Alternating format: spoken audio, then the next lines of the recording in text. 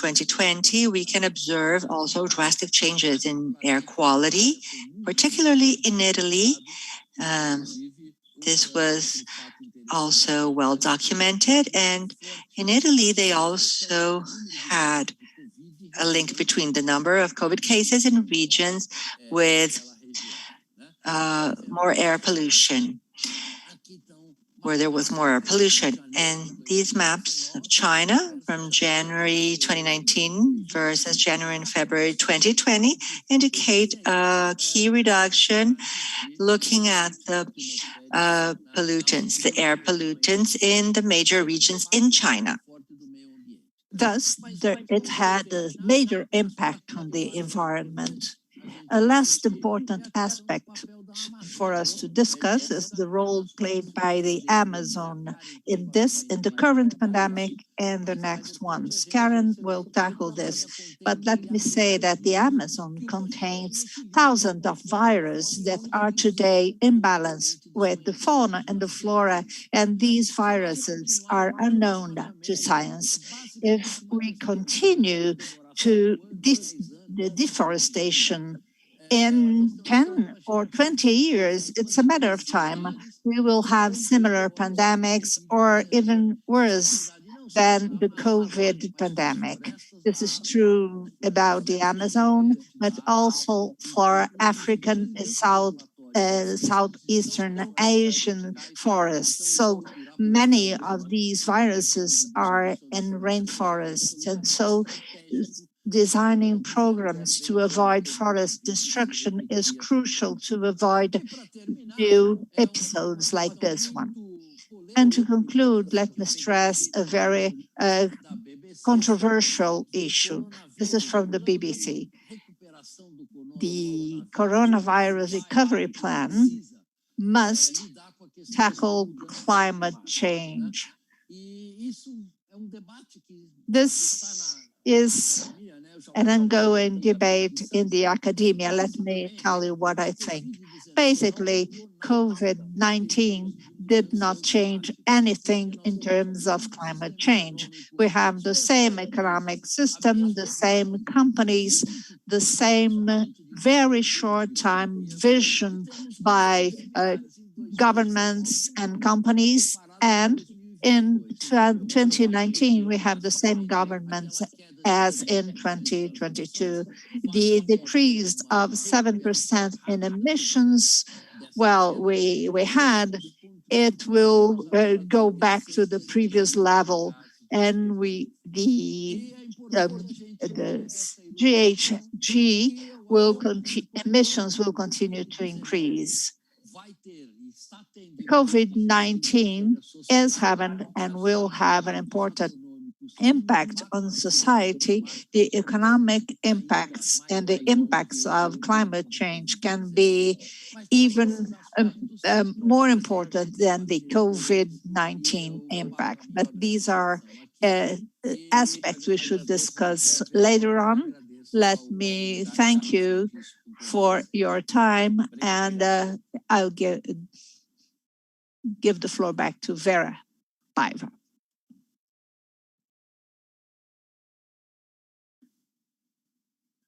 Pronto. Estão me ouvindo agora? Okay, can you hear me? Ok, estava dando problema aqui. Muito obrigada, Paulo, como sempre. Thank you, Paulo. As usual, you've been concise and very straightforward. Your conclusion was exactly our topic here. It concerned socioeconomic and political aspects that are having an impact on the current situation. Now I give the floor to Professor Karen Gonçalves. She is an epidemiologist and a professor at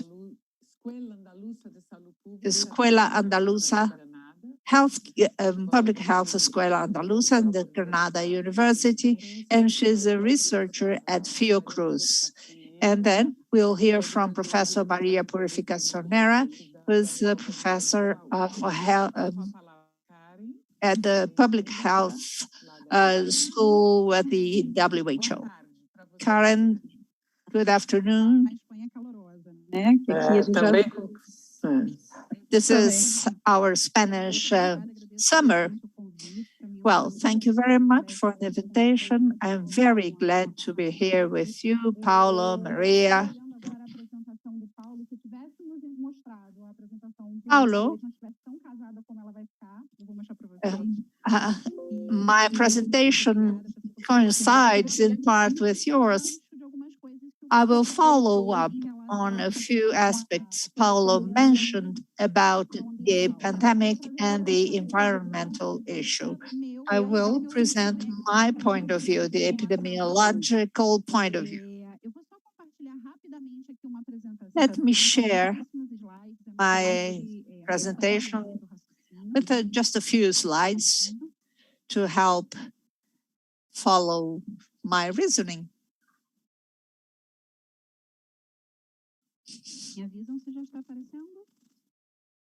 Can you see my presentation?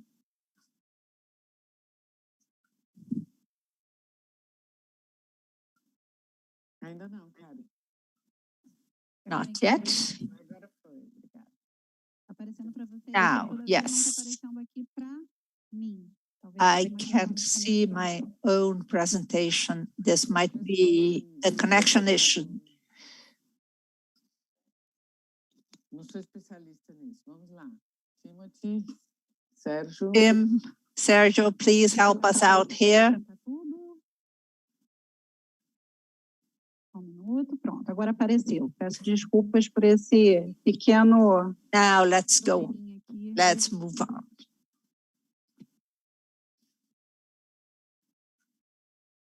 Não, Sumiu de novo, saiu. É a Yes, conexão. it went away. This is my connection. Tranquilo. nós It's estamos not falando. great. Okay, we still have time.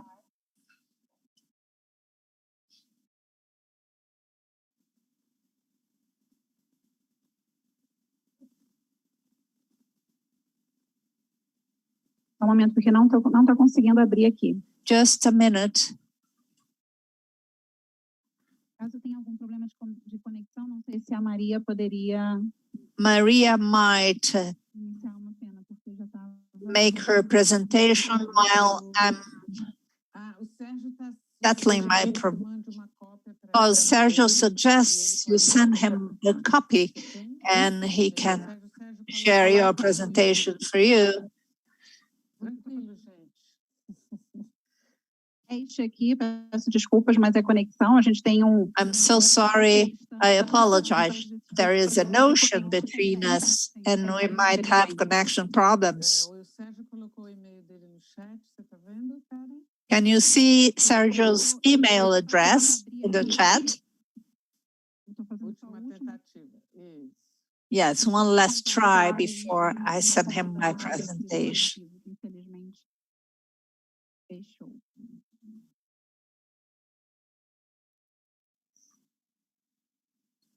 Eu vou tentar novamente compartilhar agora. Let me try again. Enquanto isso, eu vou lembrando a todos para que vocês podem fazer perguntas. You might ask your questions.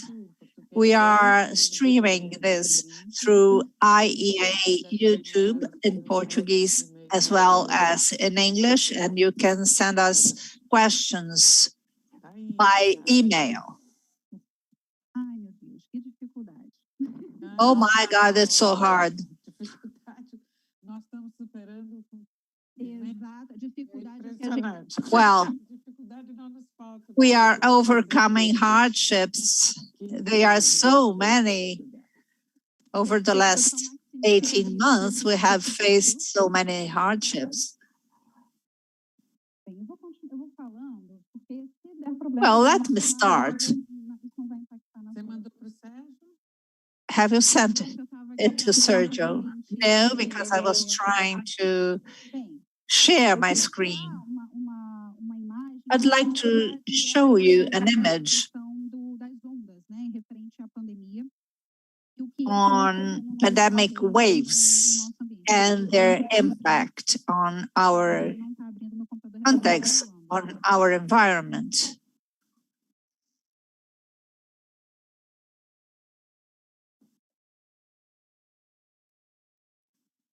Eu vou mandar para o Sérgio.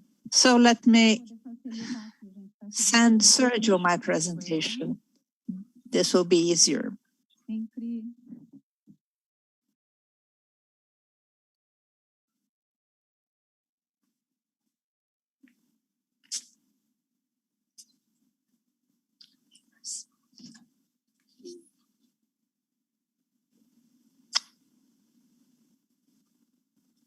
Professor, isso.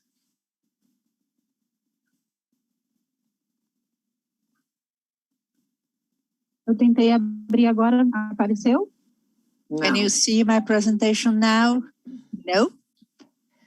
Not yet. Você acha interessante a gente passar a palavra para a doutora Maria e aí você fala depois? Would you agree we give the floor to Professor Maria and then you take the floor later on? Yes, yes. The connection's not helping. And so let's do that. Okay. Let's give the floor to Dr. Maria, and then you send the presentation by email. And this is how it goes when we go live. We have to face this kind of situation sometimes. Dr. Maria, good morning. Let me introduce Dr. Maria Purificação. Is the director of the Public Health and Environment Department of the WHO. She was the president of Food Safety Agency in Spain. She was the director of the Department of Eradication of the WHO in Geneva, and she is in charge of the Cholera Control Department. Thank you for accepting our invitation, Dr. Maria. Thank you very much. It's a pleasure to be here with you. I apologize for my Portuguese case. You have to be very understanding about it. I don't know if it's enough for more than social chit-chat, but let me try. I'm sorry if I use a word in Spanish or in English. So, Karen, we are all learning. We use this remote work every day as best we can. So do not worry. Even Bill Gates has this problem. So do not worry. We've all been through it. So relax. Como não podia ser de outra maneira, não é? A apresentação do professor Paulo. Professor Paulo Artacho's presentation was very interesting. This was a great introduction. What's the problem? What are the issues we are facing? I do not agree on one thing. He says the science is the key. Yes, I agree, but we need something else to overcome this current crisis. Intelligence, Paulo. I think that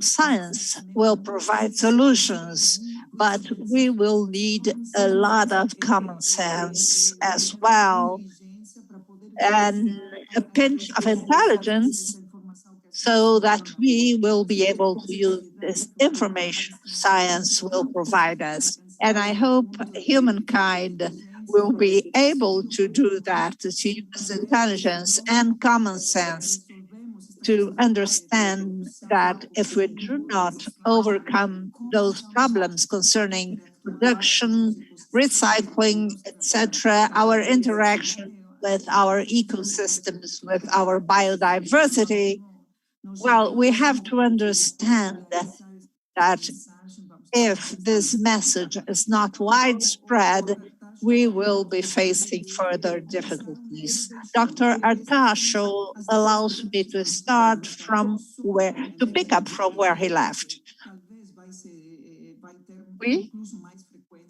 We will face those issues more often from now on. Our world might be prepared to extinguish fires, these fires, but we have to tackle the causes of these fires. Destruction of the ecosystem, deforestation. If we do not solve this aggressive relationship we have with the source of our health, which is the environment, we will be destroying these ecosystems on which we are dependent. We rely on them to breathe, to eat, to have water. We are polluting, contaminating the air, the water, and the food we produce. This is an utter lack of common sense. This is self-destructive. It's something we have to correct. And to change that, we have to rely on society. After COVID-19, well, I agree, COVID-19 will not speed up the struggle against climate change. I agree that our population is really concerned, really traumatized, but they are not prepared, or the humankind is not prepared to hear another negative message. We might control COVID-19, but get ready. Because what's coming will be much worse. Climate change or climate crisis, biodiversity destruction, this is much worse. Let's see whether we are able to change the narrative we are using right now. We, those who are working with climate change, we have to be positive so that society, that all citizens understand that it has to do with themselves. The best way to change this narrative is establishing this link with health, a positive link. Every year, we have 7 million early deaths due to exposure to air pollution. 7 million deaths a year. It means in 10 years, 70 million deaths. We repeat these figures every day, but many people are not yet aware of them. And when we establish this kind of links, we have to make people understand this important link between climate change, air pollution, and health. And why is it? Because the causes for climate change, 75% of these causes are the same that lead to air pollution. And this burning fossil fuels, the fact that we use fossil fuels is a major contribution gives a major contribution to these 7 million deaths per year. And now the positive message. People already understand the strong link between air pollution and diseases, maybe asthma, children asthma, etc. They will not understand it's linked to lung cancer and other neurodegenerative diseases, long-term diseases. But they do understand that if the air is really polluted, they will not breathe well. The children with asthma will experience a higher number of episodes. So society is starting to understand the link between air pollution and health. This is why we are discussing air pollution in the framework of the climate change discussion. So COP26 this year has to convey very strongly this message. If we make decisions to fight climate change, you are making decisions that will be very beneficial to health. No, not co-benefits, straightforward benefits. The number of deaths will decrease. We will use a positive message. We'll point out the number of lives we are saving if we implement the Paris Agreement. The Paris Agreement is not only environmental, does not concern only those who believe in the environmental struggle. We have to discuss health. If we can implement this Paris Agreement, this can be the most ambitious healthcare agreement, the most positive one over the last years. So we need to consider physicians and everything we can do for them. Climate change, the environment, lack of diversity are all related to my health, to my children's health today.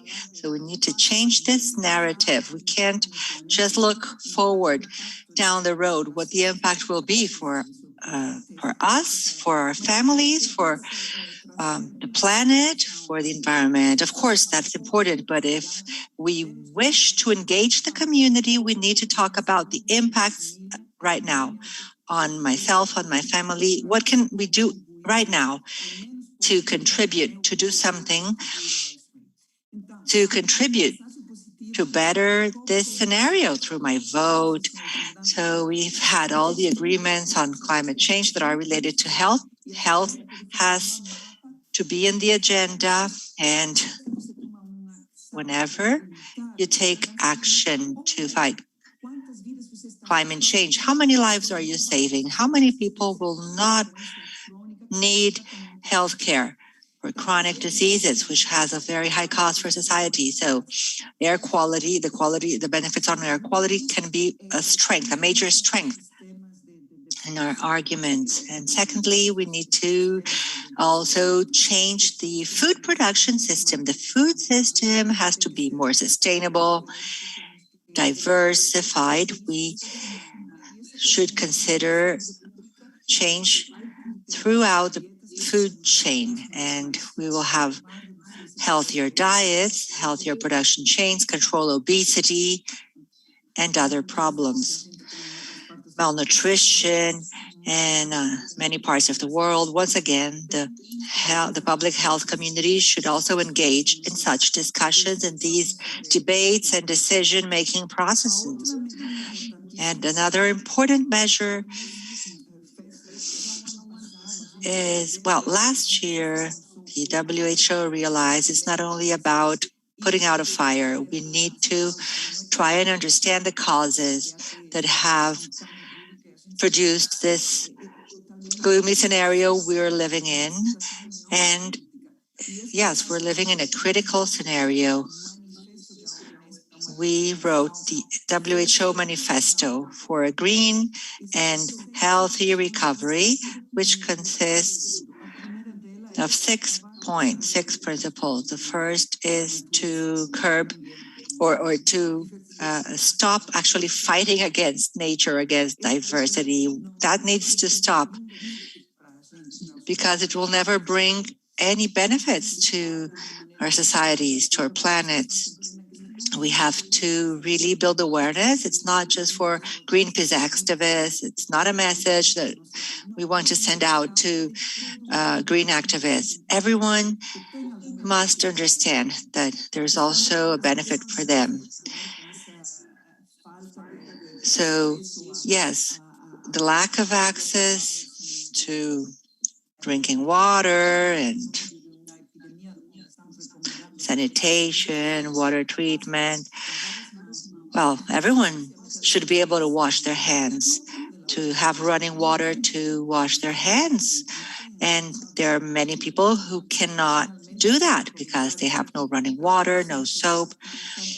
This is another key gap we have to close. The third prescription, well, is a health prescription, although it seems, not too close to the health sector. A transition consists of a transition to renewable energy, clean energy, which will provide supply energy to all in a clean way.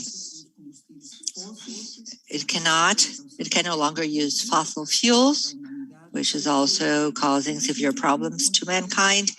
And it should not, of course, produce the problems it has been producing. We can create more jobs with renewable energies than fossil energies. The health industry, once again, will play a key role there, because depending on the energy source it decides to use, there will be, a major impact on people, costs for society, for health, the health system, and of course we need to find balance. Third, prescription has to do with the food system, food production system, which should be more sustainable in terms of waste management. And 1/3 of the food that is produced globally goes to waste, is thrown out, and that must change. The fifth principle has to do with cities, urban planning. And cities right now are urban centers have polluted air. 90% of people living in urban centers are breathing polluted air, which is not actually in line with the WHO recommendations, and therefore they are breathing polluted air, and that, of course, has an impact on health and a cost for society. These cities, cars should not be at the center of urban planning. It should be rather humans, and urban planners should, of course, consider sedentarism, health, mental health disorders, and take many factors into account in their design to foster change. So healthy urban planning is also key. And the last prescription is about government authorities and about no longer subsidizing fossil fuels, considering the cost for healthcare, for the economy. We need to have a just transition for populations and to also create green jobs. And these, would be the 6 prescriptions we have in our manifesto for a green, healthy recovery or transition that is in line with the ecosystem, in harmony with the ecosystems. It can be an opportunity that we just heard of. We are actually tackling 3 emergencies: COVID-19, climate change, and the loss of biodiversity. Still, we have the opportunity to tackle all of these issues intelligently, strategically, and together to actually bring about change in production, consumption, and in the way we are living in urban centers. I think never before, we've never lived in such critical times as now, and science will bring the answers and solutions that we need. And after that, of course, we will need for people to get together and bring about change, science-based change going forward. Maybe, yes, we have to wait and see what the effects of the vaccines will be. And of course, we have great expectations there,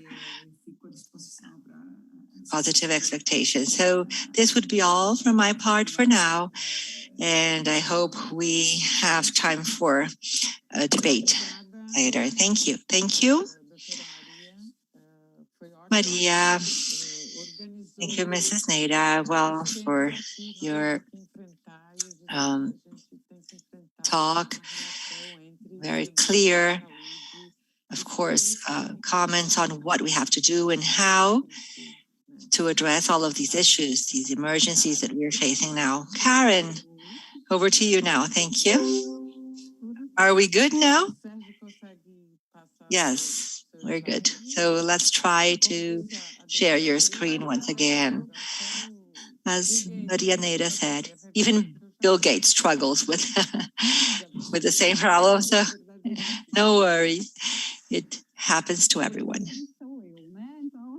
Well, yes. So, yes, it can happen to anyone. On the other hand, I always like to look at the bright side of things.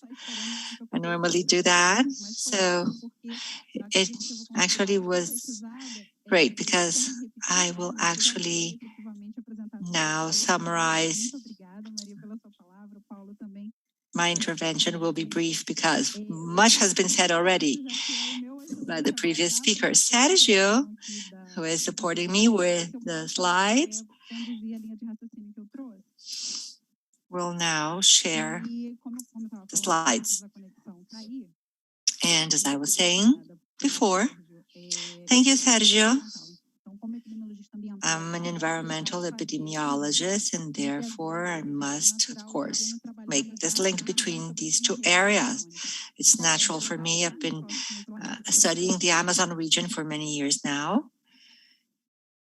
And this image that you see on the screen is actually representative of the pandemic we are living right now and will be facing going forward. I was a nurse and epidemiologist, and I've always heard the following question, Karen, when will the pandemic be over? When is this going away? We can't take it anymore. We have a pandemic fatigue. When is it going away? And my answer is it will only go away when all countries, as Paulo also said in his presentation, have equal access to vaccines and to social, economic control systems and resiliency. And when we think about equity in the Brazilian context, well, how can we think about equity in this heterogeneous country, in this political context, which actually intensifies problems, and we have a complex epidemiologic scenario, and at the environmental level, it's even more complex. So I would like to begin by saying this because we've had the pandemic and the first wave and then the second wave, the second surge with more urgent infections that are not directly related with COVID infections. It brought about consequences that we have heard about and other effects that are prolonged because of the virus, economic, psychological effects that are also related to food insecurity, to the social, economic, environmental scenario in different countries. And in this scenario, and thinking about Brazil particularly and the Amazon region, which I will delve into now, if you have regions that are more developed economically when compared to the Amazon region, what to say of the indigenous communities, the quilombolas, for example, and the communities that have struggled traditionally to access the health system? How are they going to tackle and get over this pandemic if they don't have proper access to health systems? And of course, that hampers their lives, threatens their lives. So when it comes to air pollution, now I would like to talk about particulate matter, fires in the Amazon forest, and problems that were already happening before the pandemic. We can actually understand and realize that the virus can be carried by particulate matter, as we can see on the screen, as small as 2.5 micrometer in diameter. And we, of course, have to wear masks. There's also a political context that is related to that. And I would ask, what is actually the impact of the forest fires? They're burning the forests, especially after 2019. And how has that, what role does that play, do those fires play in the virus spread? If the virus can be carried by these particles. And well, in asking myself this question, I thought, well, the Amazon has so many vulnerabilities, social, environmental, economic, health. And if there's no control in terms of deforestation and biomass burning, what can be done to address that? You had the problems in Manaus that we're all aware of, and maybe this environmental aspect was also an aggravating factor on top of all the other issues that have been presented and discussed here. So yes, this is a question I would like to bring to the table for reflection. Karen, in the meantime, if I may, just to make it more interactive, what particular issues did you make reference to regarding Manaus? Oh, in Manaus, you had, for instance, shortage of oxygen, no oxygen tanks for patients that were short of breath. And if you consider the political scenario and the social economic scenario in Manaus, you had, well, of course, a precarious health system. The pandemic brought about this new disease. More people were going to hospitals. Hospitals were overwhelmed. High and medium complexity treatment was required, ventilators, ICU units, and they were out of all of those things. They did not have a proper management system in place to address all of those issues in Manaus. And this is a critical context per se. And on top of all of those things, you have environmental issues, deforestation, fires. So these are aggravating factors that pose more risks for those people living in those communities to have more severe effects of the virus. And this was clearly shown, well, yes, in the previous presentation, studies and papers that have been produced indicating the relation between these particulate matters and the severity, the higher severity of the disease. So I would ask, would we in those regions, and I mean the Amazon region, particularly in this case, because it is a forgotten region. We only remember the Amazon region when there's a fire, when there's deforestation, or a major issue. But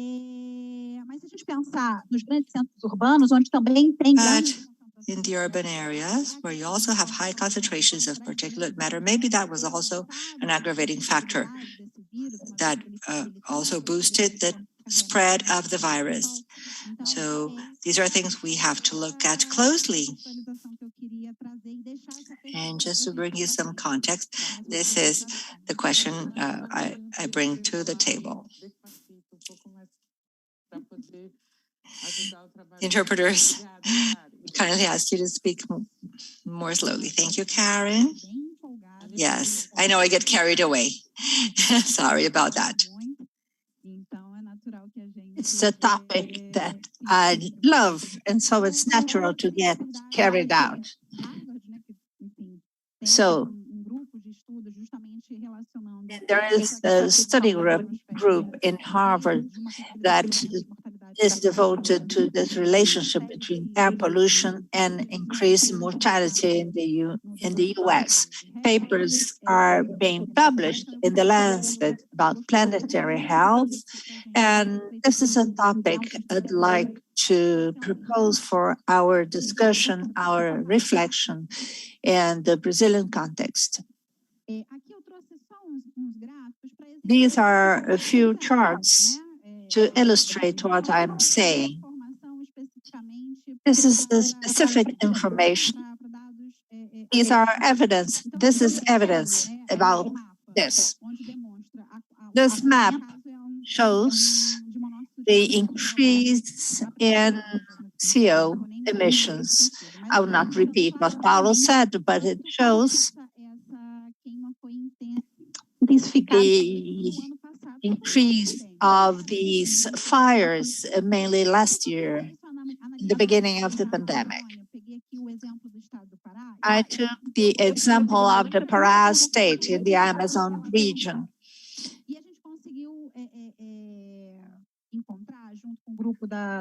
Together with Sandra Reiko group in the National Public Health School, we found a strong correlation between particulates and the increase in hospitalizations due to severe COVID-19 cases and outpatient consultations. And as it strikes me, we find this strong correlation between fires and the disease. Moreover, there are other factors, weak lockdown and social distancing, etc. This is the background. But we have this strong correlation. We have to ask ourselves how much it impacts daily life and why this strong correlation. Let me explain this chart. In the Amazon, we have very definite seasons, rain and not rain. And forest biomass burning takes place during drought seasons, meaning from July to September, October. In this box plot, we can see the increase of relative risk, which is the likelihood someone will have a disease or develop a disease and die. This is the relative risk during dry seasons. There is a strong indication. This is based on mathematical modeling and other techniques, but this is a strong indication that this happened in the Brazilian Amazon region. And then I wonder if the Amazon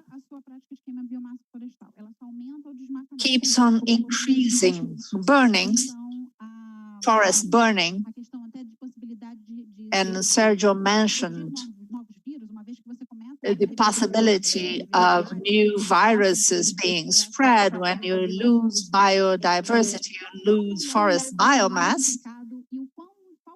We have to wonder what will be the impact of the situation in a few years and the consequences of the pandemic in other areas, such as job losses, etc. I will not delve into this because this is not our topic, but I'd like just to stress the relationship between pollution and the situations and the impact it will have in the future, mainly for most vulnerable age groups, such as elderly people and children. Thank you. What I'd like to say in conclusion is that beyond the environment, o desafio que a gente tem, na verdade, para poder enfrentar what's the challenge we are facing in this area in Brazil? With our socioeconomic vulnerability and facing the increase of other aspects, other problems such as psychological aspects and pandemic fatigue. Do contexto amazônico, So, I tackled the Amazon context, the pollution problem, and the social inequality in Brazil. I'm sorry about the technical issues, and I'll be happy to answer your questions. Thank you, Karen. Thank you very much.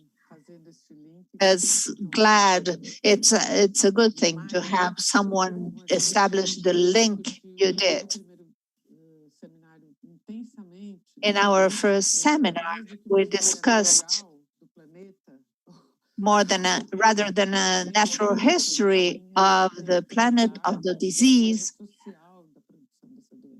and we still have to deal with the social history of this disease and our interventions in different areas with their consequences on the natural history. In our first seminar, in a very heated debate, we realized the Brazilian government has an intentional policy which we've seen on the number of standards or legislations it published, it adopted.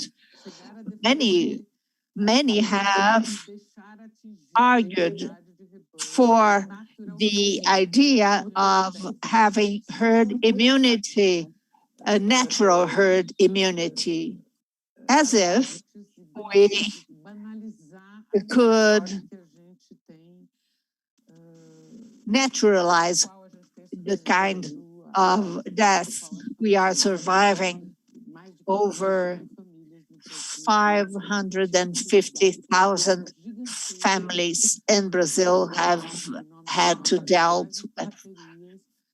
It's a huge impact on youth, on hope about the future.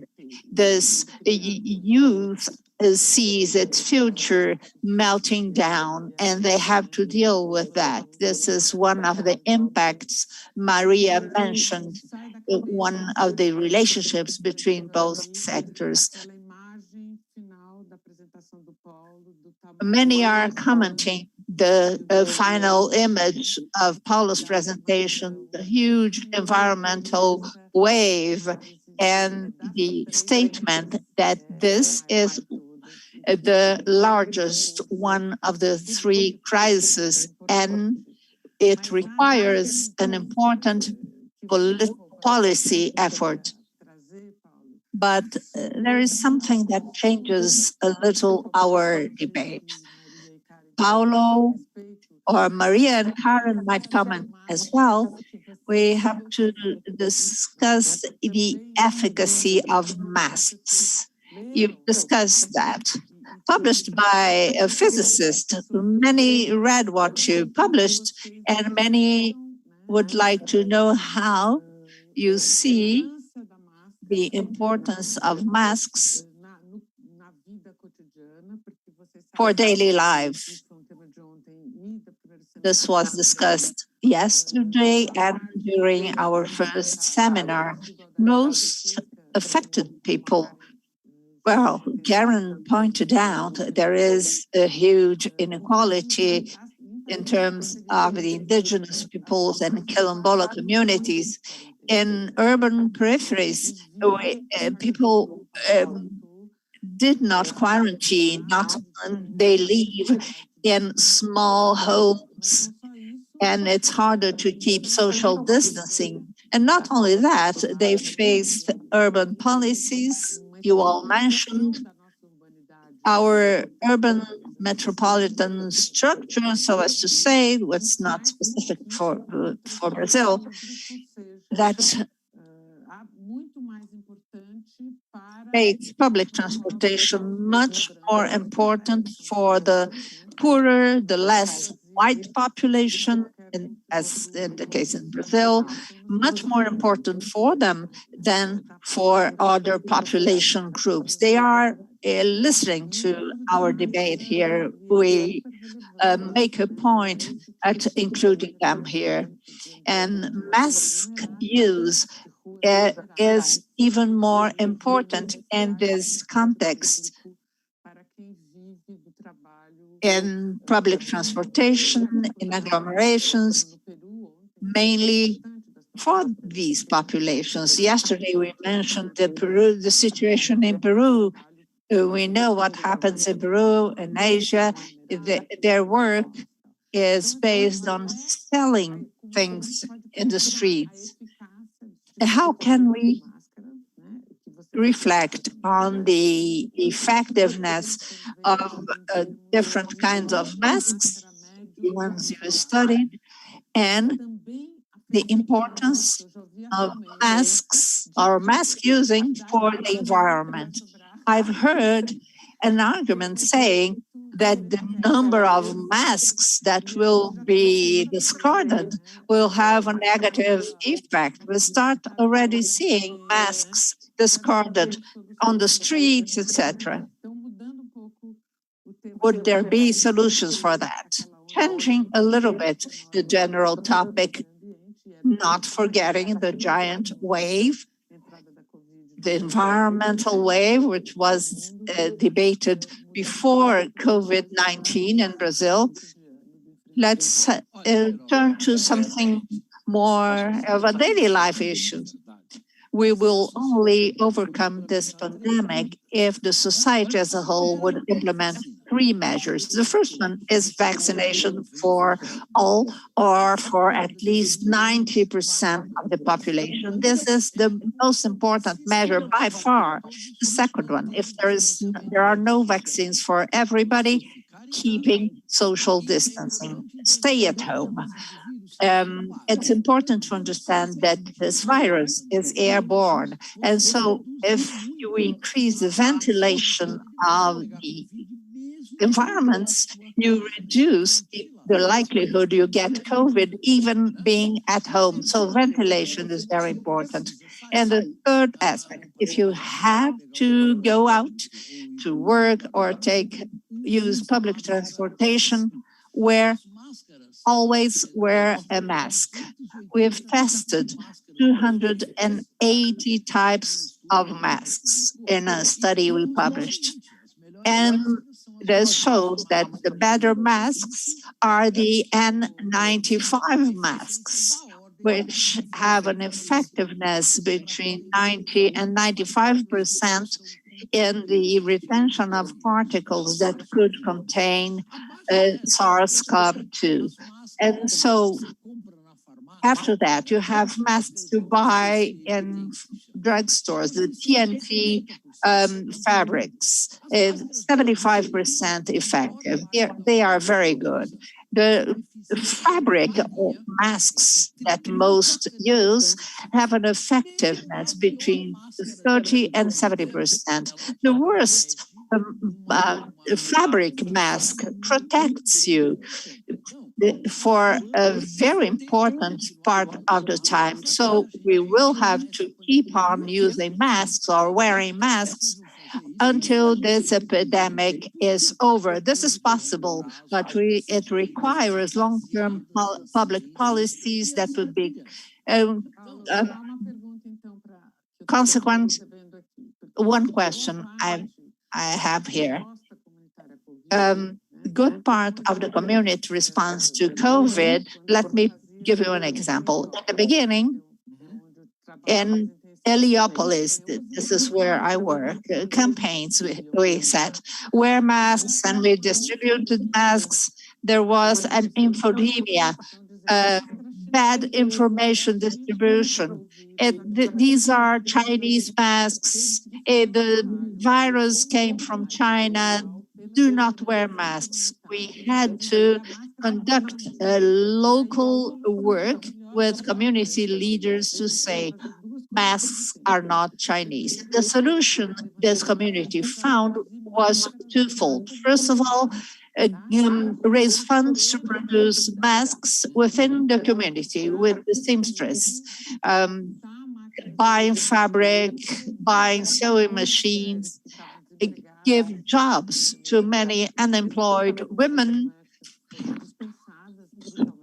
mainly cleaning ladies that were laid off, and invite women and a few men to produce masks. And their question is, what kind, when is it 30%, when it is 50%, because they distributed masks produced in the community, and so they built confidence or trust, and at the same time they offered the local community an income possibility, generation possibility. When you say 30 or 50% in the case of fabric masks, what are your recommendations? First of all, fabric masks are efficient in reducing virus spread. If you are producing a fabric mask, use at least 3 layers of fabric. This is the ideal thickness. More than 3 layers will affect the breathability of this mask, meaning it will be harder to breathe through the layers of fabric, and then you open the mask to breathe easily, and the virus can enter your respiratory system. And so 3 layers of fabric. The mask has to be well adjusted to the face. You need that clip it to your nose to avoid air, outside air going into your nose. Some University of São Paulo has a website called Respira Plus. It's written there. There are patterns for seamstress, and so this is the response from science in order to reduce the virus spread. If you are in a closed space, open the windows to improve ventilation. All viruses are very vulnerable to ultraviolet radiation from the sun. SARS-CoV-2 does not survive in an external environment under the sun, and so ventilate your environment as much as possible. If you go to a restaurant, well, what do I do in a restaurant?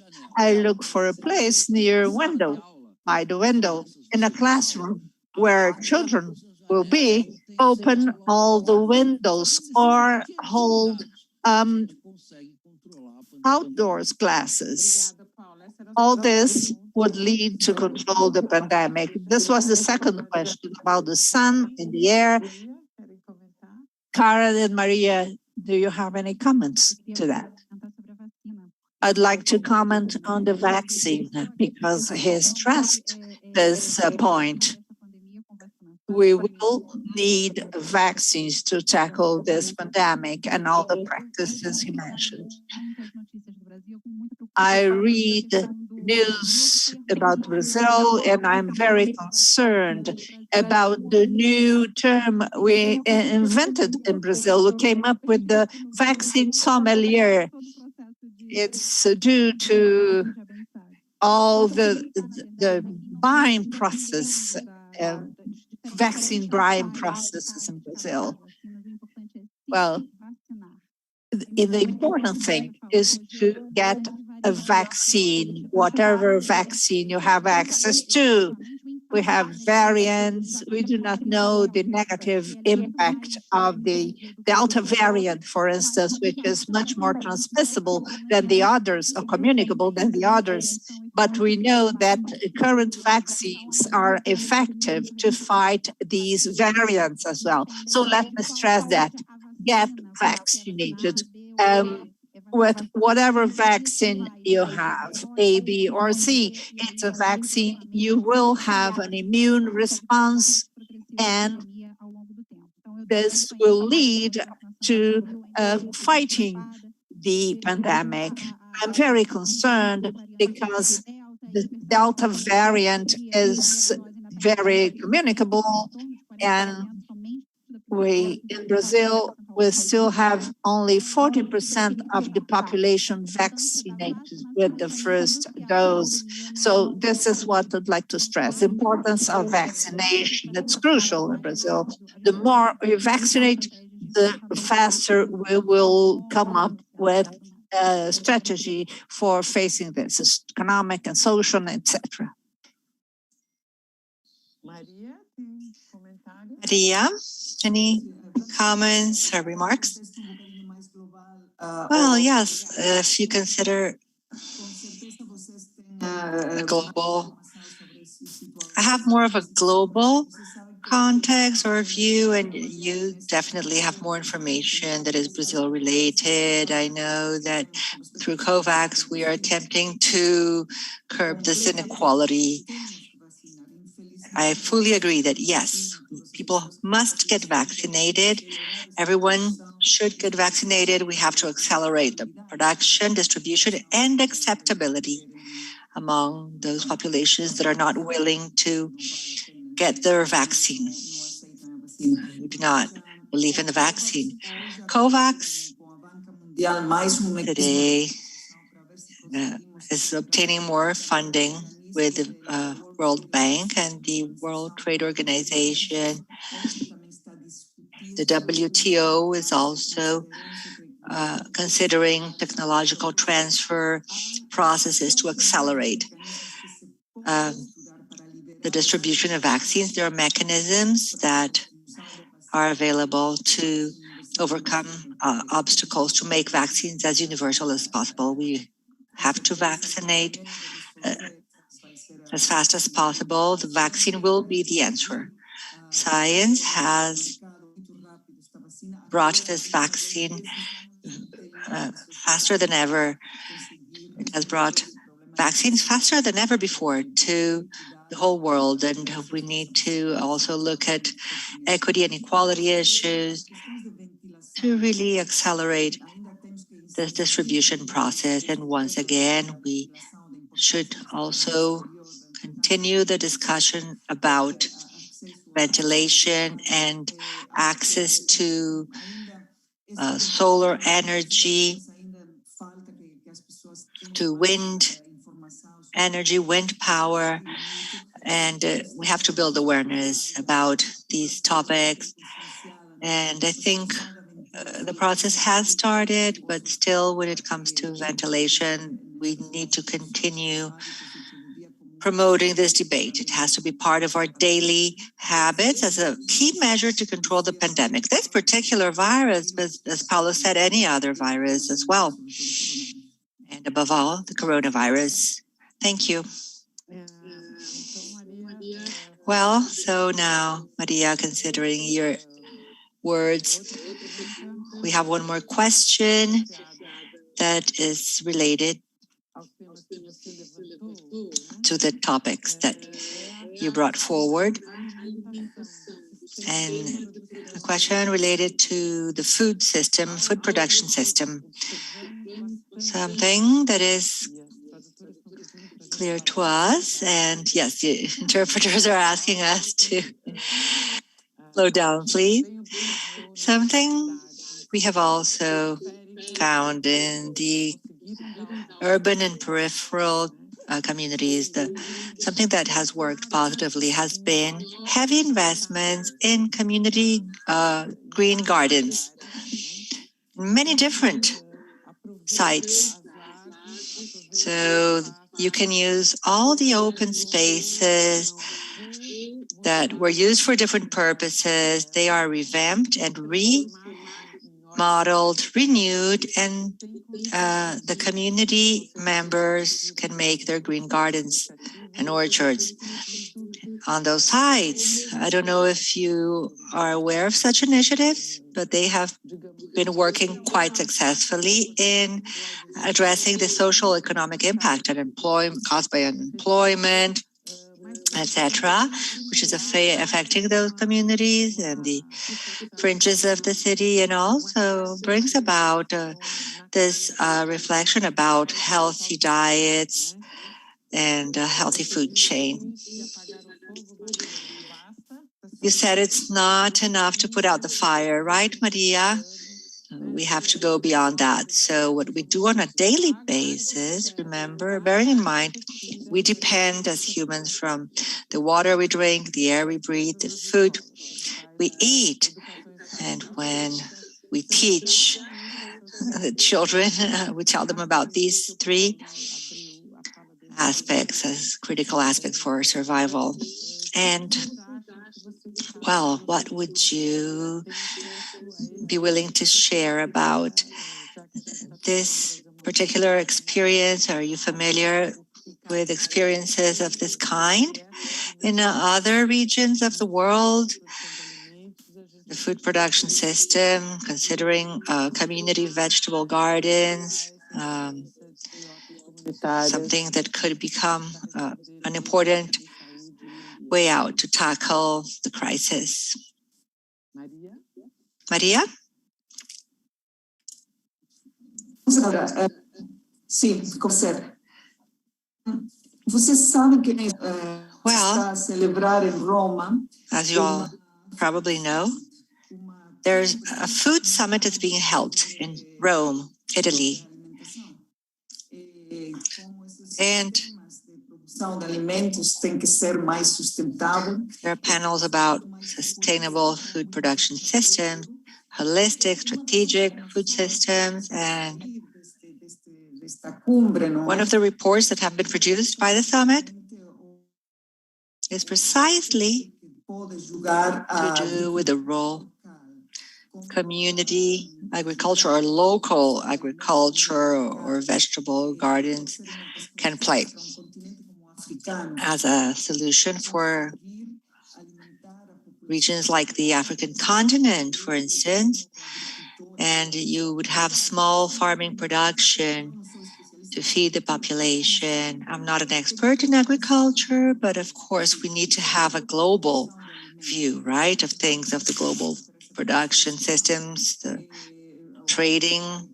food trading systems.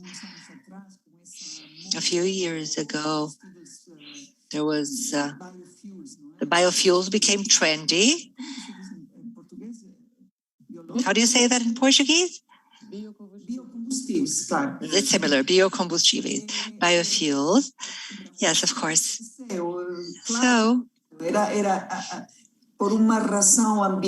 happened? Well, you had environmentalists. It was an environmental action seeking to bring down CO2 emissions. In Brazil, for instance, large sites, large plots of land were used to produce such food through those, to produce foods through such food systems, and the prices went up drastically. So there are many things that should be taken into account. Diversified food production, in farming systems, trading systems, prices, impacts of the local production, the impacts to global trade. That is, well, you also have the slow food movement, right? Local production, or health that is healthier. We are facing a severe public health problem as well. So yes, the health industry is something we should focus on, and we have to be more intelligent and strategic because it plays a very important role. Thank you, Maria. Would Paulo and Karen like to add something to this reply? Would you like to contribute? Oh, Maria, if I may. Yes, it's precisely what's happening in the communities, in the fringes, in the outskirts, because of the crisis, of the unemployment. People are now eating bread rather than healthy food, right? They're eating bread and flour. And that is, of course, opposite to what you have just said and recommended. Anyone else? Oh, if I may, there's one more thing I'd like to say. Please go ahead. Yes, we are all focusing on healthy diets and, of course, tackling obesity, but we know we're also aware, well, of course, as much as we want for the population to eat fresh food from farm to table, to avoid processed food, well, we are aware that the prices are very different, right? Processed food is much cheaper than organic food, quote unquote. So we need to go beyond recommendations and really take all of these factors into account. So for families living in communities or low-income families, we really need to consider carefully how can they have access to healthy diets. It all starts with planning, farming, and in the food production systems. This is perfectly feasible, and in Brazil, you have all it takes to tackle all of these issues: biodiversity, deforestation, healthy diets, and hopefully this will also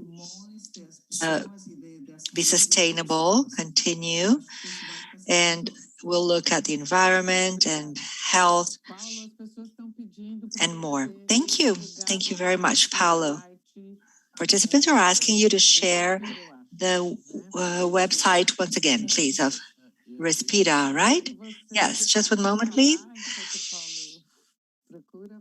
Fine, sure. Karen, you were going to say something? Yes, I was going to compare food safety in Brazil. Slow down, please. Okay, I think it's because I'm in Spain and everyone speaks so fast here. Oh, no, by no means. Demorou pouquinho. Eu não sei se o Paulo já quer aproveitar para falar. There's a delay in the transmission. Go ahead, Karen. I'm still looking for the link. Yes, I was going to bring some context to all that Maria has just shared. My experience as someone living here in Spain, this is not my field of expertise, but I've realized that I know that Spain has a healthy city plan, as other cities in Europe, to, of course, drive healthy diets. And it all starts in school. They have a school program on healthy eating, healthy diets for children. And through this program, Healthy Cities, they had these incentive systems before the pandemic, the vegetable gardens, the community gardens. And that was previous to the pandemic. And in the case of Brazil, we lack so many things at so many levels: health and mask wearing. Paulo is going to share the website now, right, with the guidelines. So when you come down to healthy diets, it's so much more complex because you have food shortage in Brazil. People have no access to proper food. So how can we tackle all of those issues?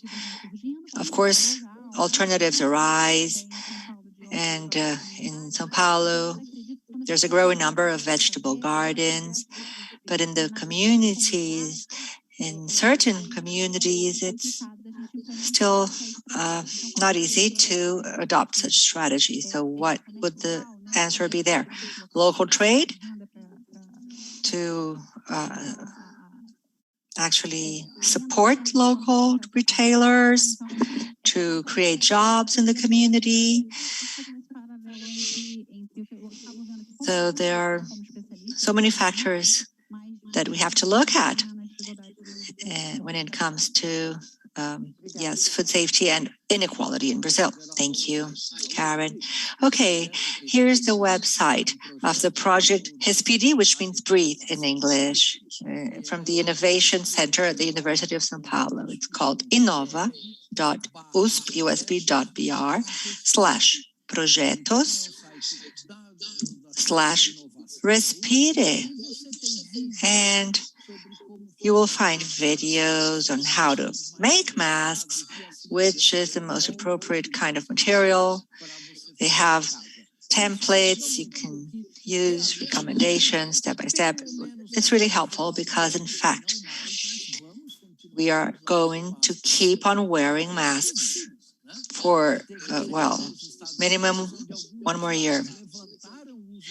In the US, some states lifted the mandate, and in 4 to 5 days' time, there was a peak in COVID cases in summertime. So yes, we have to come to terms with the fact, whether we like it or not, we'll have to keep on masking up until at least 80 to 90% of the population is vaccinated. Thank you, Paulo. Lorena, would you like to ask a question? Professor Lorena Barberia.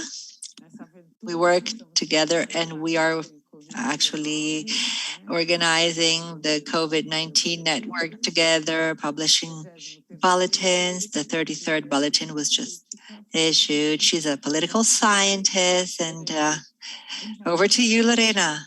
Thank you very much. I actually would like to say the following. There was a question that asked, Karen and Paulo, who talked about air pollution. It asks them to elaborate more on that and to share which are the studies that have been published about this topic and what is the link between those things and respiratory diseases. So these are the questions that are coming in. And I would also like to mention something about the challenge we're facing amidst the pandemic. We tend to think that everything is contaminated. Everything is contaminated. And actually, a lot of people are taking advantage of this fact to sell products that kill the virus, which they claim to kill the virus. You know, hand sanitizer and cleaning products.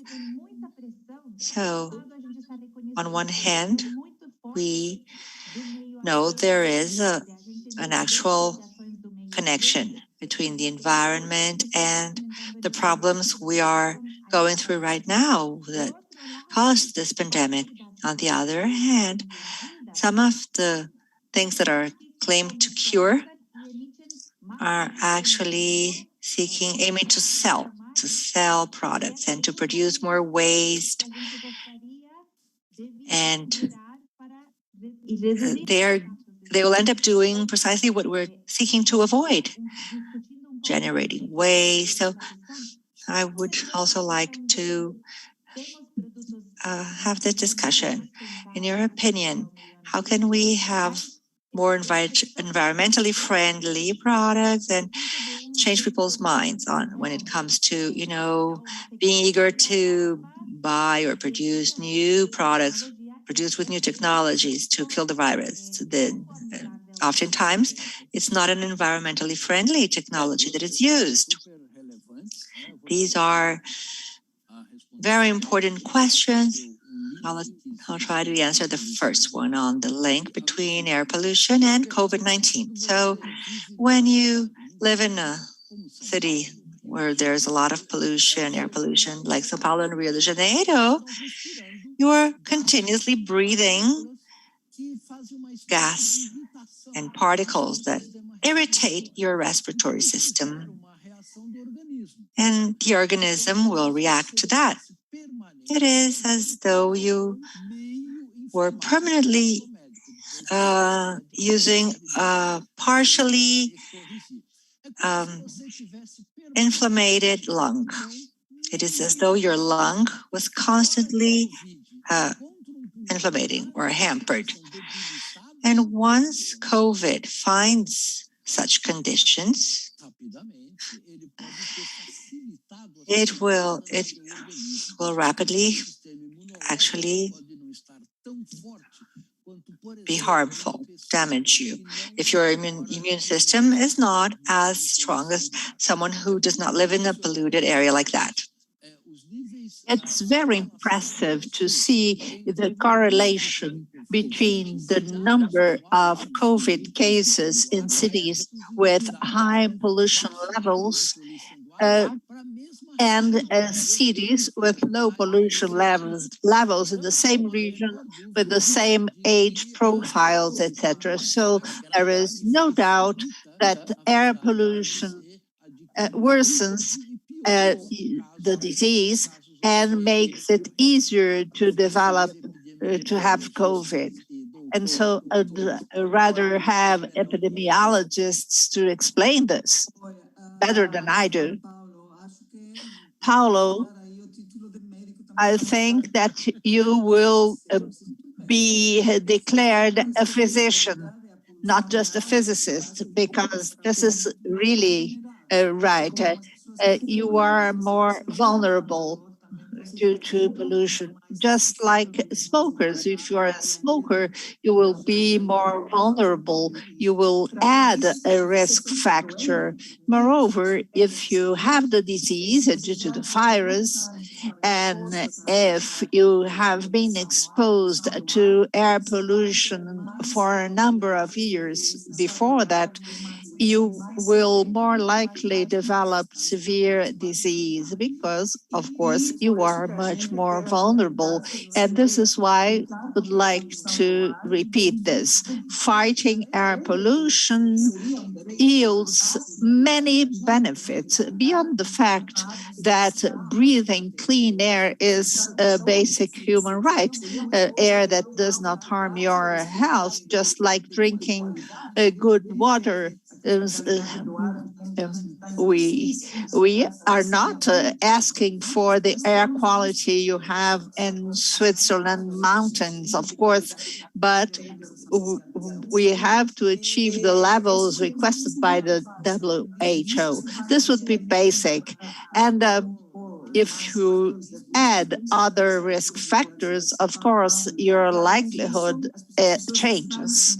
And of course, people are constantly exposed to who are exposed to air pollution, they will develop chronic respiratory diseases that will make it even easier to develop or to get this virus.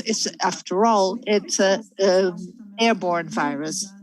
Another issue that is also very interesting, we are creating a contradiction. We are saying it's important to respect the environment, but measures we are implementing will have an impact on the environment. This is a moment when society has to reflect. Masks, we have tons of masks, and they will end up in the environment. We will have this problem, very serious one. And we have to be very clear about how we will fight the virus. We do not need substances. I mean, we need ventilation, like Paulo said, ultraviolet light, very simple things, basic disinfection, basic hygiene, water and soap would be enough. And the population, as Karen said and Lorena said, need new technologies. They think they need that. In some places, they use very expensive, ineffective disinfection techniques.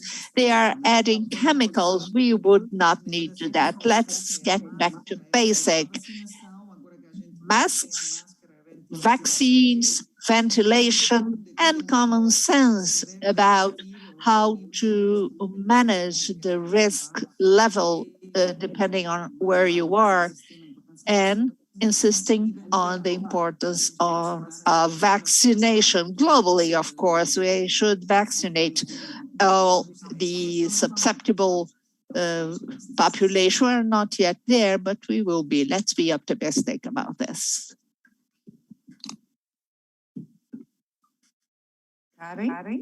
Karen?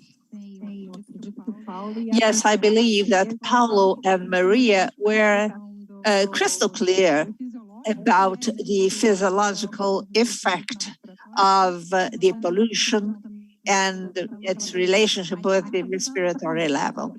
But about pollution, still about pollution, it works as an added risk factor. What would it be?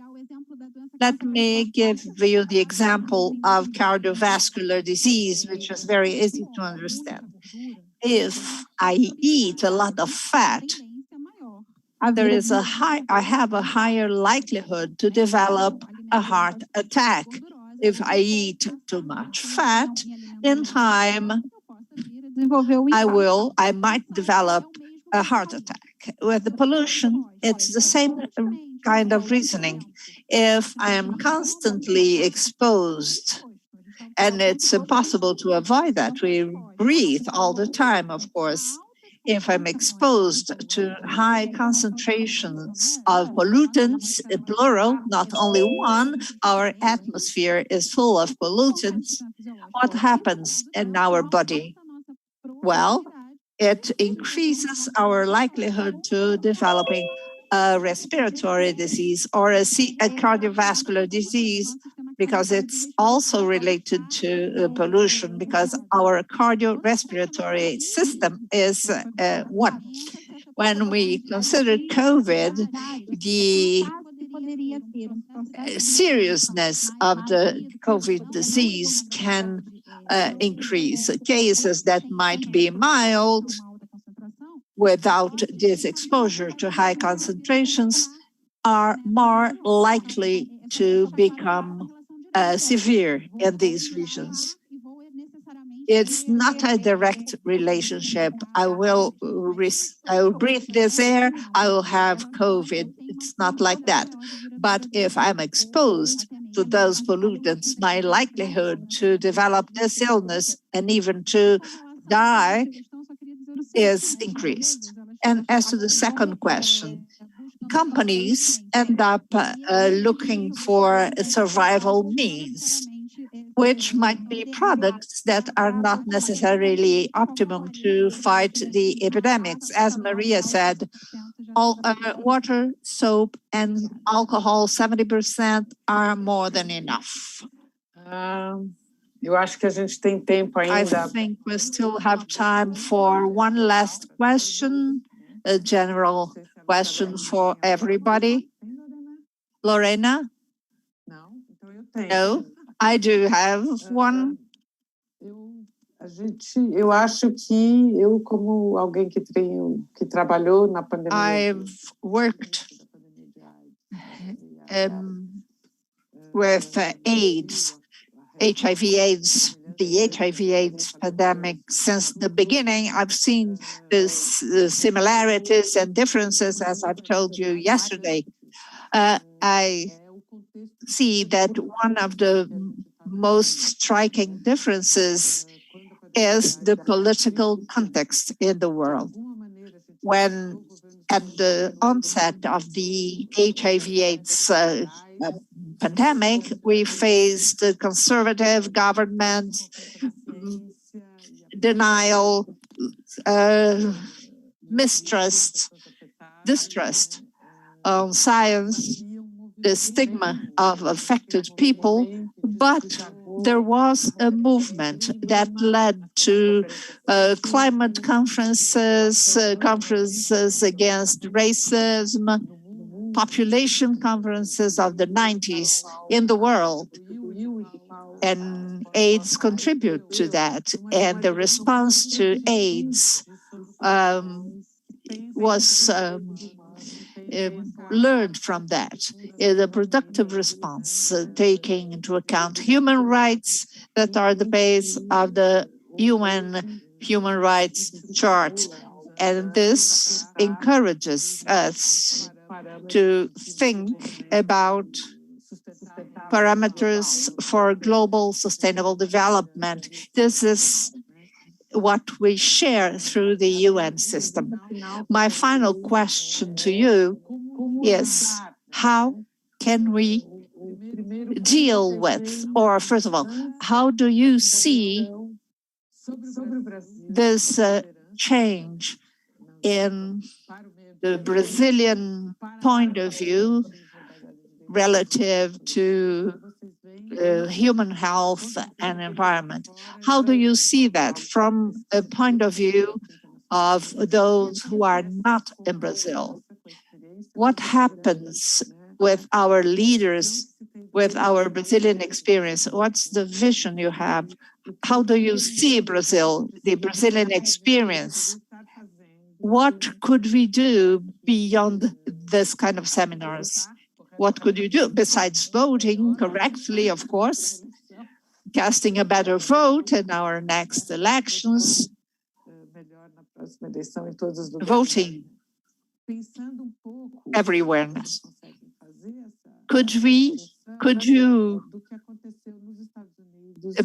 see a difference between what happened in the US right after Biden elections, if that made a difference in global articulation in terms of how the country faces the environmental issue? Without a global response, it will not be tackled. Of course, you've all been clear about that, but also the way we tackle this health crisis. In summary, how do you see changes in Brazilian leadership, and how do we see that politics and voting made a difference in the US and in the global response to two problems that are global and require global and solidarity response? So here you are. I'm not Brazilian, but I will dare to start without really delving into Brazilian issues. But one reflection. A few years ago, not many, well, you know that the US government, our president, said that the US should not be a part of the Paris Treaty on Climate Change. This was a very critical moment. A very important country was withdrawing from the Paris agreements. All meetings we were by then included global governance. We had responses from governors, from mayors, the community, from the community. Let me use a phrase we used in Spanish. My parents and my grandparents used when we had Franco, the dictator Franco in Spain. They used to say, against Franco, we had a better life. meaning that when they were together against something with one cause, they got to do a lot. What do I mean by this? Well, of course, voting is crucial in order to have a good political leadership. I'm not judging what is good, what's not good. Of course, I do not pretend to know, but citizens' vote is very important. Not only voting for president, but also for mayor and even for local levels such as school, communities, etc. These votes have a huge impact. Now, when these leaders are not as good as we would wish, we can create other associations, other networks, other forces. We should not remain be paralyzed in anger, frustration, sadness. These are feelings that paralyze us. It's frustration. We have to be, in public health, we have to be optimistic. This is a matter of survival. We should look for a parallel systems. In medicine, when a vein is not working, we look for another one. For the heart, we look for alternate systems or circuits. We should do this, not against math, but for a cause that might be climate change. The third point is, it's true that the US, during those hard times, they kept on acting. And the third thing is, society and citizens have to be on our side. I mean, you can have the better idea ever, the best idea ever. You can propose a very crucial movement, but if you do not have people's support, the idea might remain as an elite idea, supported by vegetarians or by those who have electrical cars and that people who could recycle. No, we have to democratize this sustainability and environmental cause. And to do so, we might use in a very opportunistic way people's health. This is a language that will reach every conscious. In London, there is a DA that recognized for the first time that a death certificate of an 11-year-old girl due to asthma, if he recognized that the cause of death was air pollution. This is a small step, but it's a great step for humankind, because it means that the mother of that child that was not a physician or an expert, she understood that the air her child used to breathe was related with her child's death, and so she became an environmentalist. We used to say there is no planet B. We should say there is no lung B. Of course, we have two lungs, but we do not other lungs which would replace our lungs and all the rest of the body, of course, because air pollution affects the whole body. I hope that Brazil could be a leader. Well, having a good leadership helps, but I mean the society, your scientists, your universities, etc. Thank you very much. Let me answer very quickly because we are almost over here. Let me answer various questions. A pandemic made clear a division we had in society between extreme right far-right governments and population interests. The conflicts due to inequalities in Brazil and in US was extreme. And countries such as New Zealand, where inequalities are not very important, they deal with all this in a very clear way. Why was the far right in Brazil against lockdown or mask using? It indicates that the social and economic situation was normal for them. They were concealing the emergency from the population. And why was this? Because those who earn money when the economy is normal are those who invest, who are very rich, and not the regular worker who earn salaries, who have to use public transportation in a crowded train and expose their health, their lives, so that other people earn a lot of money from their work. And this is very important. The message from the far right is, you poor people, you go to work because I need to earn money from that work, no matter how many of you get sick or die. So work precarization during the pandemic was huge. You can see the iFood, etc.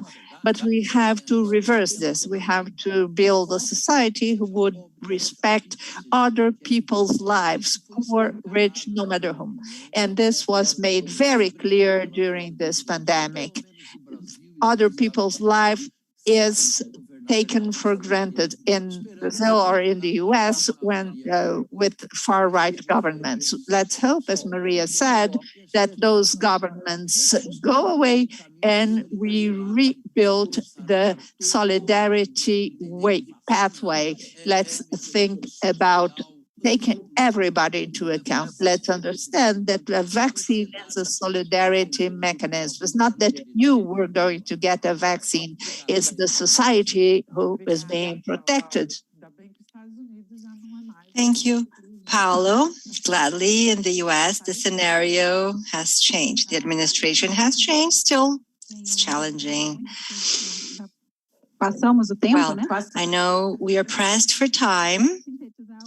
Yeah, so I will be brief and in a nutshell would add to what Paulo just said that the greatest challenge we are facing when it comes to far-right governments is the despise towards science, denial, and actually denying scientific evidence and focusing more on the economy and other interests. That's what happened with Trump, the Trump administration, who recommended the population to take disinfectant. People became intoxicated and some died. It's outrageous. It's unbelievable, right? And so this would be the reflection I would present. And now, with the new administration, the curve is going down, the number of cases are going down, and vaccination is, of course, happening everywhere in the United States. And public authorities who are for science will actually, of course, promote and bring about more appropriate action and further control the pandemic. Thank you very much. Thank you to all of you, Paulo, Maria from WHO, Karen, now living in Spain. Thank you to all of you for your inputs, for this interesting debate. And our next speakers are already in the room. Welcome to all of you. And Ruth Castro is coordinating the panel. Nice to see you again. Long time no see. Please introduce yourself, and then we'll go directly to the next panel. Welcome to all of you, and thank you for accepting our short notice invitation. Just like that, right? So, and Lorena Barbieri.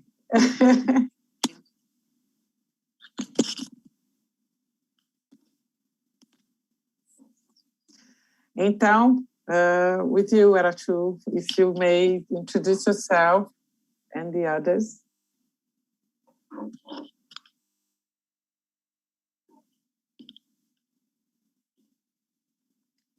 It's not working? Aratu, está sem micro. Aratu. Yes, okay, yes. Hello, good afternoon. I'm Aratu Castro, and I'm the Samuel Stone Chair of Public Health in Latin America at the School of Public Health and Tropical Medicine at Tulane University in New Orleans. And I've been working throughout Latin America for more than 20 years in different countries. By the way, I've been asked to speak English today, but I was enjoying the conversation in Portuguese just before this. And yeah, very much. And well, I worked on HIV for many years throughout the region and in other infectious diseases. And when I've also worked a lot on maternal and child health, and when the pandemic started, I started immediately to work on the impact that the pandemic could have on health services for women, children, and adolescents in the region. And I've been conducting research on this topic since, mostly through the ISLAC project, which is a collaboration between Tulane and the University of Santiago de Chile. And we have, as expected, the indirect effects of the pandemic in health services have been devastating. And we are now estimating the impact on health outcomes. But already last year, I estimated that the impact on maternal and child mortality would be really, the deaths would be increasing a lot, and that many countries in the region could go back to the levels where they were 10 to 20 years ago. So that is very disturbing. And but I like now to introduce our speakers today. And we have Raymond Dutch, who's the director of the Nuffield Center for Experimental Social Sciences at Oxford University, who is going to speak about vaccine hesitancy and ideology in Europe and the US. After Raymond, we'll have Lorena Barberia, my dear friend and colleague of many years, and who is a professor at the University of Sao Paulo. And she's going to speak about vaccine hesitancy and ideology in Brazil. And after Lorena, we'll have Elena Barham, who is a PhD candidate in political science at Columbia University, who will speak on vaccine hesitancy in Latin America. So I would like now to have Raymond Dutch, if he could turn on the video, and it'll be great to have him present. Thank you very much. Can you hear me? Okay, cool, great. Thank you very much for that very generous introduction, and thank you very much for the invitation. It's an honor and a privilege to be able to spend some time with you. And I was going to share my screen if I could. By the way, we cannot see you. Really? Maybe after you share the screen, yeah, it's all dark, your screen. That's weird. Okay, let me just share my screen, and then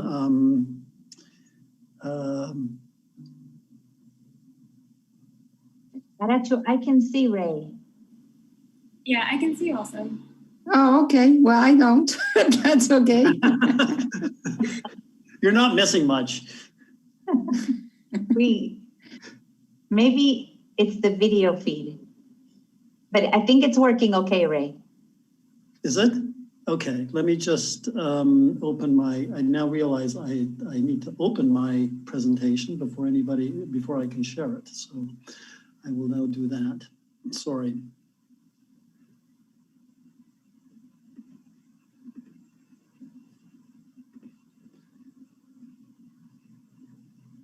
I have a slow connection, so that's probably why I can't see Ray.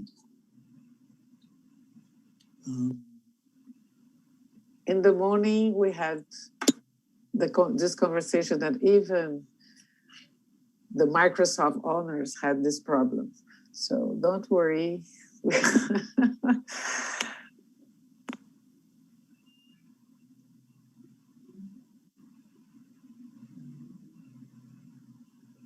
I am going to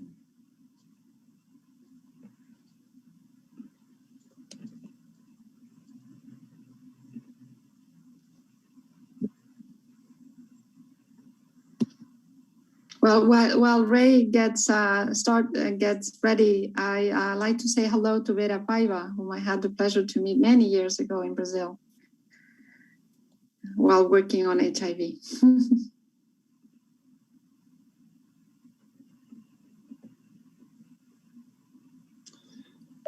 I am Exactly, Aratu. And many people who are in the COVID response were in HIV, right? We have been discussing the last two events, the similarities and the differences between HIV and the COVID response. Here we go. sorry, I apologize for the delay. Don't. That's part of our pandemic experience.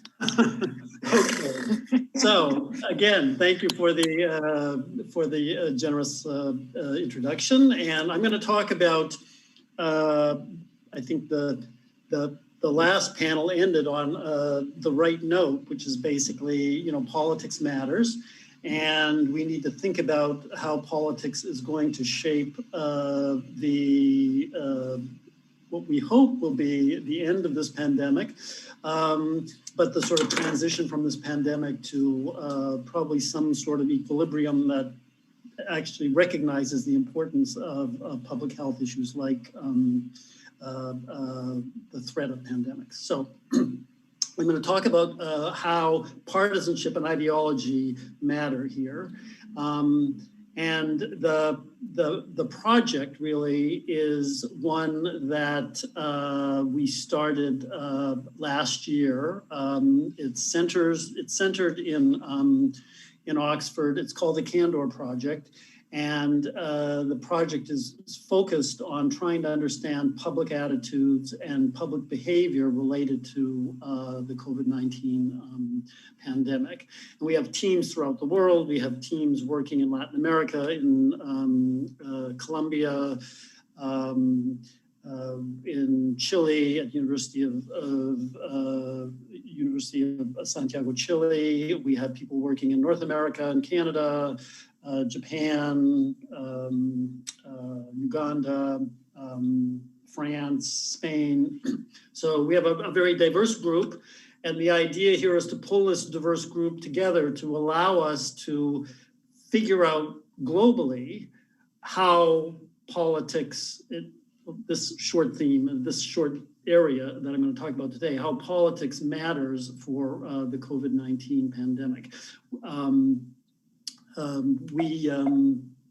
We have been conducting this project in 13 countries. We're expanding it to 20 countries. The data that I will talk about today is mostly from a work that we conducted in November through December of 2020. And the original focus of that project was to understand how government should prioritize the allocation of vaccines, how government should deal with vaccine hesitancy, how government should think about the post-pandemic period in which we think governments are going to be faced with this challenge of investing in public health and institutions that'll allow us to sort of be much more resilient and much more responsive if we do get another pandemic. The focus today will be on a theme that was brought up at the end of the last panel, which is partisan differences regarding the COVID-19 vaccine. And this is a result that was published recently regarding the US attitudes towards vaccinations. And what it essentially shows is that Democrats and Republicans have had very different evolutions of opinions regarding the COVID vaccine, general vaccine attitudes, and even flu shot attitudes over the course of the March through August period of last year, when there was a heated partisan discussion about COVID and whether individuals should be vaccinated or whether vaccines were appropriate. So there clearly is, or there clearly is in the U.S. This partisan divide on the issue of vaccines. This will be my point of departure for discussing the global situation with respect to partisanship and attitudes towards the vaccine and towards COVID. I think a lot of media attention has focused on the U.S., and typically in the U.S. things are exaggerated, and clearly the partisan differences on this issue have been exaggerated in the U.S. But also, as we were discussing at the end of the last panel, there's a certain partisan division also within Brazil, right? So the question is, how global is this partisan difference? Is this something that's sort of unique to a couple of countries like Brazil and the US, who happen to have sort of interesting leaders at the time of COVID? Or is it the result of some more global phenomenon? And I think it's important to understand that. So in the 17 countries where we conducted the survey, we did ask in all of these countries a question. We asked people to place themselves on a left-right self-placement scale. This simply sort of presents results for 6 of the countries, Brazil, Australia, Chile, France, the US, and Italy. And what it suggests is that our positioning of the citizenry in these 6 countries looks very similar to how other surveys have positioned the electorate in other countries. Now, unfortunately, Brazil is there, and I don't know much about Brazil, so I don't know whether this makes sense or not. But certainly, I can say the other ones make perfect sense. But clearly, Brazil seems to have a skew to the right. Most of the other countries seem to be sort of more or less normally distributed. But this suggests at least that our left-right self-placement measure, which is the basis for everything I'm going to talk about in the presentation, makes some sense.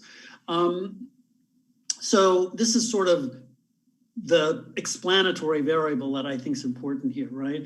Does this variable explain people's responses to COVID, vaccine, government policies regarding COVID globally? The punchline, before I present any of the data, is there does seem to be some reasonable evidence in the data that I'll present that,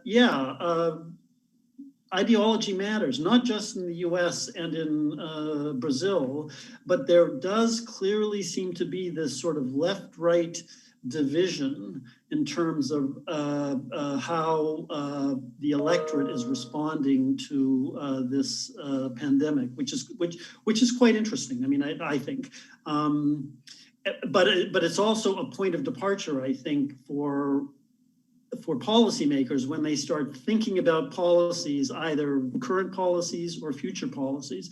I think they really do need to understand that the electorate is not uniformly supportive of these policies. There are divisions in all countries.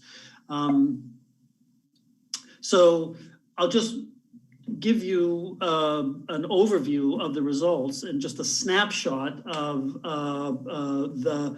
the attitudes and behaviors that seem to be shaped by these ideological divisions in this global survey. And I should point out, the global data that I'm presenting represents about half of the global population. So it includes India, China, the US, Canada, France, Spain, the UK. So it's quite, and it includes Brazil, Colombia, and Chile. So it is pretty representative of the global population. So here, I'm simply looking at vaccine hesitancy, right? And I'll just give a synopsis of this result. So we asked people about their intention to get COVID-19 vaccines. And this analyzes about 25,000 observations from these 17 different countries. And on the question about whether people are intended to get the COVID-19 vaccine, of course, this was November, December 2020, there is some evidence that ideology matters. Clearly, countries matter. So there seemed to be enthusiasm amongst a lot of the developing countries, Uganda, Brazil, India, and there tended to be a little bit of sort of hesitancy on the part of, in particular, France, and Italy. So the left side is opposition, and the right side is enthusiasm. But what's important from my sort of little narrative is that ideology matters. It's one of the ideology equals 4 and the ideology equals 3 here is suggesting that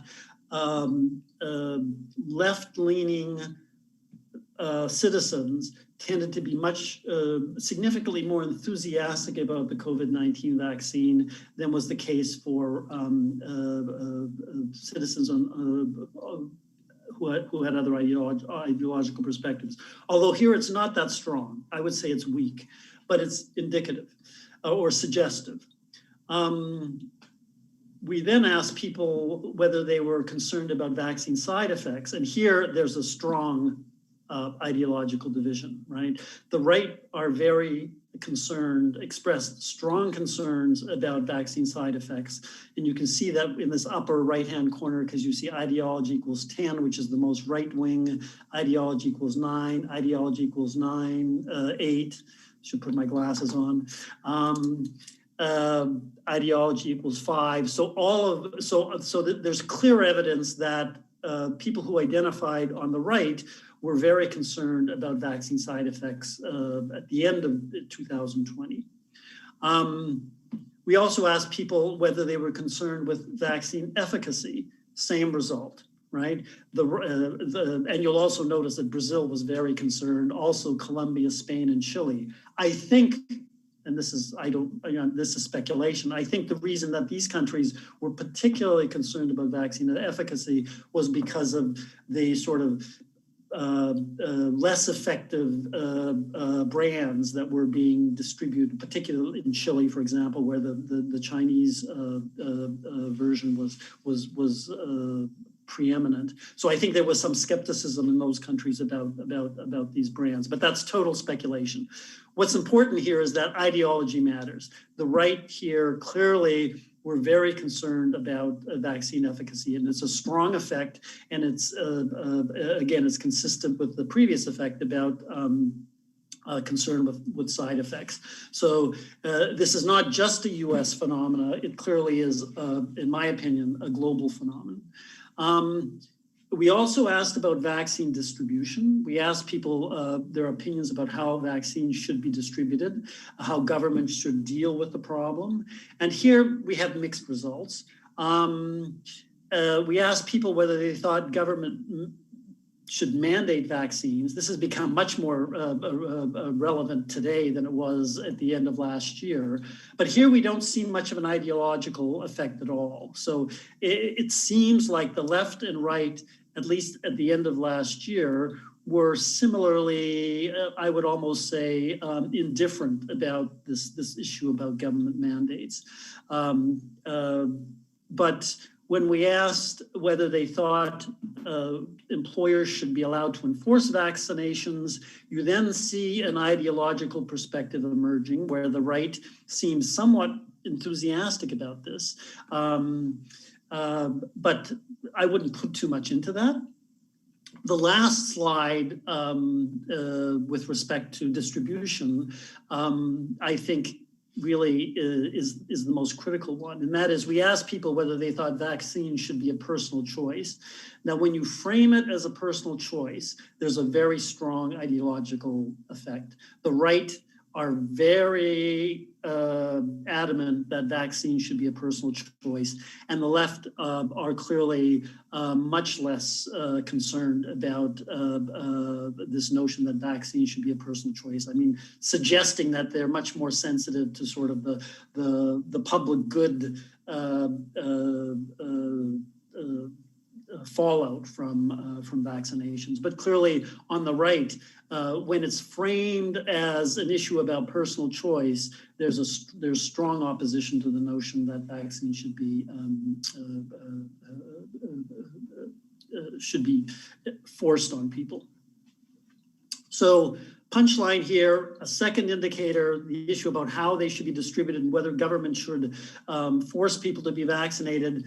Some evidence, again, globally, that there's an ideological effect and that the right are much more hesitant about forcing individuals to be vaccinated. And so it's, again, not a US, not an explicitly Brazilian phenomenon, but in some sense a global phenomenon. The third series of questions we asked, which I think were quite interesting in this and totally serendipitous, to be honest.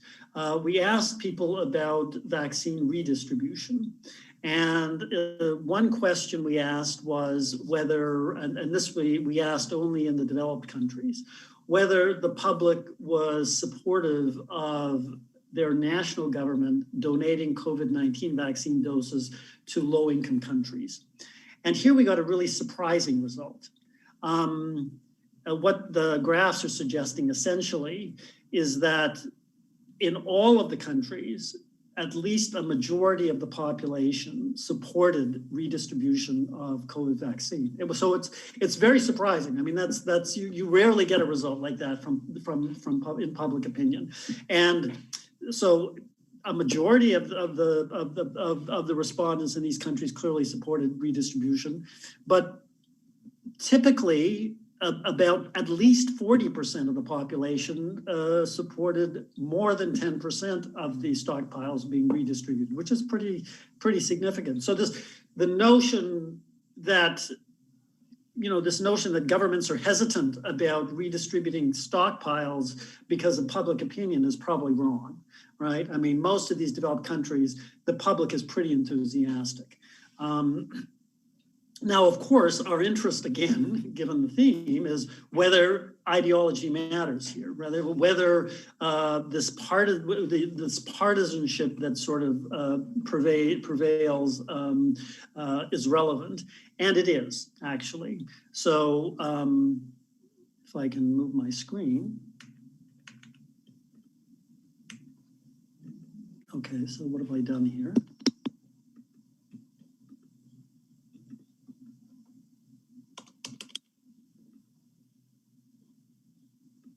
You still see me? We see you, Ray, but it's on slide 16. It's not moving. Yes, okay. Well, let's see what I can do. It's frozen up for some reason.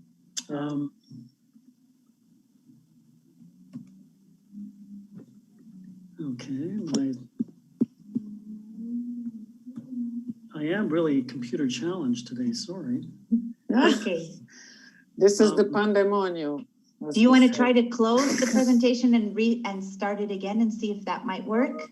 That's what I'm trying to do. Oh, okay. But I'm not going to, okay. I will.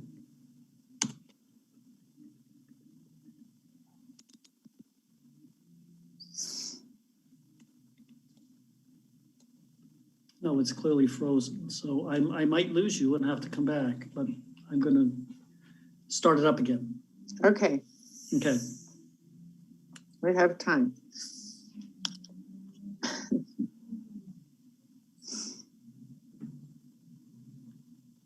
One issue that might work if you want, Ray, is you could email it to me if you'd like, and then I can show the slides if that's easier.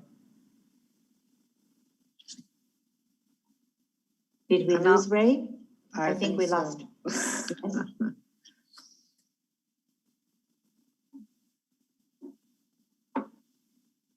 He might have his. I can see him. He's frozen. Yes, yes. I don't know how much longer his presentation is. This is his 16th slide. So hopefully he's coming back. Yes. Yeah.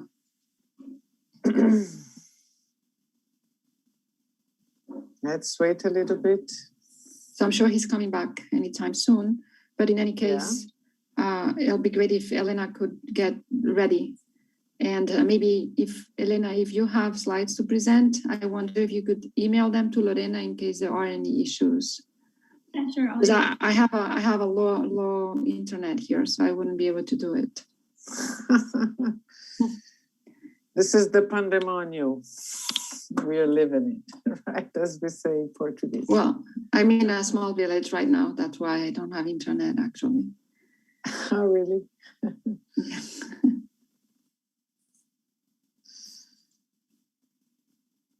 Although in New Orleans, internet is not very good either. Yes.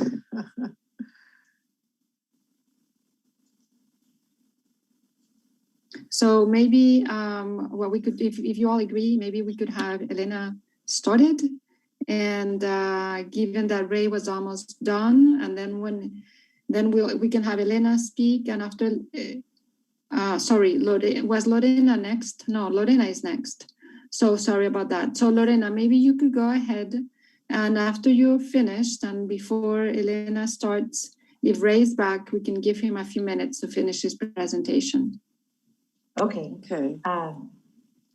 Okay, can you see my slides? Yes? You have started sharing them. I cannot see them yet, but okay. Yes, I can. Yes? Okay, perfect. So thanks, Sarachu. I think the reason I'm in the middle is because I'm building a little bit off of the same conversation that we're having with Ray, and that we were just listening to Ray speak about. I'm going to be speaking about vaccine hesitancy and ideology in Brazil, and this is joint research. This is joint research with Isabel Costa Rosa, who we've been working on this project together. And part of it, I'm also going to be talking about research that we've been doing with other colleagues on social media and what is happening in social media on the politics of vaccines in social media. So I'm going to talk about what is first to try to help establish some of the evidence for what I'm going to talk about and an interpretation of what's going on when I talk about ideology.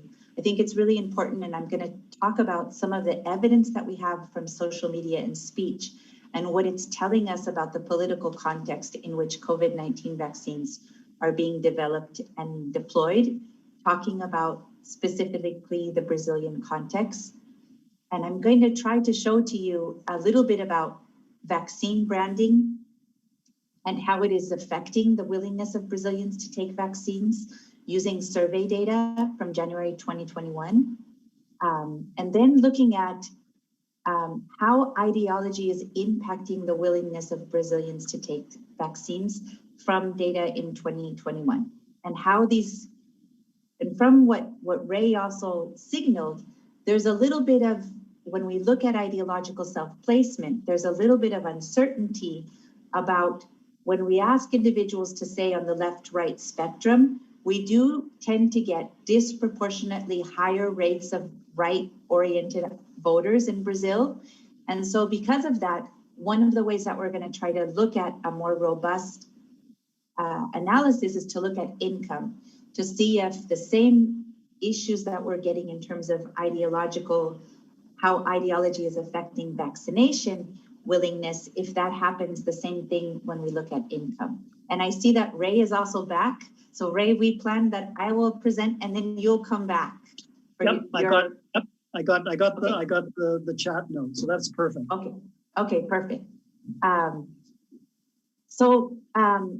We know, what do we know from past studies of vaccination is that vaccine willingness is influenced by expert information, but also by misinformation and by community norms.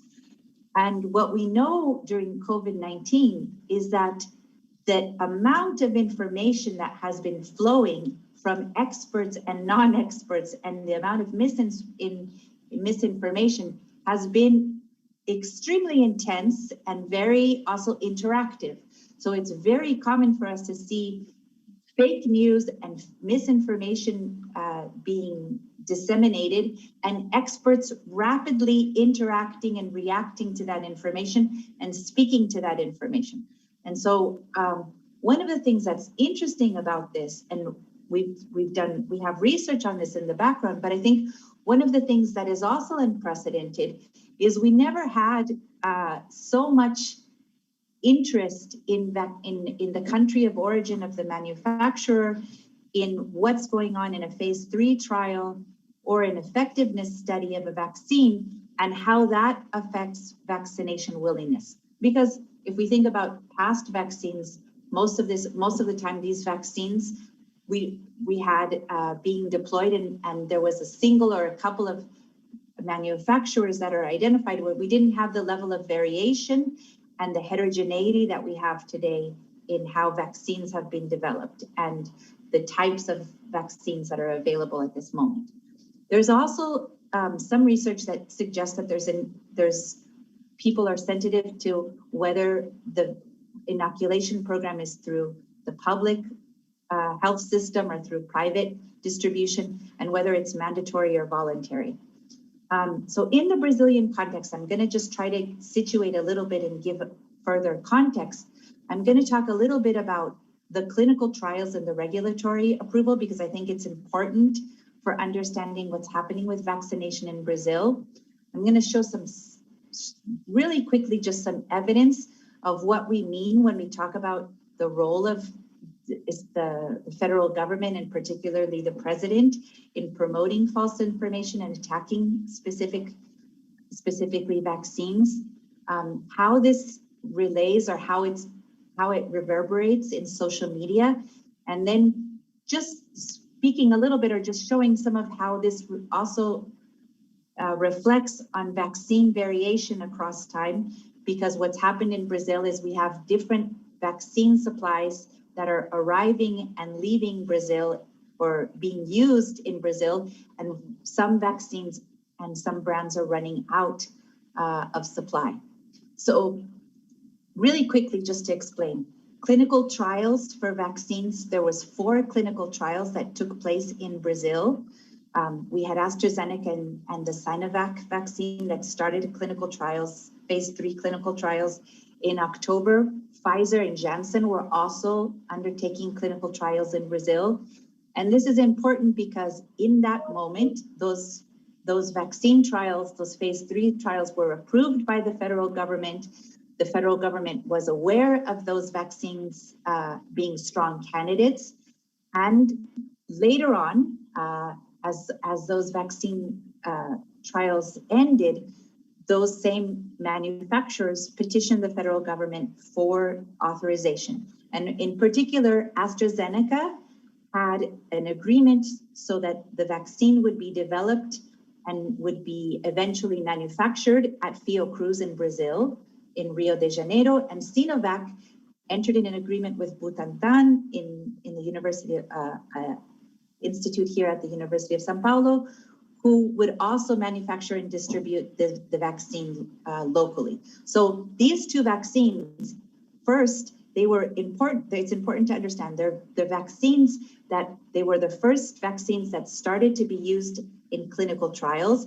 And these are the two vaccines that also could be manufactured locally. And this is important because if we all remember 2020, one of the discussions is, will we have enough vaccines? And we need to diversify production capabilities to the global south. So over time, what happened, and the survey data that I'm going to be showing you, is when we only have emergency use authorization for CoronaVac and AstraZeneca in Brazil, even though other vaccines are already approved. For example, the FDA had already approved Moderna and Pfizer by this time.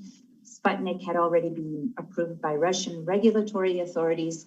The first vaccines that in the Brazilian context could be used in the population were only approved in January of 2021, once the phase 3 trial data was submitted to regulatory authorities. And later on, we've seen full approval for Pfizer. AstraZeneca has also received full approval, and a more restricted authorization has been granted to the Russian vaccine Sputnik. So how does that play out? It plays out that in the case of Brazil, if we look at the rollout of the vaccine, and here we're looking at the first dose and the second dose, what we can see, and the reason I'm bringing out this slide to try to underscore is I want you to show you, to underscore how much vaccine supply varies by month in Brazil. So if we look at the slide on the left is the first doses. If you see at the beginning, we have mostly CoronaVac and AstraZeneca being available. There's a really important problem with delays in AstraZeneca arriving in Brazil and being deployed. And so the predominant strategy that was used in Brazil until April is CoronaVac. And after that, you see that AstraZeneca overtakes the influx of first doses arriving. Why is that? Because we start to have problems with the distribution and the arrival of the active pharmaceutical ingredients for CoronaVac to be manufactured. And more recently, we start to see an influx and the arrival of Pfizer in Brazil. So it's important to understand currently in Brazil, there's 4 vaccines, 4 brands that are being deployed. At the time that I'm going to be reporting the survey data, I'm looking at the period of January 2021, when there's still not a lot of certainty around which vaccines Brazil is going to be using. And also there's a lot of understanding early on that the rollout is going very slowly, and the arrival of these vaccines, several contracts haven't been yet finalized. So Pfizer, for example, the contracts with Pfizer by this time hadn't yet been announced. In social media, just really quickly, and I'm not going to try to spend a lot of time, I'm just going to just show this because I think it's important for understanding the survey data and understanding the results we're getting. There's a lot of information in social media that we've been able to collect about the attacks specifically against the CoronaVac. So as a reminder, President Bolsonaro, similar to President Trump, makes various statements accusing China of releasing the virus, of having a role in the promotion of the crisis across the globe, and also has a lot of political disputes with the Brazilian governor of the state of São Paulo, João Doria. And so because of that, there's also a conflict since the CoronaVac vaccine is being developed in the state of São Paulo. There's a lot of rivalry, and that generates attacks against this specific vaccine by the federal government. So this is just a quick slide that shows the blue and the green is the pro-coronavac Twitter tweets, and the blue is the anti-coronavac tweets. So it's showing the share of all of the tweets on coronavac that we've coded in different epidemiological weeks in 2020 when the clinical trial is taking place. This is the amount of attacks that are being made against the vaccine. And what we're trying to just underscore is for several weeks in which the clinical trials were underway, in which this is one of the most important and only vaccines identified to be used in Brazil, there's repeated strong attacks against this vaccine made in social media. And in some weeks, more than 90% of Twitter activity is against this vaccine by Bolsonaro allies, including congressmen and government members of his government and members of his administration. And so this is just showing even that the president participates in tweeting and in making these types of statements. He states specifically that this is the Chinese vaccine and he makes specific references against the effects and the side effects of vaccines, including Pfizer. But there's a very pointed attack by the Bolsonaro administration around vaccines in general. The president still refuses to take a vaccine and to this date hasn't been vaccinated. And he continues to make statements in YouTube videos, in Twitter against the vaccines.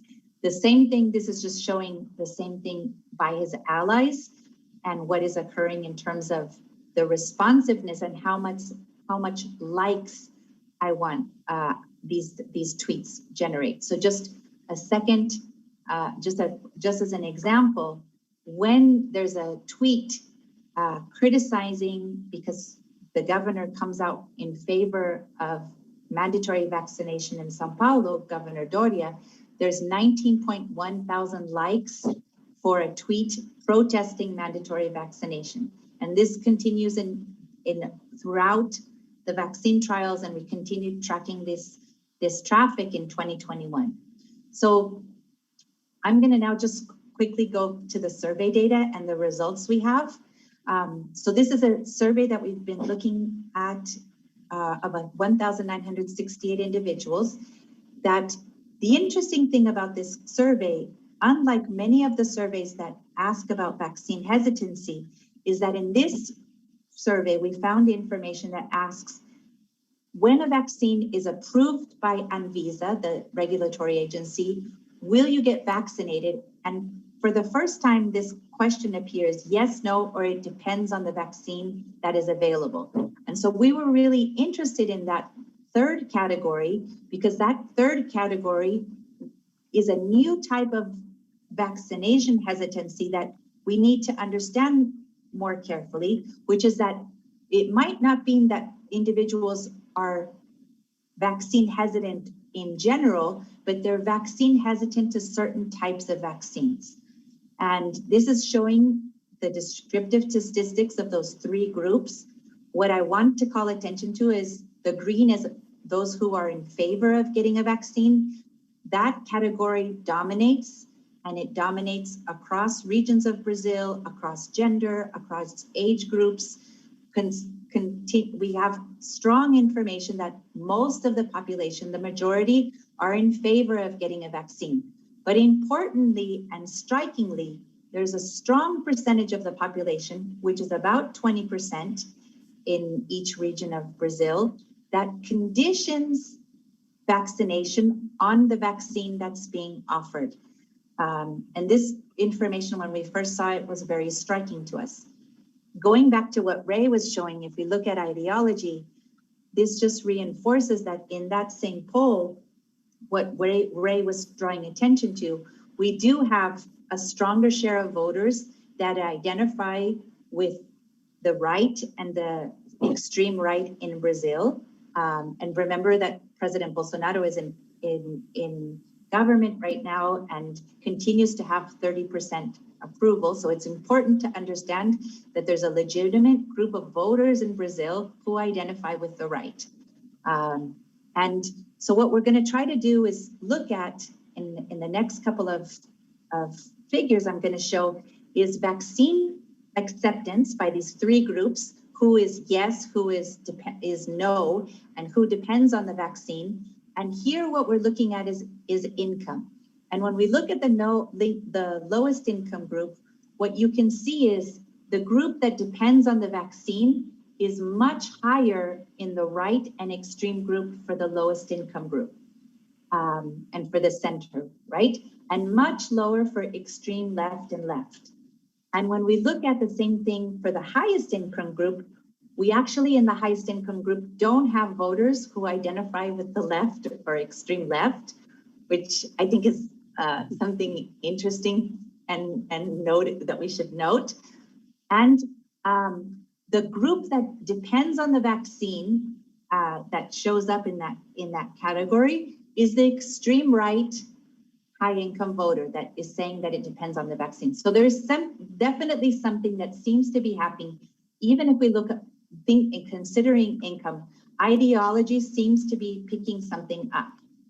So we ran a multinomial logistic model where the factors that we're controlling for is gender, age, education, income, and whether the voter resides in urban areas.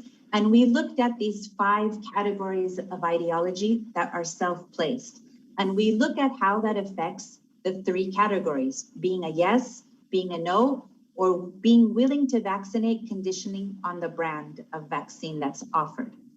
And what we see here, and this is the slide that I think is the most important and is the kind of result of our research, is just to call attention to that when we look at, this is presenting the multinomial results of the predicted probability that an individual will get a vaccine.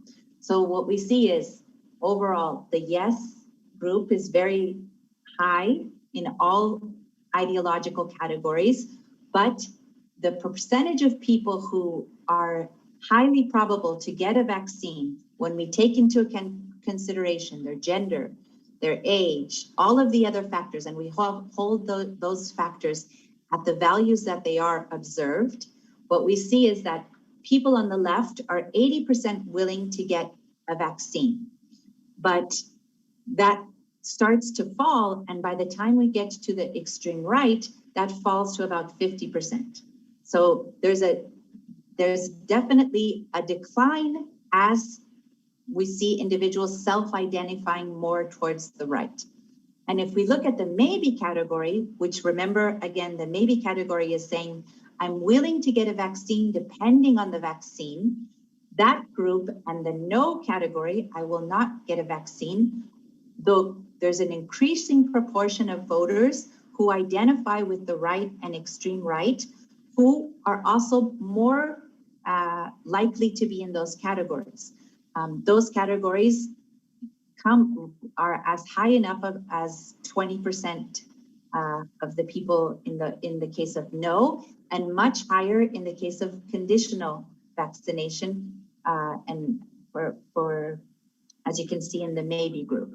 So this is interesting for us, and it's very important for us as a finding, because I think it helps to also understand what I'm talking about at the beginning, that there was a lot of pressure by Bolsonaro voters to prefer certain vaccines and signal certain vaccines as being more legitimate than others. And we're seeing that there's certain groups that are more susceptible, or that are more identify with more of that type of messaging and prefer certain types of vaccines. So we think that this research is really important for helping to understand the context in which vaccination and vaccines have been studied in Brazil. We're starting to see some research where we're actually seeing that there's a very important difference depending on ideology about how one participates in the vaccination campaign. And this is important for thinking about how we deploy the vaccine in Brazil. It's important for thinking about messaging. It's important for thinking about lots of different consequences, also as we think about globally what's going on with vaccine passports and other things. So that's the end of my presentation. Thanks for everyone for listening. Ray, we're back to you. Okay. Thank you. Thank you very much, Lorena. And Ray, you were, I think that when you were presenting, you were stuck in number 16 and we couldn't see the following one. So if you want to go back to that one, it'd be great. I will give you the punchline on that. That was 16 was people think surprisingly large. Can everybody see me and hear me?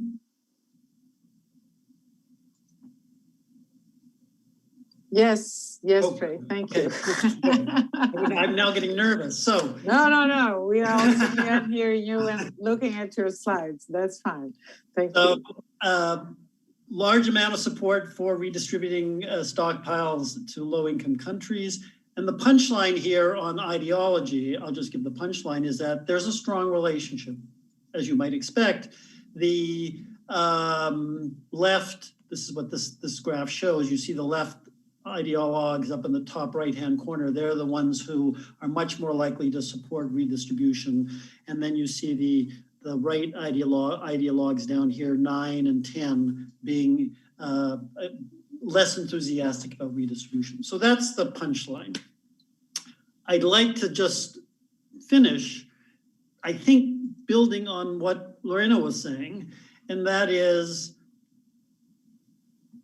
one of the challenges that we had as a result of this research is people have come to us and said, well, how are we going to now get these right-wingers or these Trump supporters to vaccinate? I mean, that's the problem, right? We've got to get them to, and the US, of course, is now faced with a situation where, you know, they've done well at vaccinating, but the last 30 to 35% they're not getting vaccinated, and this is a problem. So we have we conducted a set of experiments in the US literally in the last couple weeks, looking at whether vaccine incentives are a plausible strategy for getting people to more enthusiastic about being vaccinated.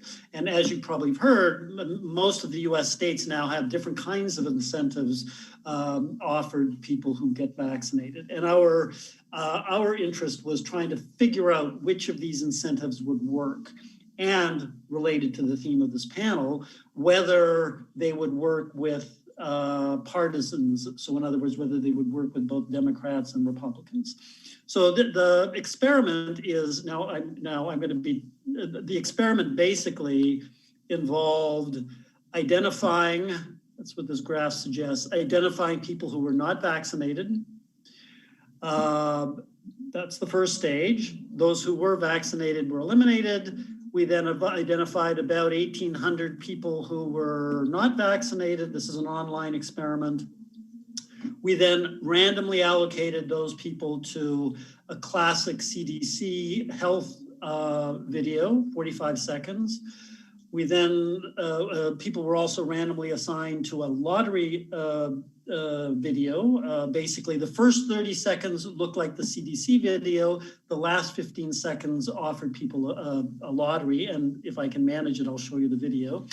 And then the third video was same health message in the first 30 seconds, but the last 15 seconds reference cash payments. And what we've been trying to figure out as a policy issue here is whether lotteries work, because lots of people are using lotteries. Those have been highly touted, and whether they work over a standard health message or whether cash incentives are what works. That's the basic experiment. Okay, let's see if this works. Can you see it? The U.S. is working hard to distribute the COVID-19 vaccines, free for everyone with no strings attached. COVID-19 vaccines are safe and effective. After you've been fully vaccinated, you can resume activities that you did prior to the pandemic.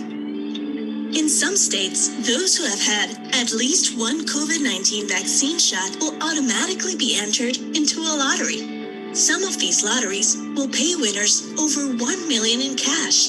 If you get vaccinated, you could get rewarded. If you're interested in more information about getting a COVID-19 vaccine shot in your state, please click on the link that will appear once this video ends. Okay, now let me go back.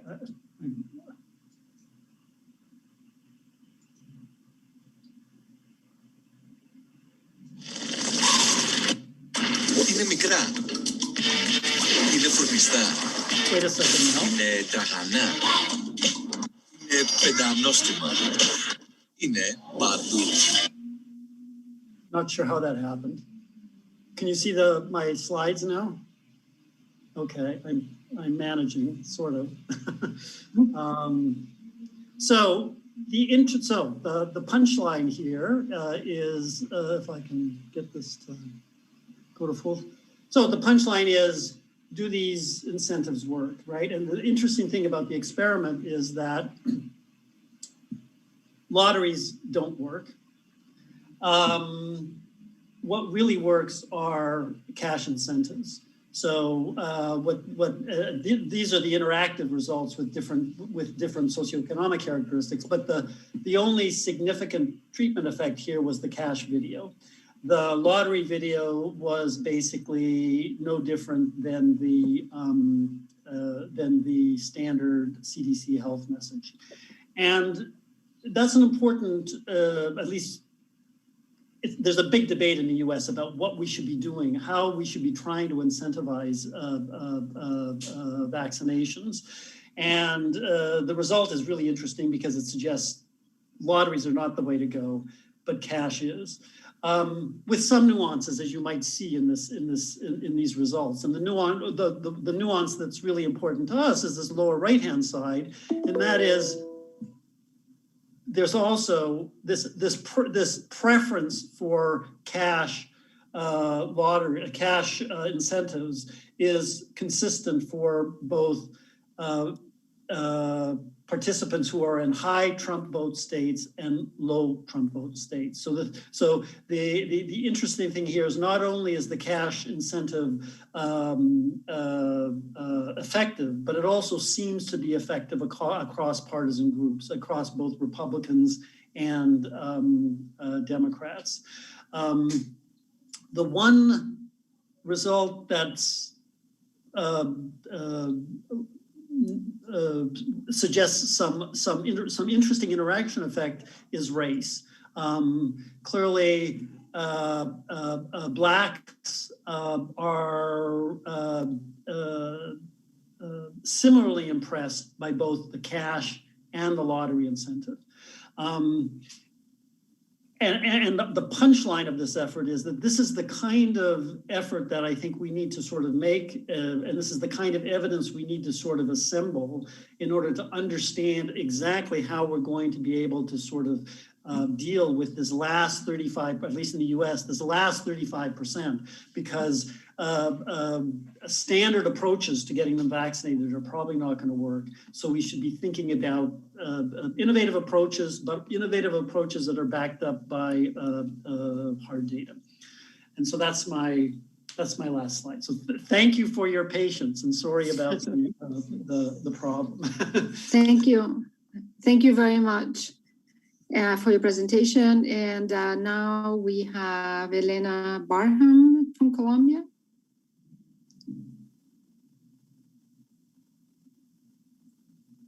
All right, can you see my slides?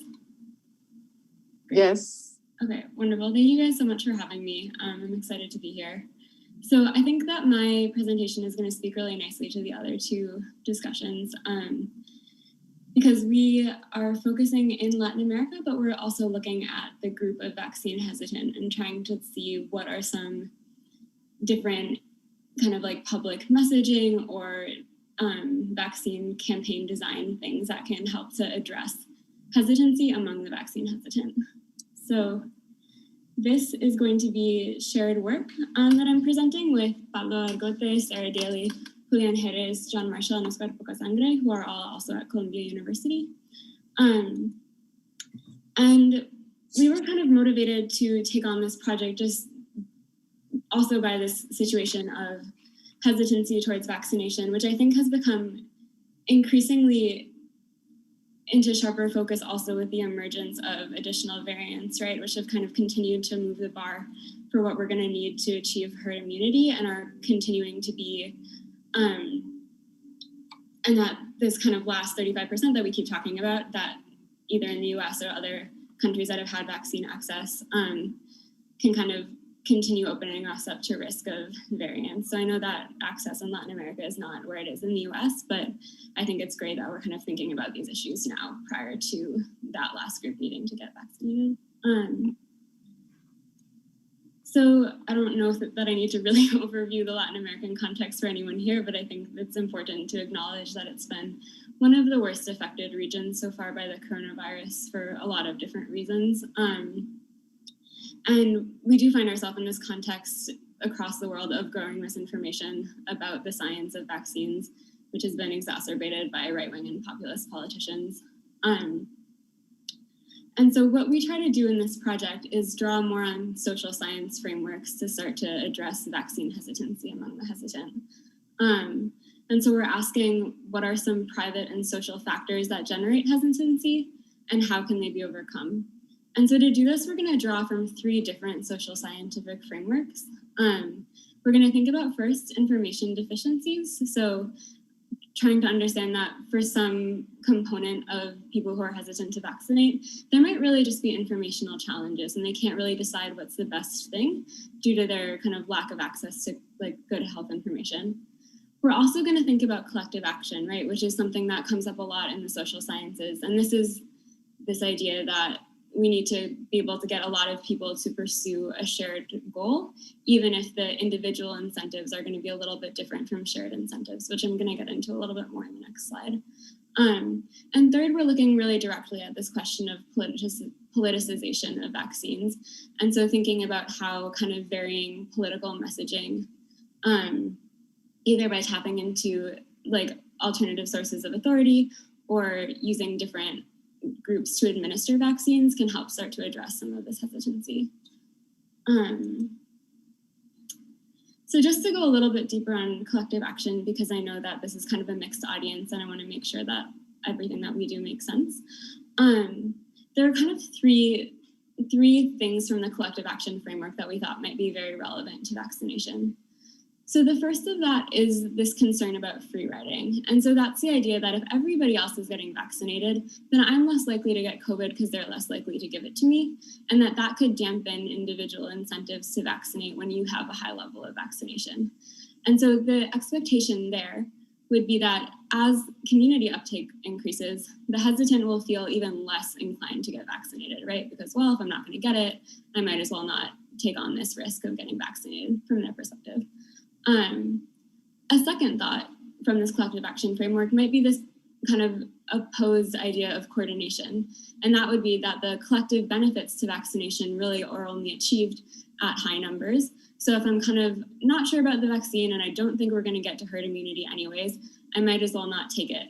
Versus if I think that maybe we could get to herd immunity, I might have an increased incentive to take the vaccine because then I'm going to have a greater benefit when we get all these, economic benefits, the lift of lockdown orders, those sorts of things. And then third, we're going to draw on this idea of selective incentives that are often used to address collective action problems. And this is the idea that for people who do not perceive the vaccine to be directly like a benefit to them, like such as the hesitant, that there might be other benefits that we could tie to vaccination that would increase their willingness to chip into this collective good. So those are the kind of 3 types of collective action we're going to think about over the course of this, in addition to other informational and political messaging. So we did a survey across 6 Latin American countries to test the effects of these types of messages to encourage vaccine uptake among the vaccine hesitant. So in Argentina, Brazil, Chile, Colombia, Mexico, and Peru.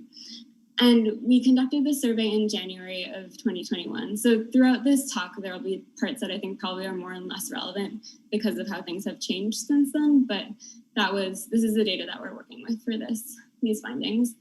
And we drew a survey population that were nationally representative by age, gender, socioeconomic status, and region in each country to kind of start getting also at some of these really important subnational and identity-based differences that we've been talking about throughout this panel.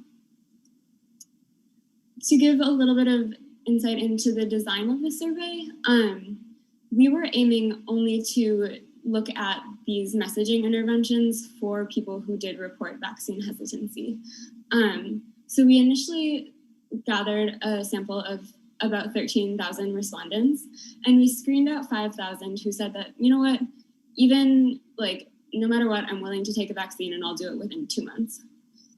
For people who wanted to wait longer than 2 months or who reported that they were not willing to take a vaccine, we categorized them as hesitant. And we thought that this time lag was important for these reasons that we've talked about, right? With the emergence of variants and with this kind of concern that at some point our vaccines might be obsolete if we can't get everyone to take these soon enough altogether. So then we moved into 3 different experimental modules and that each respondent moved through. So the first, we looked at information treatments, and these were just basic information about the safety and efficacy of the vaccine, and then some additional information about, in this first box, whether Biden had taken the vaccine, which we thought was kind of just like a person that wouldn't take it if it wasn't safe, to kind of increase the credibility of the safety message. Then we have a treatment that gives the safety and efficacy information in addition to information about the level of vaccination needed for herd immunity, which was either 60, 70, or 80%, which were all kind of different expert recommendations at different times leading up to when we fielded the survey. And then we had another informational condition that talked about the safety and efficacy information that gave the herd immunity threshold, and then also gave the current level of willingness in people's countries so that they had a point of reference for where herd immunity is relative to where we are right now in terms of willingness to take the vaccine. Then we moved into motivation treatments, which I'll talk about a little bit later when we go through those results. And then we moved into the mass vaccine scenarios, which we used in order to test these kind of more political dimensions of the question. Throughout this survey, we're measuring vaccine intentions in 3 ways. So our first is a 5-point scale, which measures the agreement and disagreement with the statement, if a vaccine were available to me right now, I would get vaccinated.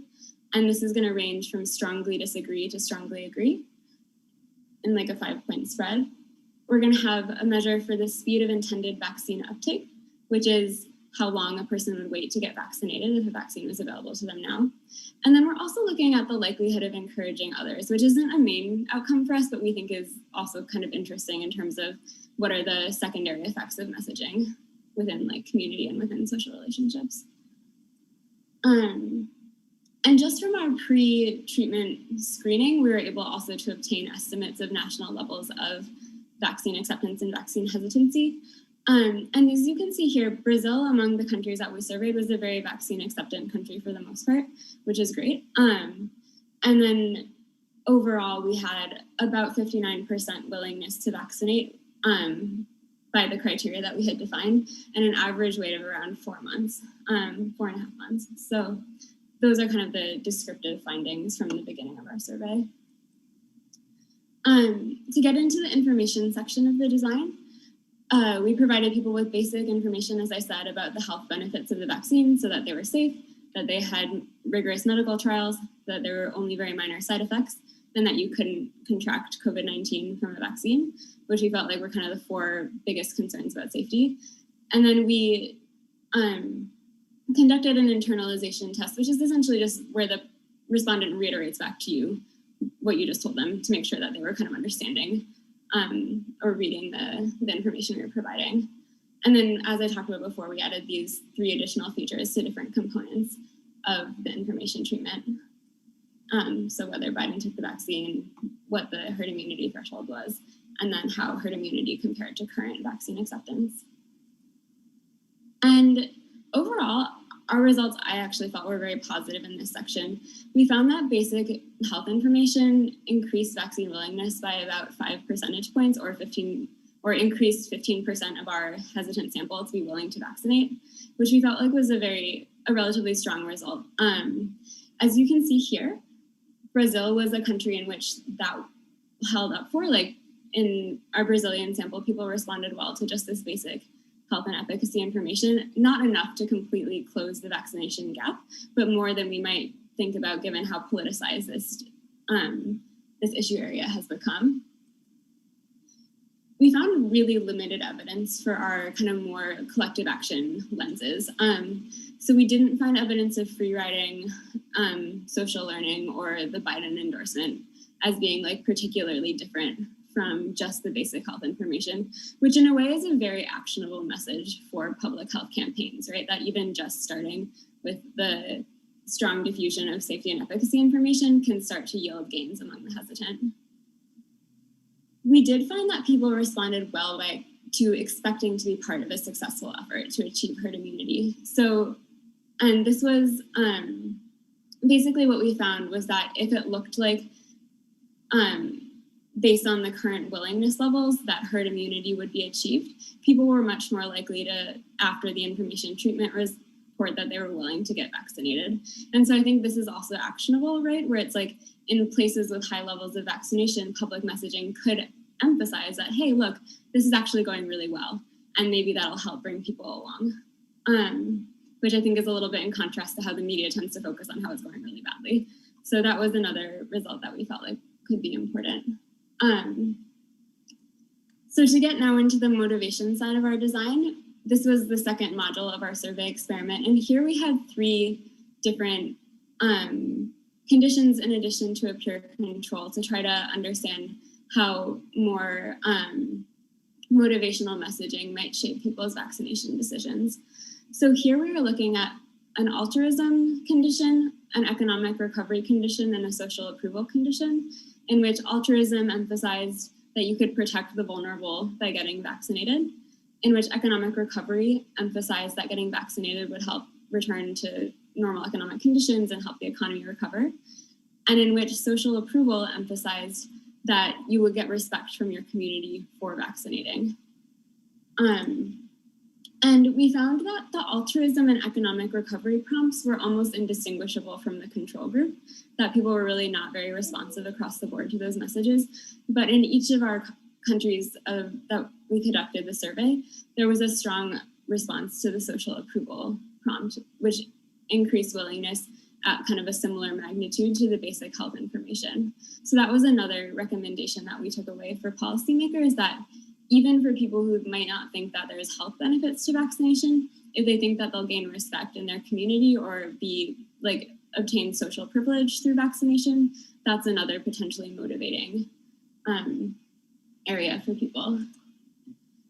So finally, the last experimental module, and then I'll just quickly wrap up, was looking more at the political dimensions of how vaccines might plausibly be distributed. And for this, what we wanted to see was how variation, as we talked about in this panel prior, in the producer country, in the efficacy, in the person that's endorsing the vaccine publicly, in the distributor of the vaccine, so where you go to get your shot, and in the community take-up rate might be shaping people's vaccine decisions. So across these different dimensions, we're going to present people with text that vary which producer they're getting, whether that's Pfizer, AstraZeneca, Gamaleya, Sinovac, or an unspecified vaccine. Whether or not they're getting correct phase 3 trial efficacy information, we didn't want to mislead people. So it's either you get the efficacy that goes to that vaccine, or you just don't get that information in this scenario. The endorser, so here we have somebody who's like an authority figure, whether that's the president, the mayor, a national medical association, a religious leader of your denomination. So if you're Catholic or evangelical, we found the right person for you. A left-leaning newspaper and a right-leaning newspaper as potential endorsers. We had 3 different distributors: healthcare system, military, civil society, and then finally we varied the community take-up rate from unspecified or between 1% and 75% at these intervals. And I know that's a lot of information, so I don't think it's essential to remember all of it, but we'll go a little bit more descriptively through the results. And so this was just the sample text that we showed them. And again, we're just putting in variations of this configuration of traits to different scenarios, which is going to let us estimate the marginal impact of changing between these different components of each category for people's willingness to vaccinate. So these are the results on the left for willingness to take the vaccine and on the right for how long people would wait. And I think there's kind of two really important takeaways from just the overall results. The first is that the medical professionals, whether that was the distributor as the National Health System or the endorser as the National Medical Association, were really the most effective. As we can see up here and through here, the alternative distributors as well as the alternative endorsers all did worse than just medical professionals in terms of encouraging people to want to vaccinate in these different scenarios. So that was the first takeaway, that medical professionals probably are the way to go to the extent that there's control over this. The second takeaway really speaks to this conversation we were having earlier about how people are thinking about vaccine hesitancy as responsive to specific vaccines relative to perhaps the vaccine hesitancy just in general, right? And so what we do find is there is greater acceptance for the AstraZeneca and the Pfizer vaccine relative to the Sinovac and the Gamaleya. I would be curious if we redid this now, if people would be more acceptant of the Gamaleya vaccine, because I think that's moved a lot in the last few months. And we do also see that people are responding very well to this high efficacy information, right? So that's the 95 for Pfizer and the 91 for Gamaleya. That really moves people in the direction of wanting to vaccinate in our data.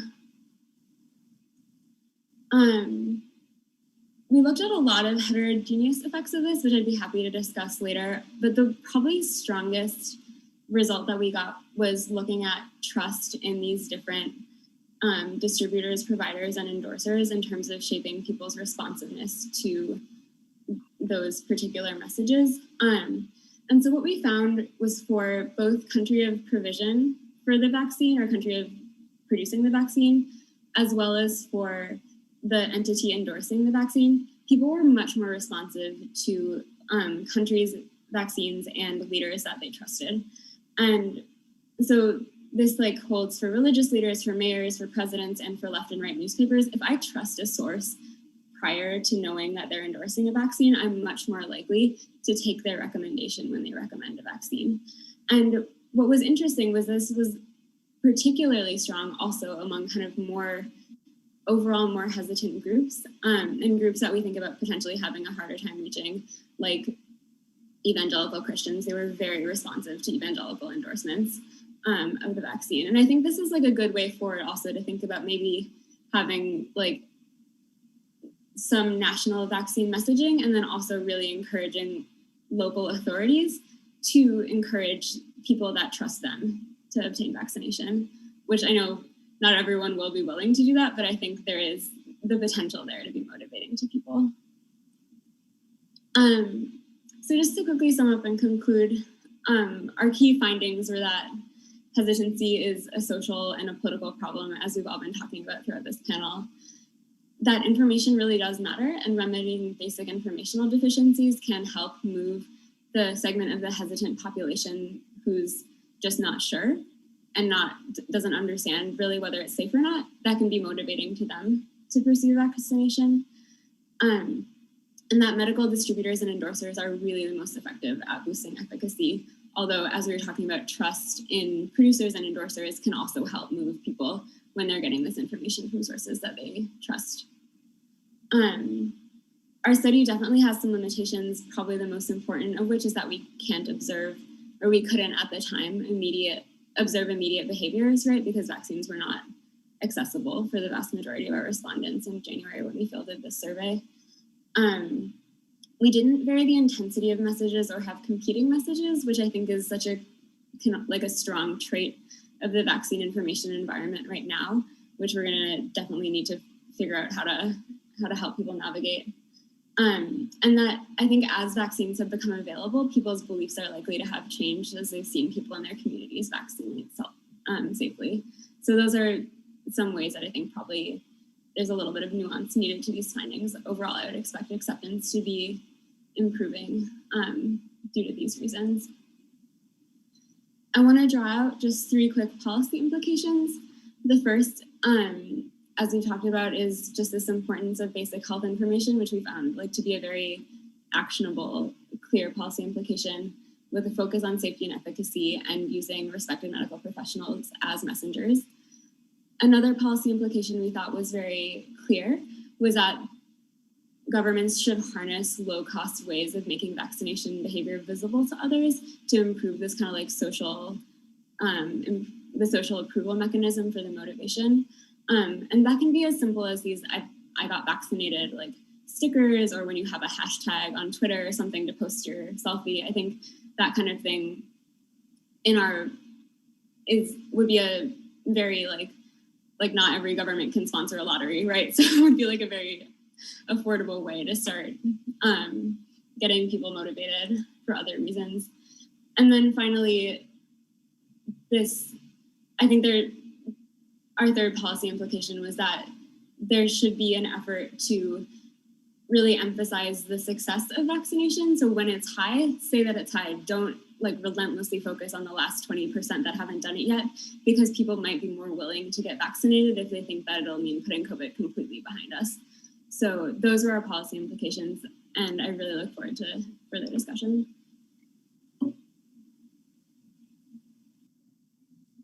Thank you. Thank you very much, Elena. And well, I wanted to provide a few comments and then we can have a discussion. And the first thing that comes to mind is that certainly vaccine hesitancy is not a static concept. It evolves, and definitely there are different factors that can affect vaccine hesitancy. So I think that the first thing that we can learn is that people who are vaccine hesitant do not always remain hesitant. And I wanted to give a couple of comments about the places that are close to me, which is, well, right now, I usually live in New Orleans in Louisiana. And in Louisiana, it has one of the lowest vaccination rates in the United States. It's about a third of the population has been fully vaccinated. Luckily, in New Orleans, it's 2/3. So there's been right now, New Orleans is experiencing, well, the state of Louisiana is experiencing the third worst number of cases since the beginning of the pandemic, despite vaccination. And I was reading reports this morning that in some people are starting to become concerned, people who have not been vaccinated. And there's a very right-wing congressman that represents Louisiana in the US Congress who got his first shot this week out of concern about the spread of the Delta variant. And hopefully that can also convince other people to do the same. But they were saying that there are some people are starting to accept to get vaccinated for fear of what they're seeing around them, and then the fact that younger and younger people are being intubated in hospitals. But hopefully it's not just fear what would make, there are many reasons to get vaccinated, and it would definitely be better if it were not just fear.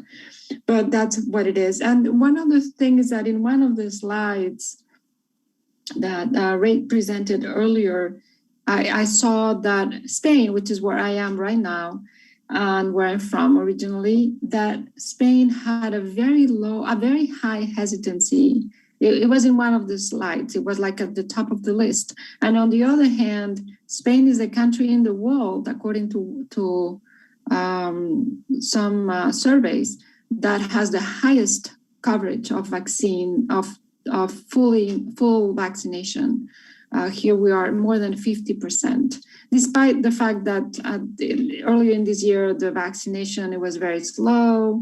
And, it took even people who are in their 80s several months to get vaccinated. And now here in Spain, we are at the very top of vaccination rates. So I wonder, what happened in Spain? There was hesitancy, and then now, however, there are vaccines available, and a lot of people want to get vaccinated. So that's wonderful. And so that was one comment I had. I also wanted to stress the fact that the different types of vaccines, because for a long time, I'm a medical anthropologist. I'm also a public health person. And from the public health perspective, we were told, and I would also tell people, the best vaccine is the first vaccine that you can have. But then we started to have all these different types of vaccines with very different efficacy. And as you know, Sinovac, it's about 51%, has a 51%, it's just right above the WHO threshold. So if I'm given the choice, I'm being fully vaccinated for months, but if I were given the choice, I would certainly choose a vaccine that has a high efficacy. And there are countries where it depends on what day for example, in Louisiana, you can choose what type of vaccine you want. There are all different, not all the vaccines are available in the United States, but there's several vaccines that you can choose from. And there are other countries where that's not the case. And there are, I think Lorena was saying that in Brazil, there are about 4 or 5 different types of vaccines, but they haven't always all been available at the same time. So sometimes it's just the one that is available, the best one for people. But I think that what the results showed, I think those were from Elena's results, is that there's a different acceptance of the vaccine depending on the types of vaccines.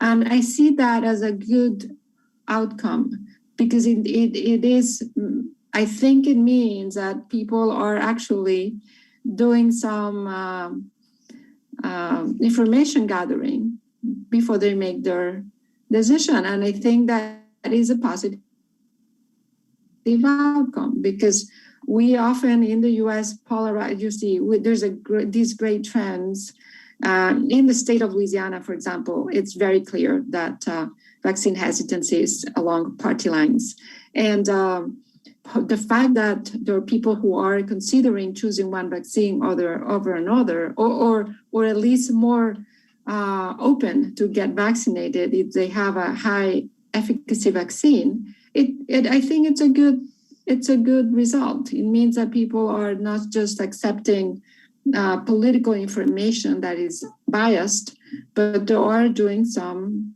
reading. Well, those are some of my thoughts based on the 3 presentations. And of course, it's interesting that the 3 of you, although you use different surveys and different sources of information, the 3 of you could actually, get together and write a paper, and it wouldn't. Yeah. I think it would be easy to agree, to agree on your perspectives and findings. So I'd like to open the discussion, talking first about these changes that have happened in certain populations about becoming more open to getting vaccinated, and then also about the way that people are considering the types of vaccine efficacy, making their choices. Just a little remind everybody that we are getting email questions through earesponde@usp.br, okay? I don't know how to say that in English. You spell that, Lorena, right? responde@usp.br. Most of the questions really want you to share the slides if it's possible, and the references for both of your work, so all of your work, right? Especially Oxford work. So sorry to interrupt, Pela. Go ahead. No problem. So I was going to ask a question about Spain, which I think is a really interesting observation. And I actually spent a lot of my time in France, where the phenomenon even is more exaggerated. So in our survey, France was the most hesitant country. I mean, off the chart. But if you look at France today, it has very high, in the European context, has very high vaccination rates. And so public opinion really flipped. And I think to some extent we see that in Spain also. And I think part of the explanation is Elena's work, which basically, I think what you saw in France is a public sort of recognition that it was a socially good thing to do, that there was an effort by all of the sort of trusted medical professionals to sort of make it clear that this was the thing that was critically important. All of the political elites were sort of very consistent on this, signaling that vaccines were important. And as a result, you saw this, I mean, it really is dramatic, the flip, right? From being extremely vaccine hesitant to being pretty vaccine acceptant. The other part of it has to do with branding. And I think branding did play an important part in it, because one of the reasons that there was a very slow start in France was because of AstraZeneca. People did not want to take it. I mean, once there was clear signals that there were some issues associated with AstraZeneca, the French basically became extremely reluctant.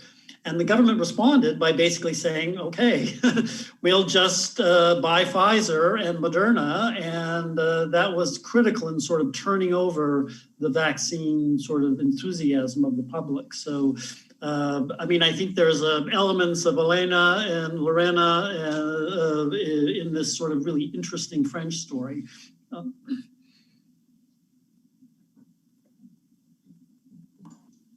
Okay, I'm here. So I want to say a couple of things. First, I think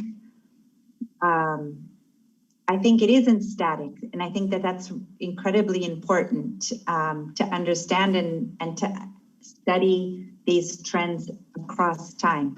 But I think that what's important also is to situate ourselves, because where we are in July 2021 is not where we were in January 2020. And where we are in July 2021 is not also where we're going to be in 2022. Yes. And we have to think about realistically some of the issues. So one issue, just to be a little bit, to raise a little bit of debate, right? One thing I think that's important is there's been a lot of controversy around the Sinovac and the Sinopharm vaccines, for example. But we've always tried to stress there's a difference in the efficacy rates are not translatable across vaccine studies. Yes. So when we study the Sinovac study and we say 51%, it's very important to stress that that vaccine was tested in medical personnel in Brazil during the peak of the pandemic. Exposure in that group, and what the studies show is, yes, in that it's a very hard test for a vaccine, but it's very different from the Pfizer tests and the other phase 3 studies, which were done in the general population. So, and there's very different, sets of tests or strategies we can have around vaccines. But the idea of the Sinovac test is important to understand, because the 51% is not in the general population. And when we have effectiveness studies like we have in Uruguay and like we have in Chile, Or even in Brazil, in 2 cities, right? We have in Brazil, and we have in Manaus, and we have in Sao Paulo. The effectiveness studies are showing that the vaccine is very competitive and very comparable. There is a slightly smaller difference as compared to the Pfizer, but it depends on the age group. Actually, the vaccine is safer, has less adverse events. For certain groups of individuals, if we look at and stratify, there's cost-benefit scenarios where it's actually not as ineffective as it's being transmitted in the media. And so I think that that's important to stress. The vaccines are not developed to make you invincible. What we're worried about and what we want to know is that they protect you against serious disease and death. And even CoronaVac, there is strong evidence that's been released in those 3 countries that we have data now to show that it is working. I think that's important to stress because we have to also think about the future in terms of thinking about and putting to perspective and from a perspective of development. We're at the moment right now where it is very expensive for all of the world to depend on purchasing only Pfizer and Moderna vaccines, and for us to having a yearly budget allocated to booster shots of Pfizer and Moderna vaccines as our only strategy for getting ourselves out of the pandemic. And so we have to think about also thinking about the sustainability of strategies and thinking about that the vaccine is one part of a big complex portfolio of response. If we're not testing, if we're not increasing social distancing, if we're not doing the other things, then the vaccines don't work as well. And we have data on that in Chile, we have that data on that in Uruguay, we have data that on Brazil, we have data on that in Europe and in the US. So the vaccine is part of the solution, but the other part of the package, we have to admit also that it contributed to the effectiveness studies that we're reading. So the effectiveness studies are saying, how does this work in the real world with all of the issues that we're seeing on the ground that are so difficult about fighting this pandemic? Vulnerability of different social groups. And I think we have to go back a little bit to the issue of the right. Because I think that it is important to understand that this has been politicized and will continue to, politics will continue to play a role. But I think that there's a political discussion to discuss, like we did when we had HIV/AIDS, where we discuss antiretrovirals and generic treatment, and it took us decades to get to that discussion. And so I think we're at a moment where we have to think about, to save and guarantee vaccine coverage for the entire globe, is it going to be a strategy? How are we going to get there? Is it going to be by sharing technology, transferring technology, generating local manufacturing capabilities, and maybe with vaccines that are not Pfizer and not Moderna, because maybe those patents won't be transferred to developing countries. But it doesn't mean that we can't protect society and we can't prevent death and illness, like we do with flu, like we do with most of the vaccines that we import from India and China today, and not from Pfizer. And we're still saving lives with those vaccines. So I have a kind of a view that of trying to kind of think about the nuances of this. But I think Arachu's right. People are going to read and consume information and make decisions. But I think we need to have a fairer debate about what the trade-offs are and the risks, and also being more conscientious of thinking about how difficult the decision is right now, because there isn't enough Pfizer and Moderna vaccines for the whole world to vaccinate through those strategies.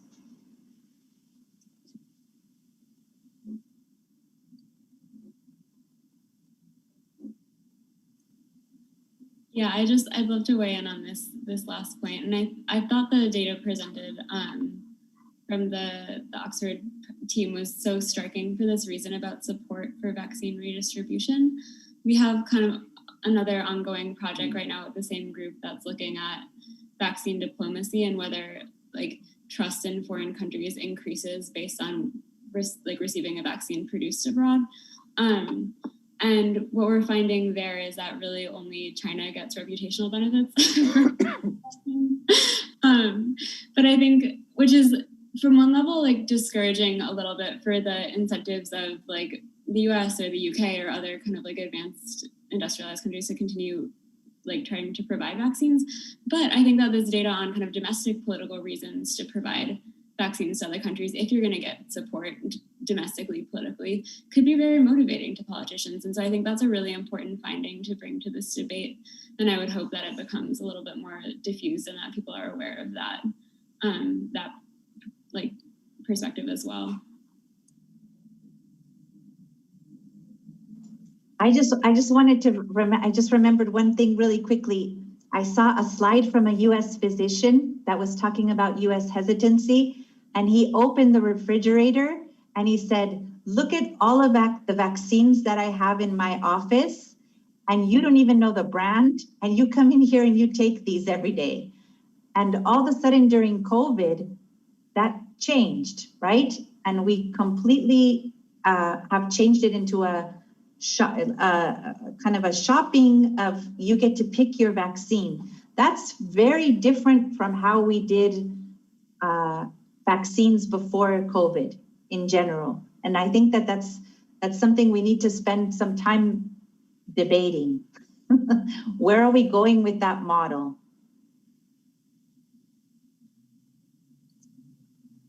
And if I may, I think ideology has a lot to do with that.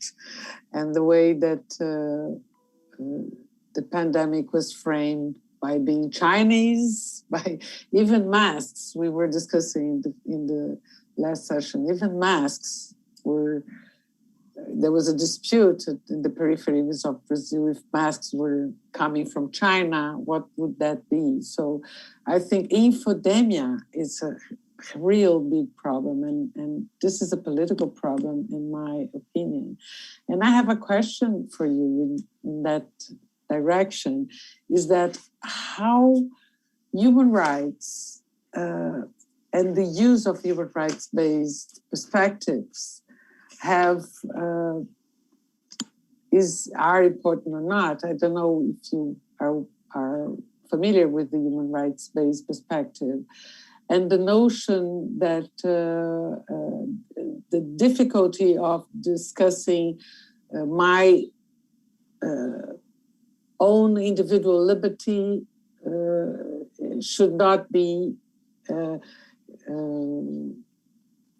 how can I say, violated by forcing me to get vaccinated, and what is the dilemma about the human rights-based perspective use, which is reciprocity as a principle of human rights-based perspectives of health, and how can we frame it in a better way as we have been done with HIV/AIDS and many other approaches to public health. So just curious of your opinion on that or your take on that. Well, I might chime in on I think the human rights issue is really extremely interesting because, and it has, I mean, again, I hate to revert back to France, but it's sort of, it is a very big issue in France because, of course, the government is moving towards mandating vaccines for everybody. I mean, they've just implemented laws that mandated for healthcare providers, but the notion is that this is going to go much further, and it's raised both on the left and on the right real concerns. I mean, the left is not comfortable with this notion that the government is going to sort of impose this requirement on individuals, as are and the right is exactly opposed, and the libertarian sort of center right are also opposed. So it's a real interesting political conversation that I think is going to have to happen. And it's going to be different in different countries, because it will never happen in the United States. I mean, there will not be. I mean, it's almost unfathomable that there will be a government-mandated adult vaccination. I would be extremely surprised. And politics again enters there. I mean, it's really a very delicate political issue. So yes, I think it's a sensitive issue that I'm not sure what direction we're going to go in on this.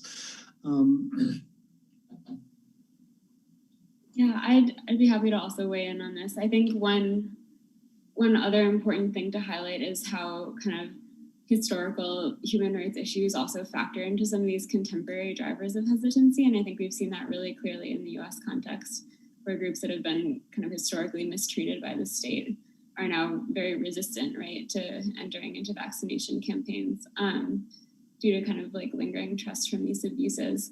And I think it's important to think about these vaccine mandates in part of like a historical precedent setting way as well, right? Of like, do we want to also kind of potentially negatively influence future public health endeavors by mandating vaccination among groups we've already alienated, right? Or are there better ways to kind of bring people into the fold?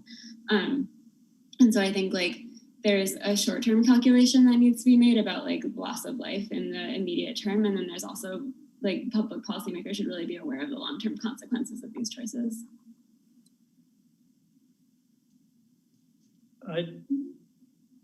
The one other thing I just want to, this is to follow with a number of the comments that have been made, and it's people haven't sort of, well, Lorena has mentioned it, but I mean, I think the social media is the critical element here, right? So yes, I think, Lorena, you're right. So, why, this doctor opens up this refrigerator and there's a gazillion different vaccines in there, and he's saying, you never ask about them. But that's because historically we didn't have social media. But now, I mean, we have social media, and I suspect this is going to happen perennially now in the future, right? People will have people will not simply say, oh, I don't care what the brand is, I'll take it. I think people are going to be extremely more engaged about these kinds of decisions, and it's something we've never had to deal with before. So it's and I'm not sure how we will, but I mean, I think the social media stuff that you sort of pointed out is the critical variable here. Yes, I think so. The social media, the issue is also the regulation of this, right? So what we've seen a lot during the pandemic is at the beginning, for example, President Bolsonaro's, the videos, the tweets, everything has been allowed to circulate. There is a tweet, for example, of a congressman who stated that the coronavac vaccine is equivalent to the morning after pill. And it's allowed to, the tweet has never been removed from Twitter. So I think the hard thing is what we have to debate a little bit is this information. It's very, on the one hand, I love Twitter when a new study comes out, a new phase 3 study comes out, and there's a lot of interaction in Twitter to discuss the phase 3, discuss how to interpret or discuss an effectiveness study. And there's a lot of debates on Twitter that are really helpful and insightful. But we have to remember that the majority of the population that is on these platforms is not going only for to seek information, but is also going to kind of cheer and validate certain beliefs and certain ideas they have. And I think the hard thing is social media is both. It is a platform for having debates and discussion, And it is also a place where we politicize and we root for who we support. And that's they're two very different missions, right?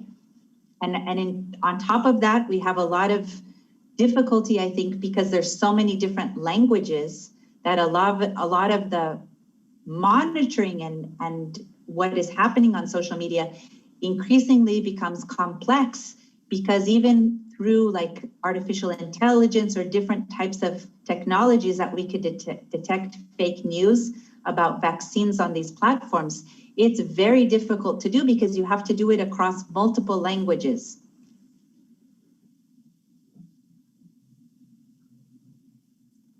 Okay, I saw Aratu is back. Hello, Aratu?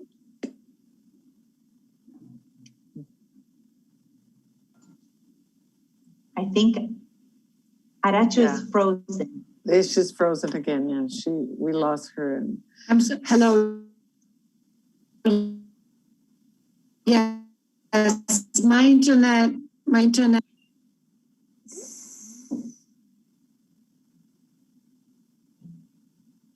Okay. Aratu, thank you for your effort. I think I'm taking... Hello? Hello? Hello? Okay, I'm doing it. So thank you again. Aratu, I don't know if you hear us or not. Hello, can you hear me? Yeah, now, yes. But we need to end because of the translators. Oh, okay. And then I really want to thank you all, first of all, of taking on a short notice in your vacations mostly. We are all on vacations, in fact, but this is how we do in COVID times, right? And again, to thank Harvard School of Public Health and David Rockefeller Center for Latin American Study, who is providing for this translation and the support. I thank you a lot for the contributions. And I must say, we are going to have a third one and a fourth one, probably a third one in October. And these kind of issues will come back, mostly, for example, the discussion on human rights. Sophia Gresking would be one of the speakers in the next in the third webinar, right? Where we are bringing more the individual approach, like communication, something that we already had a beautiful conversation today, right? We and the others is very curious about the methodology you do your experiments, and we heard a lot of questions on what were your methods for doing your experiments. Please, if you can share with us by email your publications and your PowerPoints. So there's a lot of people doing research on that, and we will come back to this kind of issue on more individual, more communication issues and more community. How do we do community involvement? And your presentations were wonderful to feed us to our thinking here, right? So I thank you all. Thank you, Aratu, for being here. It's lovely to see you again, right? Many people who are on COVID now were at AIDS, so we know each other for some time, right? And I hope you have a wonderful afternoon, some of you, at night, some of us, and rest. So we have another session, the last session. It's on Latin America, beginning at 2:00, beginning with PAHO director, Dr. Jabas, who is going to speak. Coordinated and mediated by Mario Peceni with our dear colleague from Argentina, from UBA and CONICET. And the second session on Latin American and COVID response with the CEPAL ECLAC contribution and many other researchers that were, again, we were so pleased that they accepted our invitation in a short notice. So thank you a lot. I hope to see you again and for your effort, and see you. Thank you very much. Thank you, Aratu. It was wonderful, wonderful. Thank you. Thank you. Thank you very much. I'm sorry about my internet. Yes, this is pandemonium experience.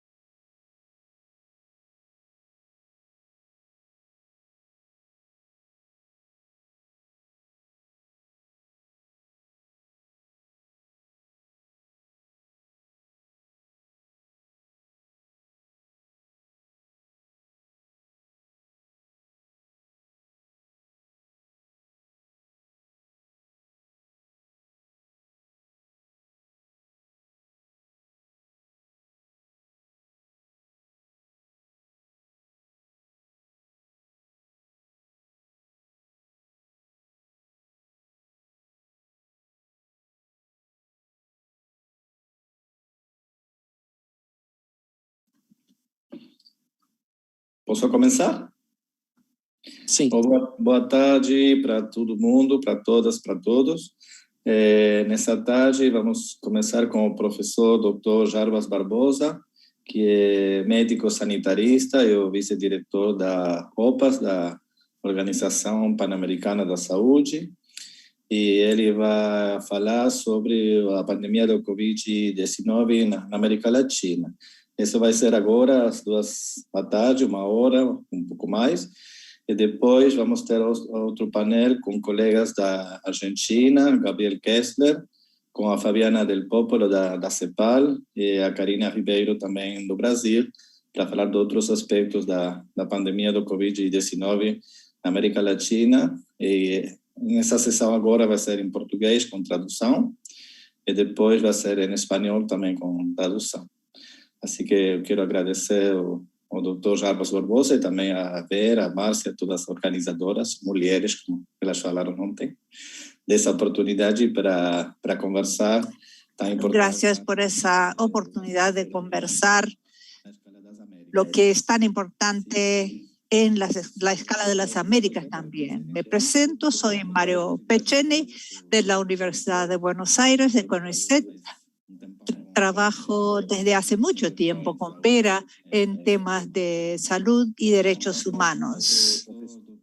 Profesor Dr. Jarbas, tiene usted la palabra. Muchísimas gracias, Mario. Bueno, en primer lugar, quisiera agradecerle a Marcia, a Vera, a Lorena, a todas las organizadoras por el evento. Es muy importante reflexionar sobre lo que pasó y lo que todavía está pasando en América Latina. Hay muchas particularidades en nuestra región. Algunas son negativas, desafortunadamente, pero sin lugar a dudas están incluidas en el aprendizaje necesario de la pandemia y también son necesarias para ver cómo responder mejor en el presente y en el futuro a otras emergencias de salud pública también. Les voy a hablar de manera general sobre la pandemia en Latinoamérica, los distintos impactos que tiene la pandemia, el acceso a vacunas y, para concluir, algunas reflexiones. Aquí tenemos un pantallazo global, pero quiero señalar la importancia de las Américas que están aquí en celeste. La suma de Estados Unidos y Brasil es una parte muy importante en esa tendencia, pero vemos que las Américas tuvieron un peso muy importante en la segunda mitad del año pasado con relación a otras 5 regiones de la OMS. Tienen asimismo un peso importante en el pico de este año. Aquí está la distribución entre los distintos países de las Américas. En la gráfica superior, el número de casos y en la inferior, el número de muertes. La barra azul, más oscura, la parte inferior, representa a los Estados Unidos, alta, y luego más baja, con el incremento de la vacunación. Tiene una pequeña elevación ahora que suscita inquietud, pero es incomparable, es mucho menor. Podemos ver aquí Brasil, que tenía más reducido, cuya barra más reducida que la de Estados Unidos, pero ahora, aunque a la tendencia es a disminuir, sigue siendo inquietante. Aquí veo este otro color, yo diría que lila o rosa, Perú, Colombia y otros países que también tuvieron un peso importante. Aquí nos acercamos a cada subregión de las Américas, sobre todo Latinoamérica. En Centroamérica, en la gran mayoría de los países hay una tendencia a la reducción, pero con niveles todavía elevados. En esta parte de Brasil y la región andina hay una reducción en el número de muertes y también, sí, pero sigue elevado el nivel. En el Cono Sur, 2 países lograron controlar bien la transmisión, Uruguay y Chile, sobre todo debido al aumento de la vacunación después del pico que tuvieron. En Paraguay el acceso es muy limitado. Yo diría que es un plató de la transmisión. Aquí hay datos de la red de 21 laboratorios que coordina la OPAS, identificación de nuevas variantes que preocupan en la región. Tratamos de incrementar la capacidad de procesamiento de muestras en la región, vigilancia genómica. Esta es la vigilancia del presente y el futuro, no solo en el caso de COVID-19, sino que así podremos mejor monitorear virus emergentes en la región. Aumenta el número de muestras recolectadas y procesadas. La variante alfa está en prácticamente toda la región, la beta en toda la Norteamérica, en algunos países de Sudamérica, América Central, gamma también presente y la variante delta que ha suscitado más preocupación porque puede ser más contagiosa, puede ser un 40 a un 60% según lo que estiman algunos estudios. Está muy presente en varios países de Norteamérica y de Sudamérica y en algunos países de Sudamérica. Aquí está el promedio móvil de mortalidad por semana por 7 días. Quiero aquí recalcar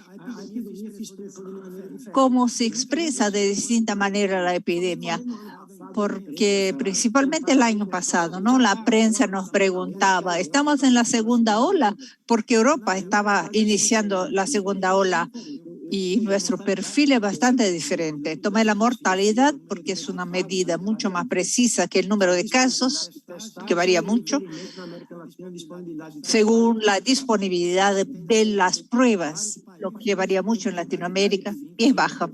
En algunos países hay una positividad del 25, el 30%, lo que significa que la oferta de pruebas es muy inferior a lo que debiera ser. Aquí tenemos Italia, Francia. Aquí está la explosión, la primera ola que empieza en el primer semestre del año pasado, febrero, marzo. Aquí no hay vacunas, aquí, pero tenemos esa típica curva en B, medidas rigurosas de contención, incluso lockdown de áreas enteras. En aquel entonces no había muchas evidencias respecto del uso de mascarillas o de barbijos, pero se implementaron medidas muy eficientes de salud pública. Se reduce mucho la mortalidad, la transmisión, y a fin de año se relajaron las medidas. En verano, etcétera, aumenta el número de casos. Se adoptaron nuevas medidas en los 2 países. Hay reducción.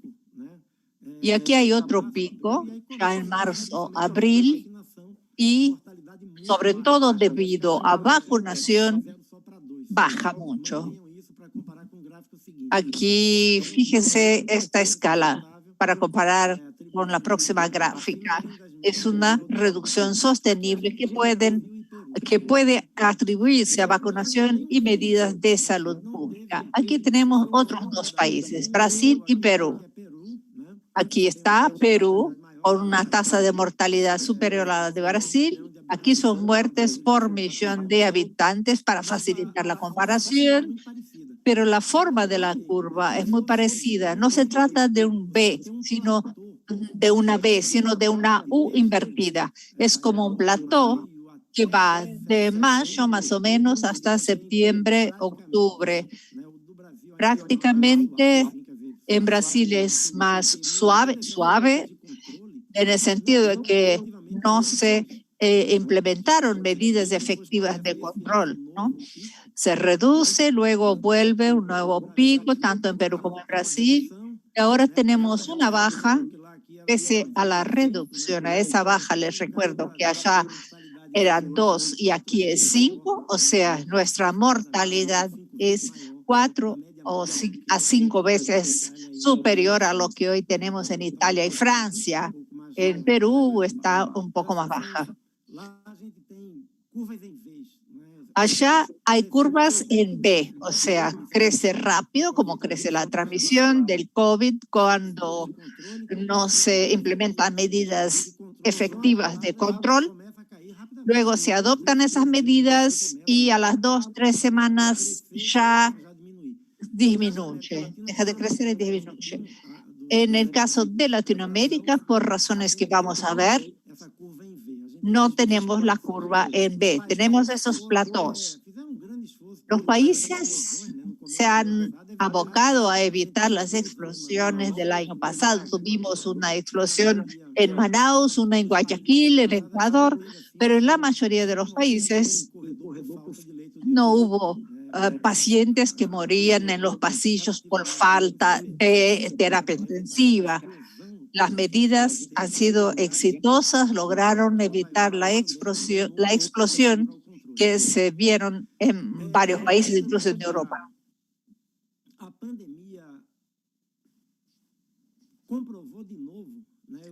Algo que la pandemia volvió a comprobar fue la desigualdad inmensa que tenemos en Latinoamérica. Aquí hay datos de Lima, Perú. Aquí está el exceso de mortalidad por quintiles de ingresos. Aquí está el quintil de más altos ingresos en azul y el otro es el más pobre. Cuando tenemos el pico de la transmisión, cuando está baja la transmisión, la diferencia no es tanta. Pero cuando se llega al pico, la tasa de mortalidad estandarizada en el quintil más pobre supera los 40, mientras que en el de más altos ingresos no llega a los 20, o sea, el doble de la mortalidad entre los más pobres, por razones que al fin y al cabo se autoalimentan. Los más pobres tienen menos acceso a los servicios de salud y por eso tienen patologías que pueden llevar a formas más graves de COVID, cosas no controladas o identificadas como diabetes, hipertensión, y debido a la barrera al acceso, suelen llegar más tarde a los servicios de salud. Hay varios estudios que demuestran el conjunto de causas que conllevan esas diferencias. Aquí tenemos por grupo etario en Brasil. La mortalidad proporcional, el exceso de mortalidad proporcional más bien, es mucho peor entre los negros y mulatos que entre los blancos. Incluso entre jóvenes, los jóvenes de menores de 29 años, la mortalidad excesiva proporcional entre los blancos fue de un 16.6% y entre los negros y mestizos llegó al 25% prácticamente. Aquí en la edad también, entre 60 y 79 años tenemos el 19 entre los blancos y casi un 30% entre los negros y mestizos. Igual los más de 80. Aquí tenemos casi 3 veces más entre los negros y mestizos. Aquí tomamos la etnicidad como proxy de condición social. Como dice el título del seminario, la enfermedad no se resume al virus. Tuvo un impacto sobre el PBI de los países latinoamericanos de un 15%. Debido a la informalidad en la economía, las condiciones de vida, la falta de protección social, tenemos una reducción en los niveles de pobreza que puede hacer que perdamos varios años de avance en la reducción de la pobreza en Latinoamérica. Este es un informe que lanzamos junto con CEPAL. Es un escenario probable desde comienzos de los años 2000, con una tendencia a la reducción sostenible de la pobreza en la región. Ya teníamos aquí, debido a eso, que se detuvo esa reducción, pero quizás volvamos a los mismos niveles de pobreza que teníamos en 2006, una década de pérdida. Los países trataron de hacer un esfuerzo máximo, pero vemos que la respuesta fiscal en términos de recursos orientados a la pandemia, reducción de impuestos para los pequeños negocios, ayuda a las familias pobres para reducir el impacto económico. Bueno, paradójicamente, en los países desarrollados, esas ayudas llegaron a un 16% de su PBI, mientras que los países en desarrollo llegó al 4%. En algunos países desarrollados, como Japón, se llegó a un 40%. En Unión Europea, un 25%. En los Estados Unidos, un 14%. Pero en Latinoamérica, mucho menos. La pandemia también puso de manifiesto algunas fragilidades que ya teníamos en los sistemas de salud de Latinoamérica. Se estima que 1.3 o 1.7 millones de muertes en Latinoamérica y el Caribe hubiesen podido evitarse a cada año si la gente tuviese acceso universal a los servicios de salud. Aquí hay también diferencias entre las varias regiones. Norteamérica, por ejemplo, en el índice de calidad de los servicios de salud hay una fuertísima diferencia entre Caribe, Latinoamérica y Estados Unidos. Tenemos casi un 30% de personas que no concurrieron a los servicios de salud debido a diferentes barreras económicas, sociales, etc. Nuestros sistemas de salud ya tenían problemas de subfinanciación, dificultad de acceso y fragilidades en la atención primaria, pero ello se acentuó mucho en la pandemia. Ya tenemos 2 rondas de una encuesta que se hace entre los países respecto de interrupción en servicios esenciales de salud en la región. Aquí están datos que recabamos. Los países más afectados por esa interrupción son los países que sufrieron más fuerte impacto de la pandemia y a la vez países que tenían sistemas de salud menos resilientes. El Perú informó la mayor proporción de interrupciones leves, moderadas y graves, un 90%. Luego México, Bolivia, Brasil son los países que sufrieron más directamente. Un 3% informaron que no tuvieron ninguna interrupción.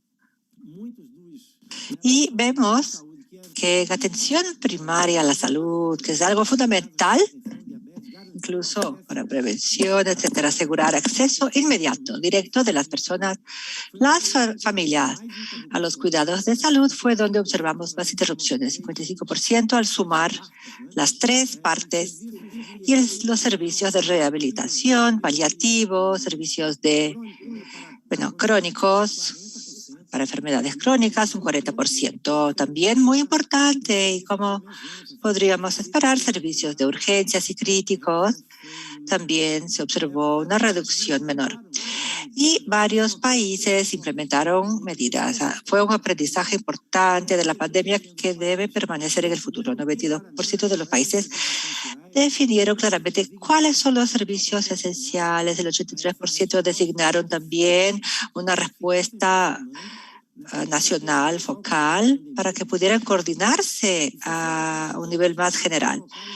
Y 63% de los países alocaron fondos adicionales para que funcionaran los servicios. Estos fondos se utilizaron en muchos casos para compra de equipamiento de protección personal para que los servicios pudieran seguir funcionando.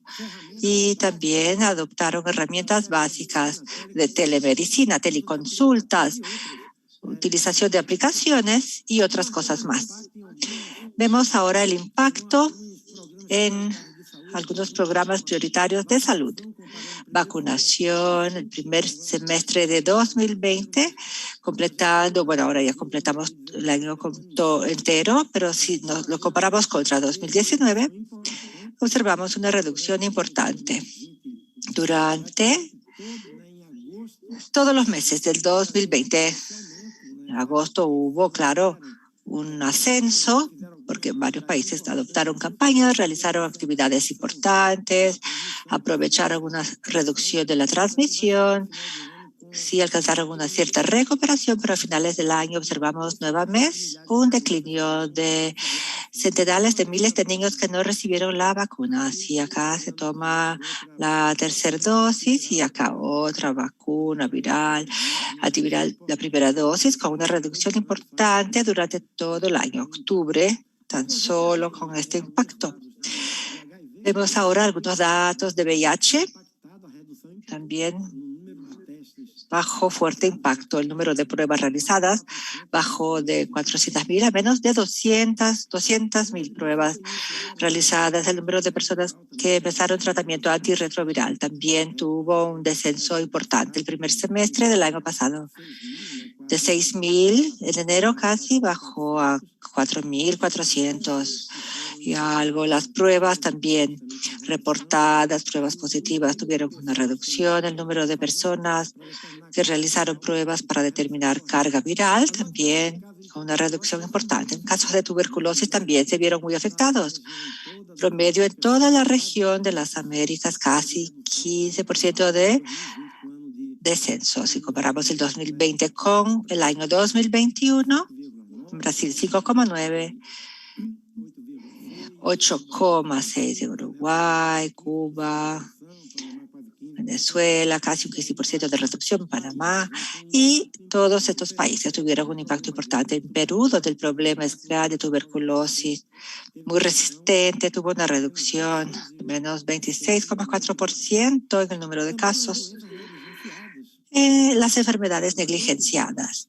No tuvimos campañas de desparasitización en Colombia, República Dominicana, Honduras, Paraguay, El Salvador, los países que todavía tienen filariasis linfática. Algunos países no realizaron el tratamiento. Y en Brasil tampoco hubo una investigación que es realizada para identificar si la transmisión se está interrumpiendo. Para tracoma tampoco, no se realizaron las investigaciones en Brasil ni en Guatemala, tratamientos tampoco en Colombia ni en Perú. Cistotomosis también, igual algunos países suspendieron sus acciones. Tenemos acá la progresión de vacunas en el mundo. Las vacunas, bien, siguen avanzando. Y acá tenemos la inequidad de acceso, que es enorme. Observamos estos datos de julio, los países de altos ingresos, bien, corresponden al 84% de todas las dosis administradas, 84% de la población. Y en los países de bajos ingresos tenemos 1,4%. En los países de bajos y medios ingresos, muchos en América Latina están en esta categoría, un 16,1%, más o menos el promedio de vacunados que encontramos en países como el Brasil y otros países de América Latina. Entre 5 a un 16%. En Centroamérica, algunos están por debajo de esto, un 3-4% de la población vacunada solamente. Uruguay, Chile se encuentran a este nivel. Países de altos y medios ingresos, más del 50%. Todos los países de la región empezaron a vacunar la población. Usamos diferentes fuentes, mecanismos COVAX, donaciones, acuerdos bilaterales, administraron más de $700 millones, 771 millones de dólares. Estados Unidos 49%, Latinoamérica y Brasil, el porcentaje de la población vacunada, Chile 61%, Uruguay 60%, Canadá 53%, Estados Unidos casi un 50%, totalmente vacunadas con las 2 dosis. En América Latina y el Caribe con una única dosis como promedio 33% y la serie completa 2 dosis. Una dosis como la de Janssen 17%. Vemos el desglose de los diferentes países y acá lo que vemos en la parte inferior está Cuba, que utiliza una vacuna propia desarrollada en Cuba. Cuba no es parte del mecanismo COVAX, no quiso participar del mecanismo, está utilizando una vacuna propia que desarrollaron. Es como un ensayo clínico ampliado. No cuenta como vacunación en realidad. No tenemos datos de Cuba. Haití recibió la primera vacuna mediante el mecanismo COVAX. La semana pasada sí empezaron a vacunar. Con los profesionales de salud está creciendo. Y otros países en América Central, Venezuela, tienen bajos niveles de vacunación por ahora. Estas son las vacunas que fueron distribuidas por el mecanismo COVAX a todos los países de la región. Esto crece cada día, más de 32 millones de dosis. Incluye también las vacunas donadas por los Estados Unidos por medio del mecanismo COVAX también, que ya se entregaron. La OPA por medio de su fondo rotatorio. La OPA es la que hace las compras por el mecanismo COVAX y también reparte las vacunas recibidas mediante las donaciones de España, Estados Unidos, Canadá, a la región. Entonces ya entregaron un número importante. Honduras, El Salvador, 3 millones, más de 3 millones de dosis, Bolivia. Y las primeras 500,000 dosis llegaron a Haití esta semana. Bien, para culminar, quisiera remarcar que en realidad tenemos una triple crisis y algunos hablan de una cuádruple crisis, porque en muchos países la pandemia conllevó, claro, problemas de salud, sociales y económicos, además de políticos. Con el cambio de políticos, disputas políticas, y ustedes lo saben muy bien, tenemos que tener en cuenta todos estos factores. El tema de las desigualdades sociales es muy importante para América Latina. La pandemia realmente puso de manifiesto todas esas desigualdades y se observan en todos los indicadores de salud y hay que reconocerlo y, claro, analizar cómo podremos reducir estas desigualdades por medio de políticas en el sector de salud, de remover barreras, ampliar acceso y de políticas sociales para reducir la pobreza. Los determinantes sociales, económicos y políticos, estos factores seguramente tuvieron una fuerte influencia en la respuesta de América Latina. Mensajes controvertidos, conflictantes sobre el verdadero impacto de la pandemia o no, cuál era la gravedad de la pandemia, discursos conflictantes sobre medidas de prevención como el uso de mascarillas, como participar de, como aglomerarse, reunirse con grupos grandes, medicaciones que podrían proteger contra la infección, tratar tempranamente, algo que sabemos que no existe. Entonces, tuvieron impacto también las condiciones sociales. También creamos una guía técnica sobre cómo implementar medidas de prevención en áreas de comunidades más vulnerables. En las comunidades, zonas pobres de las grandes ciudades de América Latina, donde las personas viven realmente, muy amontonadas, es algo casi natural, digamos, sin ningún tipo de adecuación. en términos de sanidad, de agua, suministro de agua. También hay que construir sistemas más resilientes porque otras emergencias llegarán de salud pública. Esperamos que no sean tan graves como la pandemia de COVID-19, pero otras seguramente llegarán. No sabemos cuándo, pero sabemos que sí llegarán. Y bueno, tenemos que ojalá aprender con esta pandemia para que nuestros sistemas sean más resilientes y puedan aumentar su capacidad con rapidez cuando necesario, que puedan transformar de una manera más sostenible la incorporación de nuevas tecnologías, que puedan crear estrategias rápidamente para reducir las barreras, con tamizaje, telemedicina, la pensión primaria, es decir, un conjunto de medidas que deben tomarse, que incluyen financiación adecuada al sistema de salud de la región, pues casi todos están por debajo del 6% de gastos públicos del PBI, como recomendado, y una preparación adecuada de profesionales de salud. La mejor preparación y respuesta en cada país. Bien, tenemos un modelo que fue creado la prueba de 2005, un modelo que es evaluado todos los años. Recibimos las evaluaciones de los países, las consolidamos y se producen entonces recomendaciones, pero claramente el nivel del impacto de la pandemia, incluso porque, bueno, fue mucho más allá, digamos, de las proyecciones, los pronósticos realizados. Entonces requiere una reevaluación de qué significa estar preparado, tener capacidad de respuesta en cada país. Y entonces debemos hablar de solidaridad internacional, de financiación. Tenemos un sistema de evaluación interna, externa. Los países pueden participar como voluntarios. Algunos países de América Latina participaron. Muchos no quieren participar y una de las razones para ello es que, bueno, uno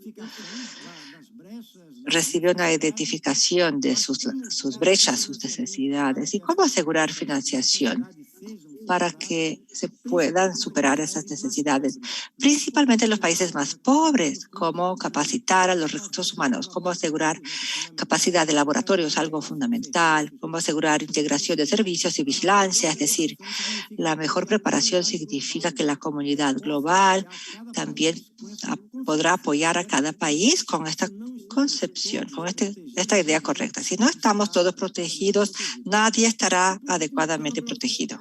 Y por fin el tema del acceso equitativo.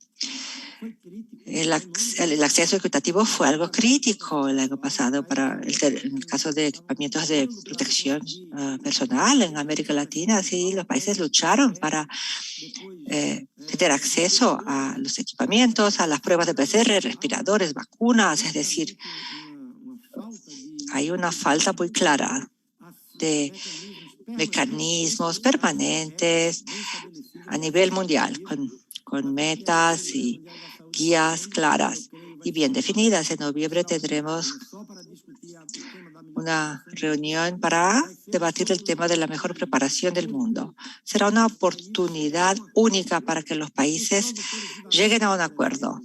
Y, por ejemplo, tenemos para que en China tengan reglas de distribución equitativa de las vacunas y que no hagan lo que hicieron, que durante 7 meses casi ellos se enfocaron el 75%, bueno, a los países ricos, las entregaron las vacunas a los países ricos, el 75% de los casos. Hay que crear reglas de mercado. Si no se hace eso, la desigualdad seguirá existiendo siempre. Es una cuestión moral y de salud pública dejarles a los países más pobres sin la capacidad de controlar la transmisión. Permitimos que surjan nuevas variantes y algunas podrán surgir. Pero cuando tenemos protección con las vacunas disponibles, claro, la probabilidad es menor. Y claro, reducir la vulnerabilidad de América Latina, que tiene una cierta capacidad de producción, pero ya sea por su fragmentación o bien por la falta de política de Estado para apoyar estas políticas, o bien por la falta de cooperación, en realidad los países de Latinoamérica siguen importando casi todos los insumos importantes en el sector de la salud. Esta, por lo tanto, es una oportunidad para que podamos tener una respuesta más coordinada. Estamos también interactuando con los ministerios de salud para crear plataformas de transferencia de tecnología para vacunas de ARN en la región. Podrían compartirse también, haber un intercambio de tecnología entre los países. Este es un síntoma, pienso yo, de esta debilidad que tenemos que superar. Estos serán mis aportes sobre mi visión del impacto de la pandemia en América Latina. Muchas gracias.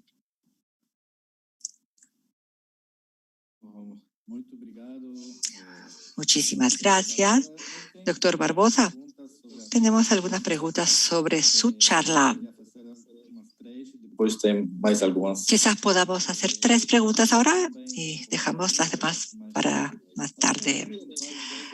Algunas específicas y otras más generales. Te hablo de el declinio de HIV y tuberculosis. La pregunta es si es porque se están haciendo menos pruebas, hay menos notificación o una reducción de la incidencia por las medidas de aislamiento, de confinamiento. Todos estuvieron en sus casas, quizás una menor transmisión de tuberculosis y VIH. Entonces, ¿qué opina usted? ¿Es el testeo, la transmisión o el confinamiento? Bien, o todas esas cosas. La segunda pregunta, que realmente conllevó a muchos debates en Argentina y en Brasil también, en contextos de alta circulación del virus COVID-19 y de la mortalidad. ¿Cuáles son las medidas más efectivas para controlar un poco esta transmisión y, bien, a qué medida la participación en las escuelas es una medida eficaz en contextos de alta circulación del virus? Y la tercera pregunta, bueno, luego pasaremos a otras preguntas. Lo último que dijo sobre la accesibilidad, el acceso a la vacuna. Una de las discusiones que tenemos en la región es siempre el tema de la propiedad intelectual, de las patentes. Y en este contexto, al menos en el caso argentino, la respuesta no es tanto una cuestión de patentes, sino de capacidad de producción. Y eso tiene que ver con lo que dijo de la capacidad de producir, no distribuir. La distribución no es un problema tan grave en la región, pero la producción de vacunas en nuestros países, los más pobres en Argentina, Chile, no son tan fuertes, no tienen capacidad de producción. ¿Y cuáles son las medidas? ¿Qué medidas deben tomar los gobiernos para asegurar un sistema científico y de producción pública o privada de vacunas? El tema de VIH, tuberculosis y las medidas de control de la circulación, y esta última, una política de vacunas para la región. Muchas gracias por las preguntas, Mario. Con relación a VIH, tuberculosa, bueno, no sé si ya se hizo un estudio para evaluar la reducción de su transmisibilidad, pero seguro que hubo falta de oferta. Quizás las dos cosas hayan caminado juntas. Yo trabajé con VIH, tuberculosis, pero malaria, bueno, en los países hubo reducción del número de casos, pero si vemos el número de pruebas, hubo una reducción igual, VIH igual. En la gráfica que le mostré hay una reducción muy fuerte en la oferta de pruebas, porque durante el pico hubo varios factores y lo medimos en las encuestas. pero no les presenté los datos. Hay varios factores. El miedo que tenía la gente a apersonarse a los servicios durante el pico. Los profesionales de salud salieron de atención primaria y se fueron a los hospitales, a las urgencias, a las UCIs, cuando no había equipos de protección personal. Los profesionales de salud no se sentían seguros para atender. O sea, todo eso funcionó. Ahora, la transmisibilidad, bueno, no lo sé, pero hubo reducción en la oferta. También para salud mental. Atención, por ejemplo, a personas con problemas de salud mental, con problemas de drogadicción, contracepción, diagnóstico de cáncer. Esos datos los tenemos por servicio, incluso servicios de diagnóstico de cáncer, y uno piensa que no se podría reducir, y sí se redujo el número.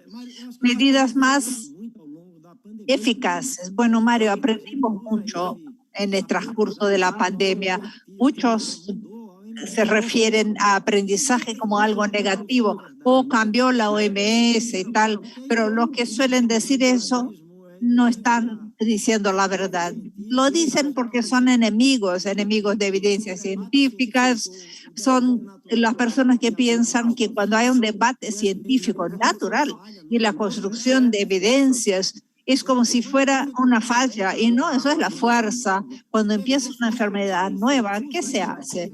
Se usan las evidencias disponibles en lo que más se parece a ello, porque desafortunadamente los virus nuevos no vienen con manual de instrucciones. En febrero, marzo del año pasado, las evidencias que teníamos para uso de mascarillas venían de estudios con el virus de influenza, y aquí no hay una fuerte efectividad en la prevención. Hay evidencias muy débiles para la influenza, pero eso se supera. A los 4 meses ya había evidencias fuertes y se pasó a recomendar. Hoy se piensa que el uso de mascarillas es, más allá de la vacuna, la medida individual más protectora. La suspensión de actividades no esenciales o cuarentena social o lockdown. Esto en cada país tiene su nombre, ¿no? Cuarentena horizontal, vertical, lo que sea. Pero son medidas con miras a suspender lo que no es esencial para reducir el contacto entre las personas, la movilidad. Eso hace toda la diferencia para virus que es como ese, ¿no? Eso es muy efectivo. Los que todavía dudan de que sea efectivo, bueno, eso resulta muy evidente cuando se compara. Pero en Latinoamérica, cuando las autoridades actuaron de manera justa, el factor social ha sido negativo tremendo.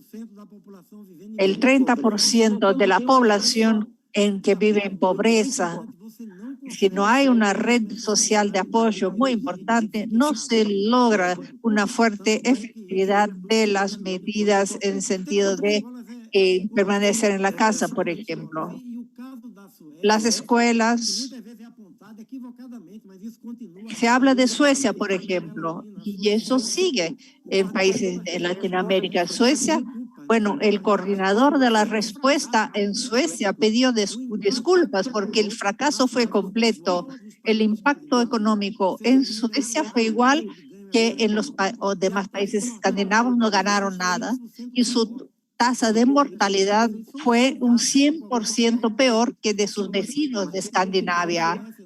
Y ya lo sabía, que decían, bueno, Suecia no hizo lockdown y está bien. No, no está bien, ha sido un desastre.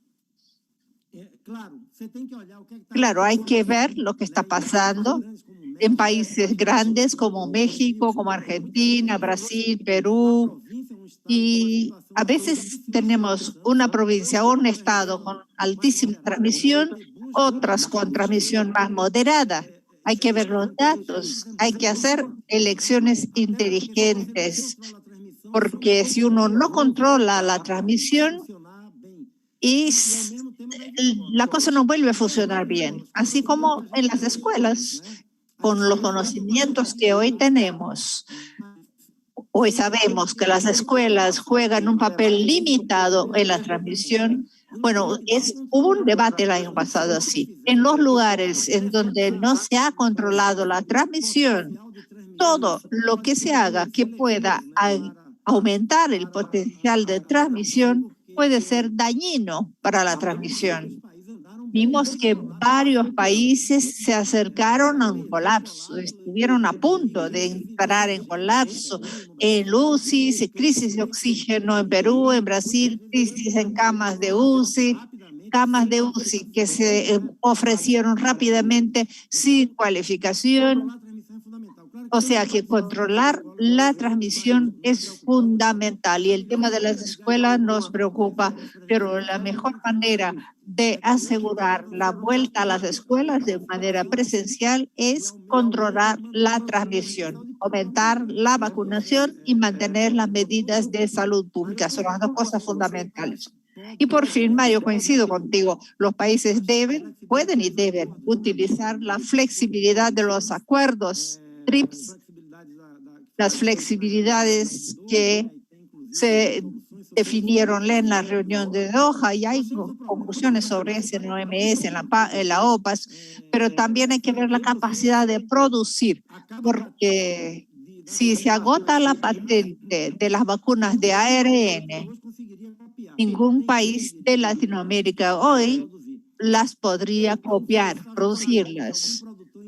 Bueno, quizás eso podría ayudar porque algún productor de China o de India podría comenzar a copiar, pero eso se empezaría ahora, se tendrían que hacer los estudios clínicos de 1, 2 y 3, pero en fin, tenemos que aprovechar la capacidad que tenemos en Argentina, en México. Colombia quiere construir esa capacidad, Brasil tiene alguna, Cuba tiene alguna.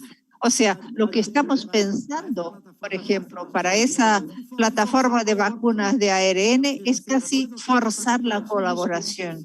2 o 3 países con consorcios públicos, privados, si es el caso, algunos producen algunos componentes, otros finalizan, y todas las vacunas se ofrecen por intermedio del fondo rotativo de OPAS a todos los países. Para las vacunas de ARN van a utilizarse en varios otros virus que son importantes en la región, como Zika, chikungunya. Tenemos biotecnología, capacidad académica y tenemos que aprovechar mejor esas capacidades de Latinoamérica, porque a menudo las dirige el mercado. Hay buenos productores en Brasil, en Argentina, etcétera, para vender medicación genérica. Ellos empiezan a tener centros de investigación, pero podríamos estar mucho más avanzados en la producción de materia prima, tener estrategias para compartir tecnologías de manera más inteligente. Hay que fijarse en cada situación, pero coincido contigo, fortalecer la capacidad de producción mediante políticas de mediano y largo plazo es esencial.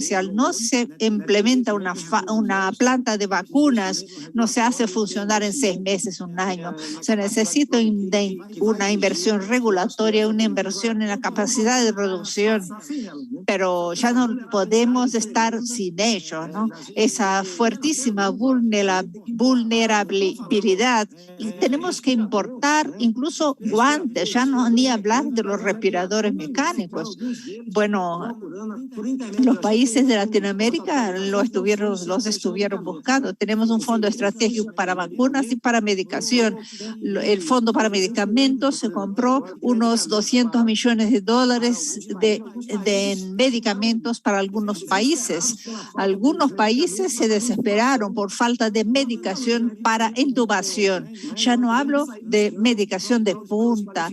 Hemos tenido que buscar productores cualificados en el mercado internacional Internacional, pruebas de antígenos que cuestan un 25% de un PCR y tienen desempeño prácticamente igual. Ya tenemos capacidad de producirlos en Latinoamérica siempre y cuando tengamos una conexión correcta entre la política de desarrollo industrial, tecnológica, etcétera, alianzas público-privadas, porque si lo dejamos únicamente en manos de las reglas de mercado, no va a pasar nada.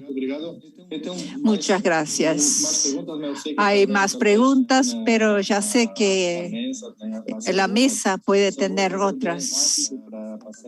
Les plantearé rápidamente unas preguntas antes de dar la palabra a Marcia o Lorena. Una se refiere a que la pandemia demostró el tema de la resiliencia de los sistemas de salud, las consecuencias de la fragilidad y la precarización del trabajo en salud, empleo, tema que se convirtió en factor de riesgo no solo laboral, sino también para la vida de las personas que trabajan en el sector de salud. Con tantos años de neoliberalismo, el empleo, las personas, pluriempleo, las personas que trabajan en más de un lugar y más de una ciudad incluso. La segunda pregunta tiene que ver con género. Quiero saber si ustedes tienen datos sobre las prácticas de aborto en contexto de pandemia. Si OPAS tiene algún registro de las consecuencias en términos de mortalidad materna y aborto, tema de accesibilidad, aborto legal, ilegal en el contexto de pandemia. No sé si Marcia, Lorena o Vera tienen más preguntas. Yo sí tengo una pregunta muy sencilla. Sí, sencilla la pregunta, no sé la respuesta. Jarbas, ¿podrías comentarnos algo sobre las vacunas que se desarrollan en Cuba? Porque casi no se publica en los medios, no sabemos nada. Y Cuba tiene posibilidades de producir su vacuna, inmunizar a su población con conocimiento local. Si pudieras compartir algo.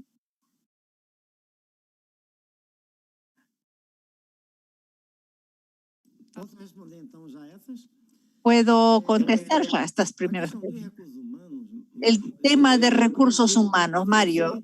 Bueno, pienso que desafortunadamente cuando nos fijamos en los datos de los casos de muertes por COVID-19 entre profesionales de la salud, enfermeros, médicos, bueno, esos datos, los índices de infección en los países de América Latina son hasta 3 veces superiores a los de países de Europa y de Estados Unidos, lo que muestra que muchos de nuestros planes de prevención y control de infecciones en los servicios de salud de la región no estaban implementados. O sea, no había equipos para la protección individual, no había protección adecuada de las personas, los protocolos no estaban bien establecidos.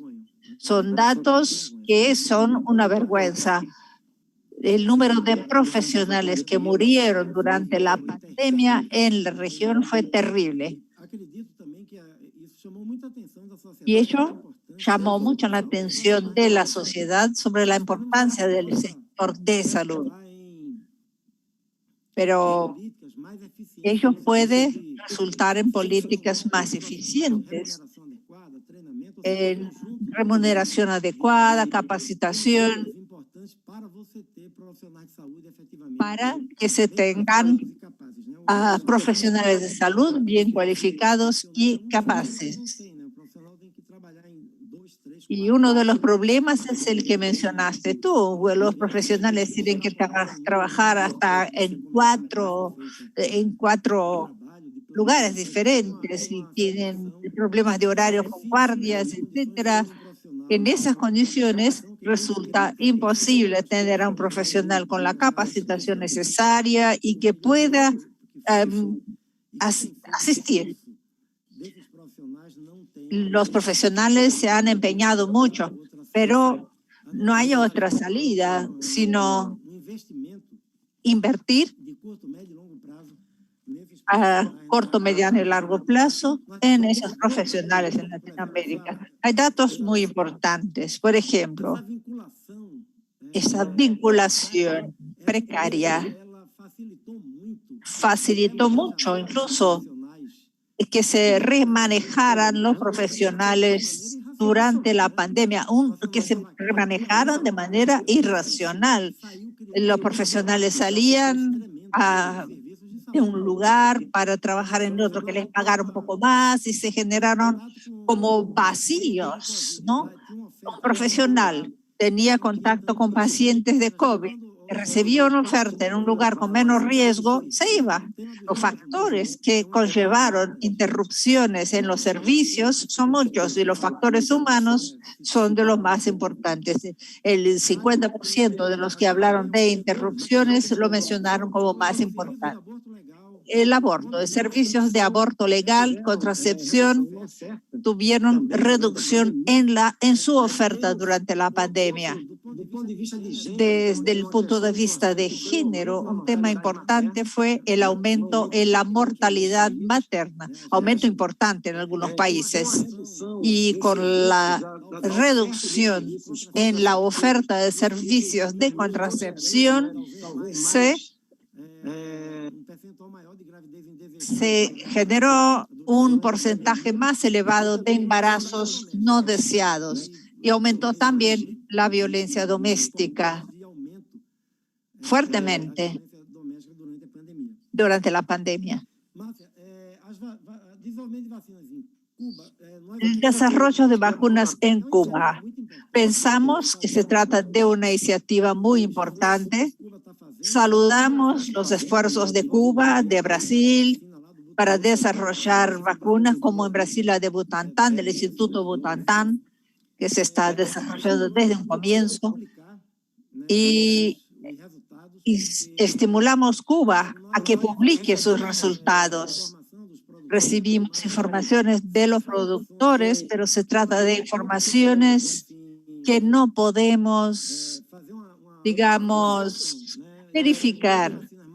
Ellos tienen 2 vacunas más avanzadas, Vidalia y Soberana. Ambas están en fase 3. Una es de 2 dosis, la otra de 3. Utilizan tecnologías conocidas, vector viral.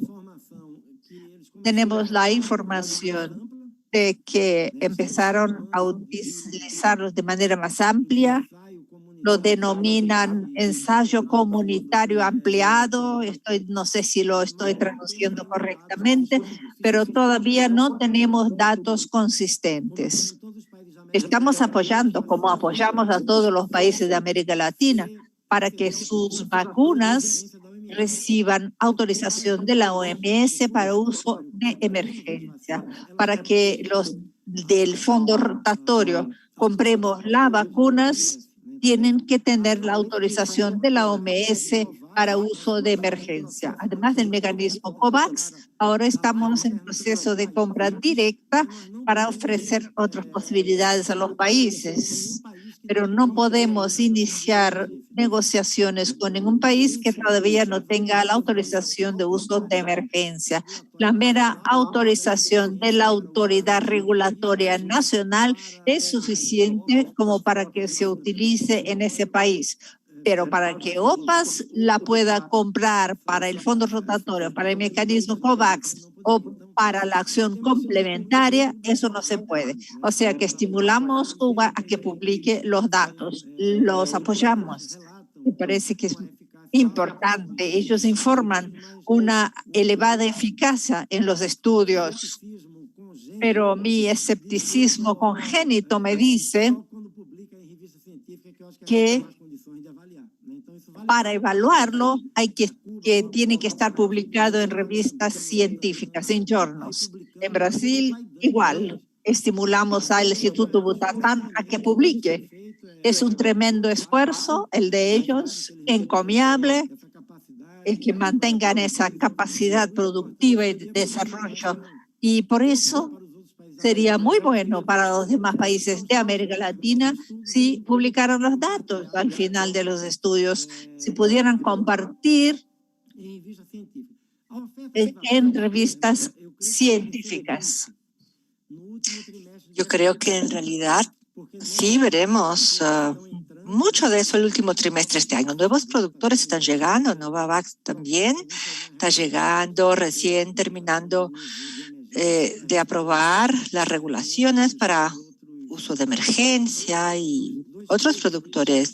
Hay 2 vacunas chinas que ya obtuvieron autorización, Sinopharm, Sinovac, que empezarán a entregar más vacunas. Tenían ya una gran capacidad. El Serum Institute de India, el productor de vacunas más grande en número de dosis, tuvo el problema de la prohibición de exportación del gobierno de India y esperamos que con un mayor control de transmisiones en India y la mayor capacidad productiva del Serum Institute, que pasará de $95 millones al mes a $200 millones al mes en agosto, para que tengan idea de la capacidad, y es una planta totalmente certificada por la OMS, la planta de Fiocruz, altos estándares. Realmente es lo mejor que podemos esperar. Estamos muy optimistas. La meta de los países no puede ser proteger tan solo los más vulnerables. Tienen que empezar por ellos, por supuesto. El primer objetivo de la vacuna es salvar vidas y en muchos casos, si, no tiene base científica, empiezan a vacunar y tiene un pico de transmisión, claro que habrán picos. Los modelos existentes, disponibles, dicen que debemos vacunar el 70% de la población con las 2 dosis de la vacuna. Una vacunación completa para tener algún impacto en la transmisión. Tenemos datos buenos de Latinoamérica, datos de Chile, de Uruguay, de Brasil, que realmente señalan el impacto, la reducción de la mortalidad que estamos alcanzando mientras más se vacunan los grupos vulnerables. Nosotros estamos convencidos que los países deben realmente tener cobertura vacunal, vacunar más para evitar la transmisión y para que las economías puedan recuperarse de manera sostenible. Y esperamos que, se produzcan más evidencias sobre la necesidad de la tercera dosis, de refuerzo.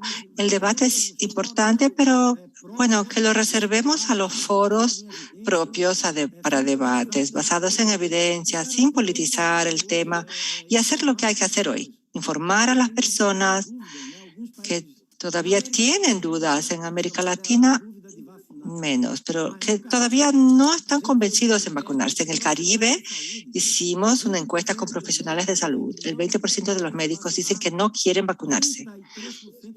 El 33% de los enfermeros dijeron que no quieren vacunarse. La mayor parte de ellos trabajan en UCI, pero menos mal porque los de atención primaria por lo menos. Digo menos mal porque el profesional de salud es la persona a quien le preguntan, a quien les hace preguntas a las familias. Las personas no confían tanto en los gobiernos. Si el gobierno les dice las vacunas son fiables, seguras, no es suficiente. La comunicación transparente es muy importante. Incluir, a los expertos, pediatras, infectólogos, personas que trabajen con inmunización. Realmente es sumamente importante también difundir datos de la vida real de los países, los avances en reducción de mortalidad, darlo a conocer a la población y salud, es como primera línea de la información. Hay profesionales de salud que no tienen buena información sobre la vacuna y no quieren decírselo al paciente y como, tienen dudas, dicen, no estoy seguro y la familia entonces piensa, si mi médico, mi obstetra no está convencido, mejor que espere más tiempo, mejor esperar más. Tenemos que entonces entrenarles a los profesionales, a todos ellos, no solo los profesionales de vacunación. ¿Cuántos profesionales tienen cursos específicos, 2 clases, 3 clases en el curso de pediatría. Muchos profesionales no saben cómo asegurar la calidad, eficacia y seguridad de una vacuna, y el ministerio debe tenerlo en cuenta. No es una campaña de vacunación normal, regular, no. Sí hubo ataques a esta vacina de grupos antivacunas, teoría de la conspiración, los que realmente no aceptan que la pandemia es una realidad, como lo que pasó en Estados Unidos. Terrible, hay vacunas en exceso, sobran vacunas.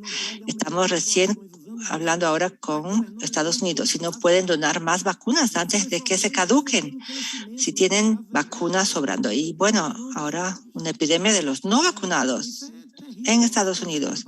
Es una situación terrible. Tienen los medios y no hay cómo controlar la población. Bien, espero haber contribuido con este evento tan importante. Gracias. Lorena, ¿desea hacer alguna pregunta, algún planteamiento, consideraciones finales? Quisiera en realidad hacerle una pregunta. Bueno, doctor Barbosa, le agradezco muchísimo. Para nosotros, uno de los temas que no comprendemos muy bien es el rol tan silencioso de OPAS durante la pandemia en América Latina para ayudar. Por ejemplo, en mis investigaciones pude entender qué pruebas existían, estaban a la disposición. Fue realmente algo clave, muy importante, el tema de las pruebas, no a nivel nacional tan solo, sino también a nivel de los gobiernos estaduales, municipales. OPAS hizo un trabajo muy importante que no es reconocido, comprendido suficientemente. Bueno, entonces quisiera preguntarle sobre todo lo que hizo OPAS, ¿no? Todos los datos, todo el trabajo de respuesta a la pandemia. Si existen publicaciones, datos que podríamos rastrear para comprender si todas estas cuestiones que, claro, enviamos al gobierno nacional, todo lo que sabemos fue posible gracias a la actuación de la OMS y de OPAS. Creo que esto es algo que no se ha dado a conocer, no se ha difundido en los medios, porque, claro, son instituciones muy importantes en la región y porque hay que fortalecerlas. Y fueron fundamentales en la respuesta de América Latina, pero es algo que no se pone de manifiesto, no es tangible. Tan solo un comentario como investigadora. Le pregunto si en el futuro sería posible. Bien, no sé, este trabajo de comunicación, para que lo tengamos más claro, el rol de intermediador, sería realmente muy rico para investigadores y la sociedad. Sí, tengo un comentario en la misma línea exacta. Después de la pandemia, si hay algún aprendizaje del rol de OPAS y de OMS en la gobernanza global, de las epidemias globales, ¿no? Soy siempre escéptico de la posibilidad de aprender de nuestra experiencia, pero bien, a nivel institucional, no sé si ya hicieron algún balance de este aprendizaje institucional de la gobernanza. Creo que se dice igual, ¿no? En portugués y en español. Global Governance, gobernanza. Gracias, muchísimas gracias, profesora Lorena, por sus comentarios. Y Mario, bien, nuestro rol es apoyar a los países, construir capacidad de los países. Nosotros no queremos estar en la línea de frente, queremos realmente respaldar y para difundir recomendaciones. Muchas personas tienen una visión equivocada, una recomendación técnica. Bueno, no es un empleado de OPAS o de OMS el que se va a encerrar en una sala y hacer una recomendación. Yo, en realidad, recopilé algunas recomendaciones, que se dan por un grupo de 300 personas, el uso de mascarilla Bueno, fueron 800 centros colaboradores de OMS, 180 en la región de las Américas, hasta que llegaran a la recomendación conjunta. No es algo que hace una única persona sola. Segundo, la pandemia además remarcó cuál es el rol de la OMS. ¿Qué puede o no puede hacer la OMS? Pero la OMS envió un grupo a China, debería haber enviado un grupo el año pasado, pero la OMS no es una fuerza supranacional de invasión de países. No, no lo es. Yo no sé si es algo bueno o malo, pero nuestra gobernanza se limita a lo que nos dicen los países que podemos hacer nosotros. Los países avanzan lentamente por este camino porque no podemos tomar medidas que, bueno, sean buenas para algunos países tan solo. Tienen que ser buenas para todos. Bueno, sí nos parece que es importante ceder un poco de soberanía para tener una seguridad global. Eso, claro, debe aplicarse a todos los países. La OMS puede ir a China sin autorización del gobierno de China. Podrá hacer lo mismo en Estados Unidos. Podremos ir a cualquier estado estadounidense sin permiso del gobierno, o a Brasil, o a Perú, o a cualquier otro país, Argentina.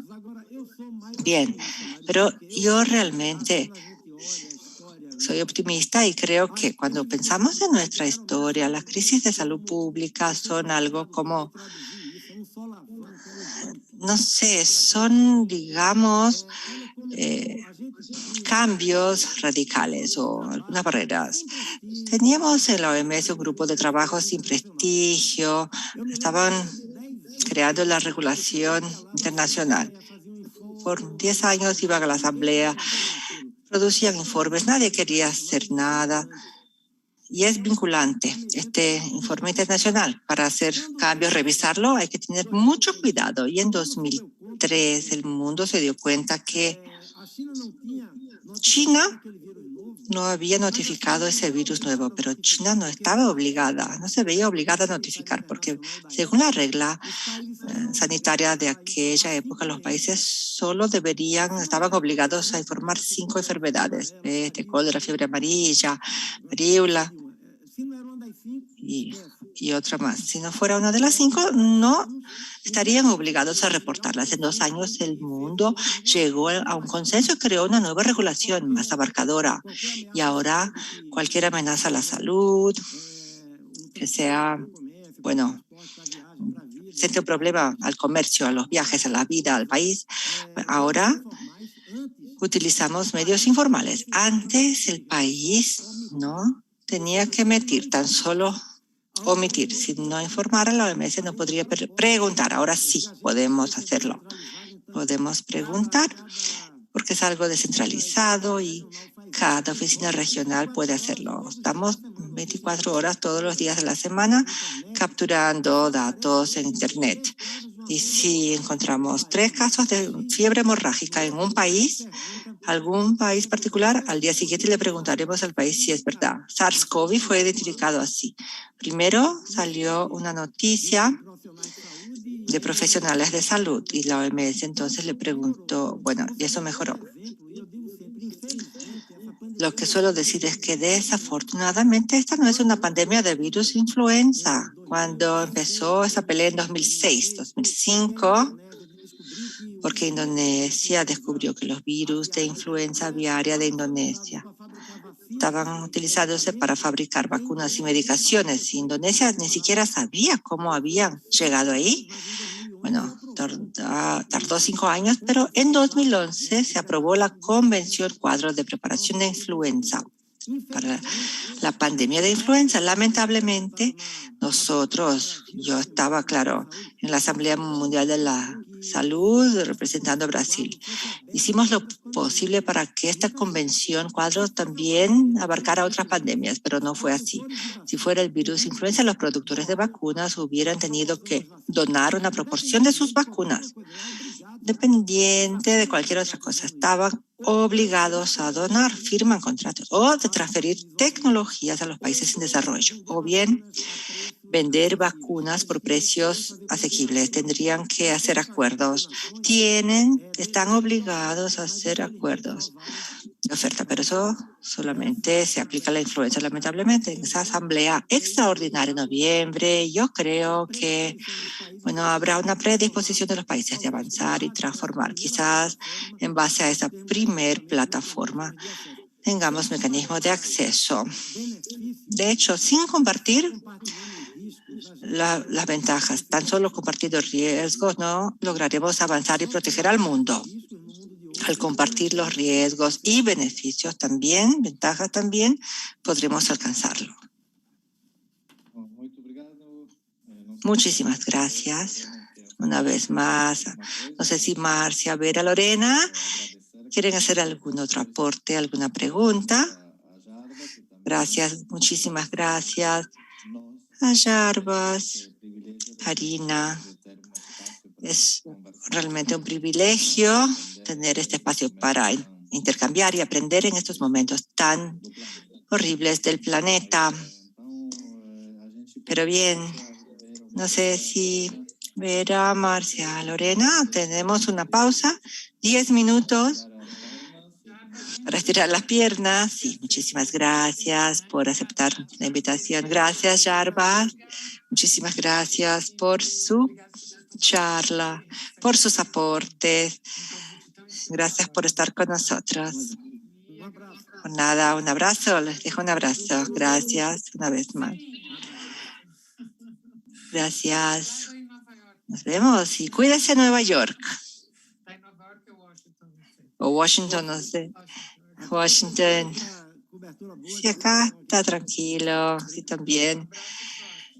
Gracias. Nos vemos. Volvemos, ¿qué hora? Las 3:30. Bien. Creo que sí, no sé si seguimos en línea, Timothy, Sergio. 10 minutos de pausa, ¿qué les parece? Puede ser, sí. ¿Sí? 10 minutos está bien. Ok, muy bien. Volveremos en 10 minutos entonces. Sí, Sergio, deja un aviso. Intervalo de café. Una lástima que no podamos tomarnos un café juntos. Abrazarnos. Un cafezinho aquí para frente. Bueno, pero tráiganos un cafecito. Buenas tardes, ¿qué tal? Hola, bienvenida, Karina. Bien.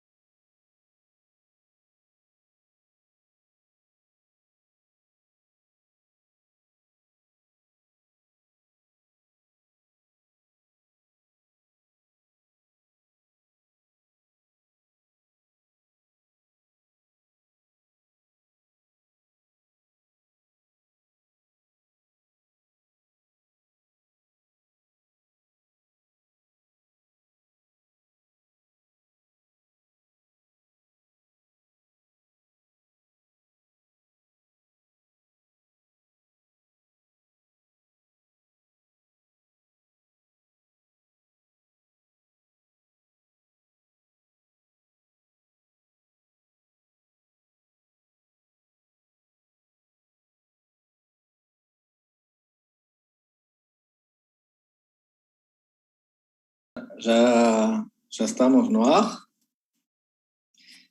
Vou passar do português ao portunhol ao espanhol. Buenas tardes a todas, buenas tardes a todos. Recién escuchamos al doctor Jarbas Barbosa, vicedirector de la OPS y médico sanitarista, que dio un primer gran pantallazo a la situación del COVID-19 en América Latina. Y ahora tenemos un segundo panel colectivo sobre el mismo tema del impacto del COVID-19, más orientado a las desigualdades que caracterizan a nuestra región. Primero va a hablar con nosotros y nosotras Gabriel Kessler, de la Universidad Nacional de San Martín y del CONICET, que va a hablar de retrocesos sociales y desigualdades reforzadas, cuál ha sido el impacto del COVID-19 en América Latina. Ayer hicimos un pequeño intercambio con la composición de la mesa, justamente para complementar las presentaciones, y eso, bueno, ha sido, me parece, bien logrado, porque después Fabiana del Popolo, que es la jefa del área de análisis demográfico e información en población de la CEPAL, de la Comisión Económica para América Latina, va a hablarnos del impacto de la pandemia del COVID-19, sobre todo en los pueblos indígenas de América Latina o Yala. Y por último, Karina Ribeiro, de San Pablo, epidemióloga, nos va a hablar de las desigualdades sociales en la mortalidad por COVID-19, en particular tomando como caso el municipio de San Pablo, con eje también en los temas étnico-raciales. Así que, bueno, bienvenidas, bienvenidos. Estoy hablando un poco estirando para permitir al público que se vaya incorporando a 3:30, que es la hora que le dijimos que nos íbamos a reencontrar. Y reitero a Lorena Barbería, a Marcia Castro y a Vera Paiva el agradecimiento por la oportunidad de compartir este espacio de diálogo de las Américas en estos momentos tan complicados de nuestras vidas y de nuestro trabajo.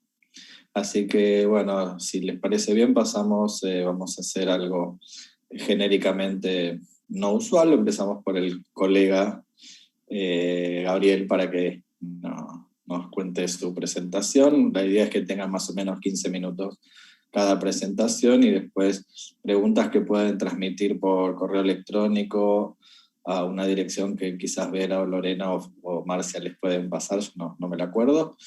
Y también los aquí presentes podemos hacer alguna pregunta, o entre las colegas y el colega también intercambiar. Y después de todo esto van a hacer un cierre Marcia, Lorena y Vera, las organizadoras de esta actividad. Bueno, no me presenté yo, ya me presenté en la anterior, pero Mario Pecheni.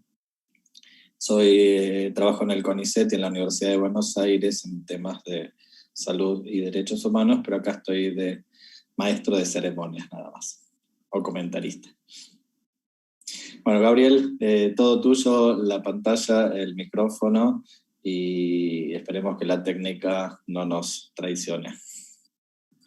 Bueno, buenas tardes a todas y todos. Muchas gracias, Marcia, Vera y Lorena, por esta invitación. La verdad que es un gusto este diálogo. Yo lo que voy a presentar es una pregunta. Voy a compartir la pantalla si se hace más fácil.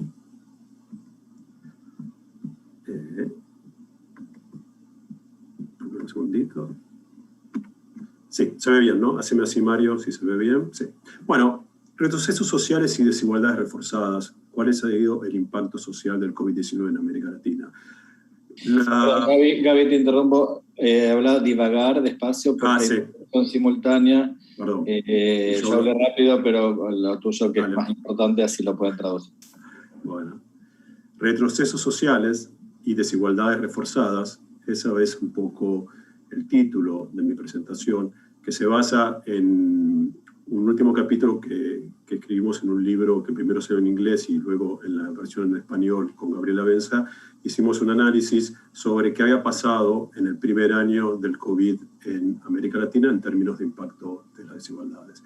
De algún modo, la pregunta que voy a tratar de responder en estos 15 minutos es cómo ha impactado la pandemia del COVID-19 en la estructura social de nuestra región, de qué manera características previas de la estructura social se reforzaron o gravitaron sobre el hecho de que seamos el epicentro de la pandemia, y sobre todo, lo que quiero señalar es que la literatura o los trabajos de distintos organismos internacionales, no necesariamente combinados entre sí, utilizaron en distintos trabajos que hemos analizado con Gabriela la palabra retrocesos sociales, setbacks. O sea, la pandemia de un año, y van a ver que esto se va a repetir a lo largo de mi presentación, se caracteriza, por supuesto, por el reforzamiento de desigualdades, pero también en otros temas donde no es necesariamente la desigualdad el indicador, por ejemplo, retroceso en derechos sexuales y reproductivos, retrocesos posiblemente en mortalidad infantil.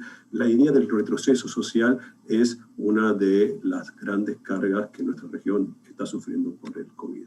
Como sabe, supongo que se habrá dicho hasta ahora, nuestra región fue uno de los epicentros de la crisis sanitaria por la concentración de población urbana en condiciones deficitarias, por la debilidad de nuestro sistema de salud y por la precariedad sociolaboral que obligaba a las personas a trabajar, a viajar y a comerciar aún en las peores condiciones, aun cuando las condiciones sanitarias no lo permitían. El desplome fue enorme, tuvimos el doble del desplome del PBI que el promedio mundial y los países desarrollados, por lo cual pareciera que el costo que va a pagar América Latina en términos económicos va a ser muy, muy alto. Esto entonces plantea una pregunta que sobrevuela a mi presentación y sobrevuela a todos los que estamos preocupados, si los logros del periodo postneoliberal, que podemos discutir si muchos o pocos, en términos de desigualdad, se han perdido en tan solo un año. Y en parte la respuesta es sí. Y ahí se ve un deterioro en el mercado laboral, el aumento de la pobreza y la desigualdad, y también un tema que fue muy discutido, sobre todo en Brasil, también muy criticado en Brasil, que es el aumento de los sectores medios. Se ve una retracción del número de personas que pertenecen a estratos medios, tanto cuando lo medís por ingresos, como sea la economía brasilera, como medía la sociología, mi disciplina, por ubicación laboral.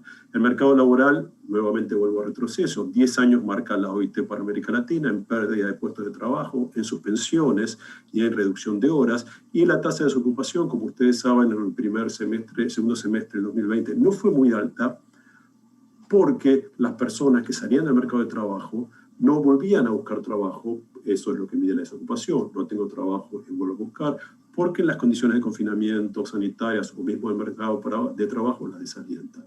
Por tanto, se prevé, se está viendo en varios países, un aumento diferido de la desocupación que no se vio tanto en ese periodo, y además la categoría refugio de toda América Latina, que es la informalidad, tampoco fue un refugio durante la pandemia, porque las actividades de contacto físico, en los cuales el trabajo informal es central, se vieron también limitadas por el confinamiento y por las medidas sanitarias. Es decir, que las formas de reequilibrio imperfecto de América Latina en relación con el mercado de trabajo, la informalidad, tampoco fue la herramienta que le permitió a los sectores populares expulsados del mercado de trabajo sobrevivir.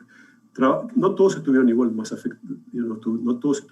afectados, los trabajadores no exceptuados, no esenciales, estuvieron más afectados, los que tienen más contacto intenso y quienes no, de algún modo, eran pasibles del teletrabajo. El problema es que según proyecciones, y subrayo proyecciones, no quiere decir que sea un dato ya mensurado, solo entre el 30 y 31% de la población latinoamericana del mercado de trabajo puede ser afecta al teletrabajo, y en algunos países, por ejemplo en América Central, llega solo al 15%. Los trabajadores del sector informal, los de comerciantes minoristas, todo lo que tiene que ver con la zona de oficinas que estuvieron de algún modo suplidos por el mercado de por el home working, estuvieron muy afectados, y hay una expulsión de trabajadores de menor nivel educativo, de menores ingresos, y posiblemente no está medido de una discriminación que haya funcionado contra las y los trabajadores de mayor edad, pensados que no, es muy grande, no va a aprender el teletrabajo. Entonces, se vio algunos estudios etnográficos cualitativos que están mostrando una discriminación en contra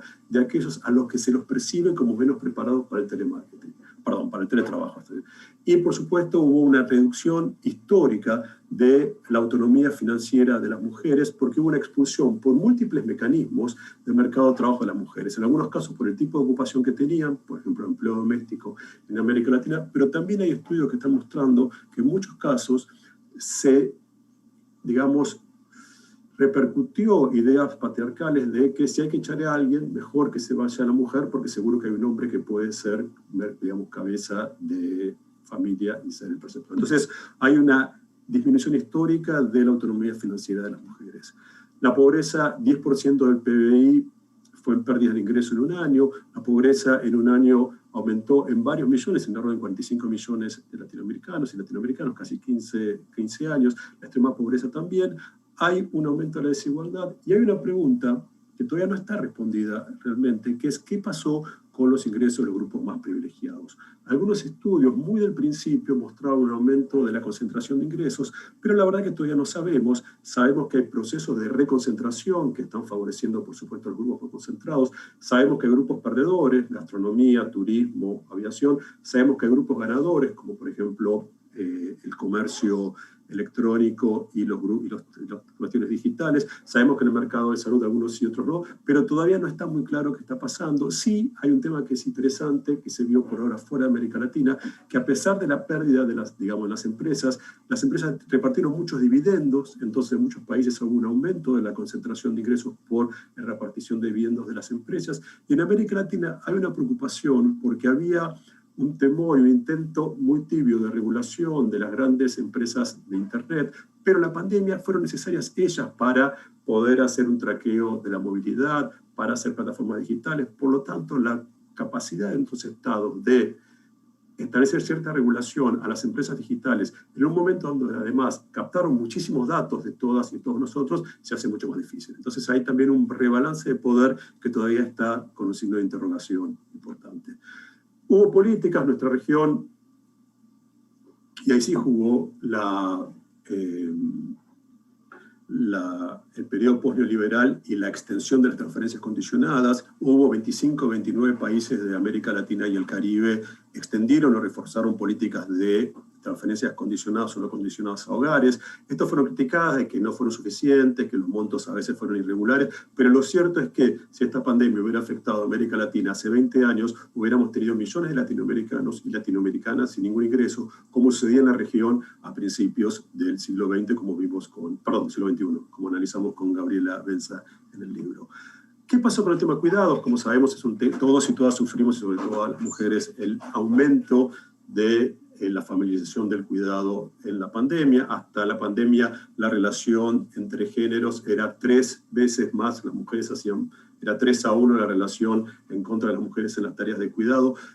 Se ha visto que hay cargas más desiguales en los hogares de menores ingresos, en monoparentales, y en los hogares que tienen a su cargo, ya sea dentro o fuera del hogar, adultos mayores, pero todavía hay recién pocas investigaciones sobre si la pandemia reforzó o no la distribución inequitativa de cuidados entre los géneros. Un estudio en la Argentina dice que sí, que la pandemia hizo que llevó a las mujeres a cargar más el peso en sus espaldas, en sus manos y en sus cuerpos del cuidado. Un trabajo en Uruguay muestra del año pasado que dependía el nivel educativo. En los niveles educativos más bajos, efectivamente, la sobrecarga de las mujeres fue aún mayor. En los niveles más altos, con mayor nivel educativo, hubo una mayor democratización en los roles de género. La pregunta ahí es, por un lado, hubo escasas políticas públicas para el cuidado, por más que ya sabemos lo que hay que hacer, pero no se está haciendo en América Latina, y también hay proyecciones, subrayo proyecciones sobre el futuro. Una mirada pesimista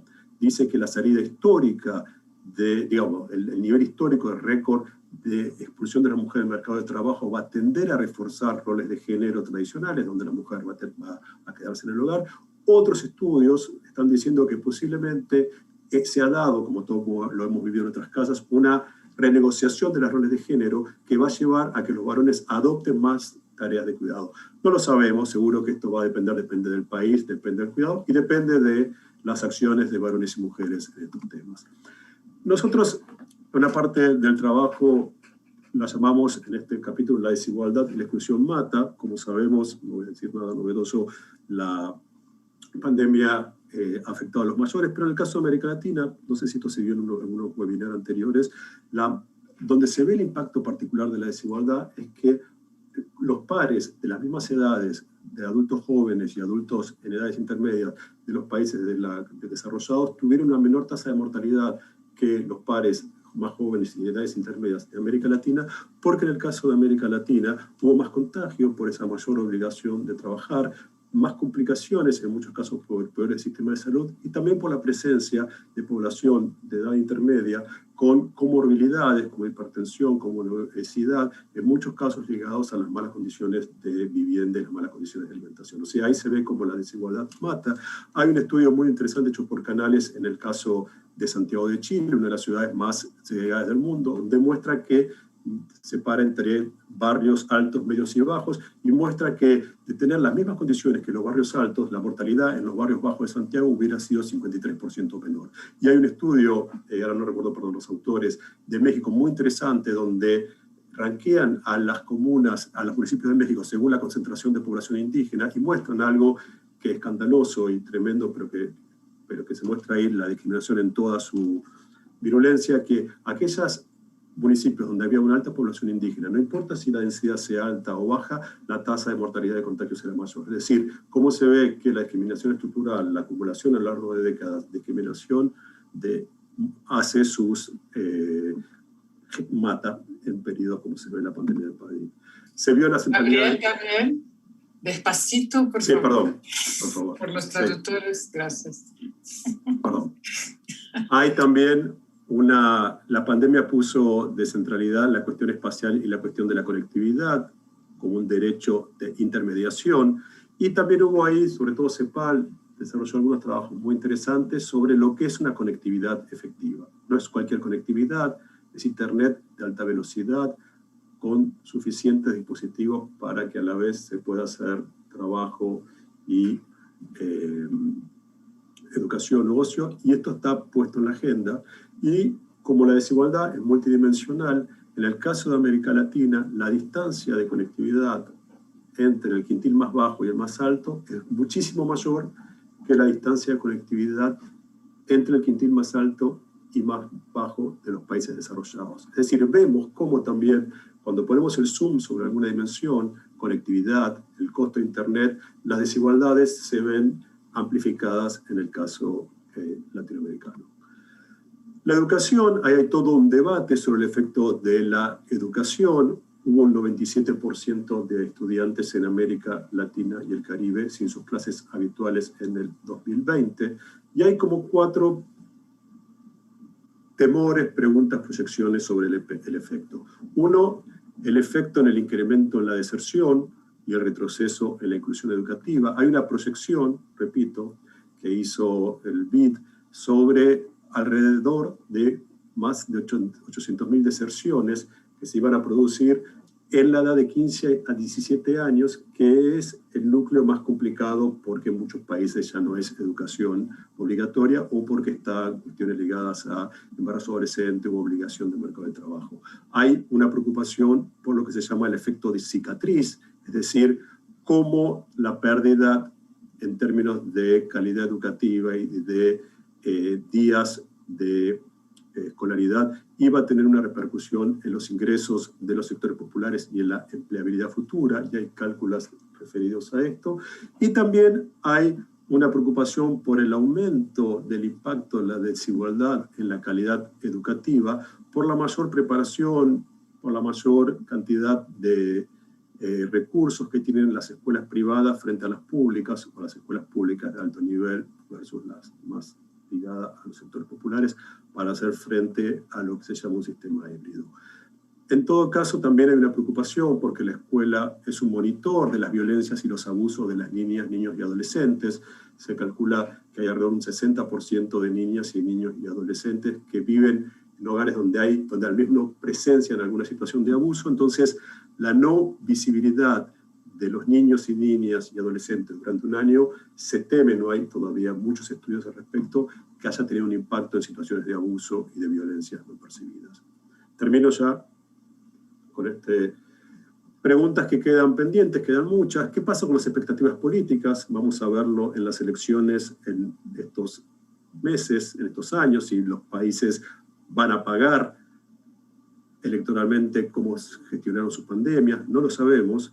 Se pierde lo ganado en el ciclo progresista, en muchas cosas sí, en algunas cuestiones hay recuperación, pero como yo digo siempre, hay recuperación de un indicador, pero en el medio hay mujeres y hombres, hay vidas, hay malestar, o sea que se recupera un indicador de pobreza en el medio quedan vidas sufriendo.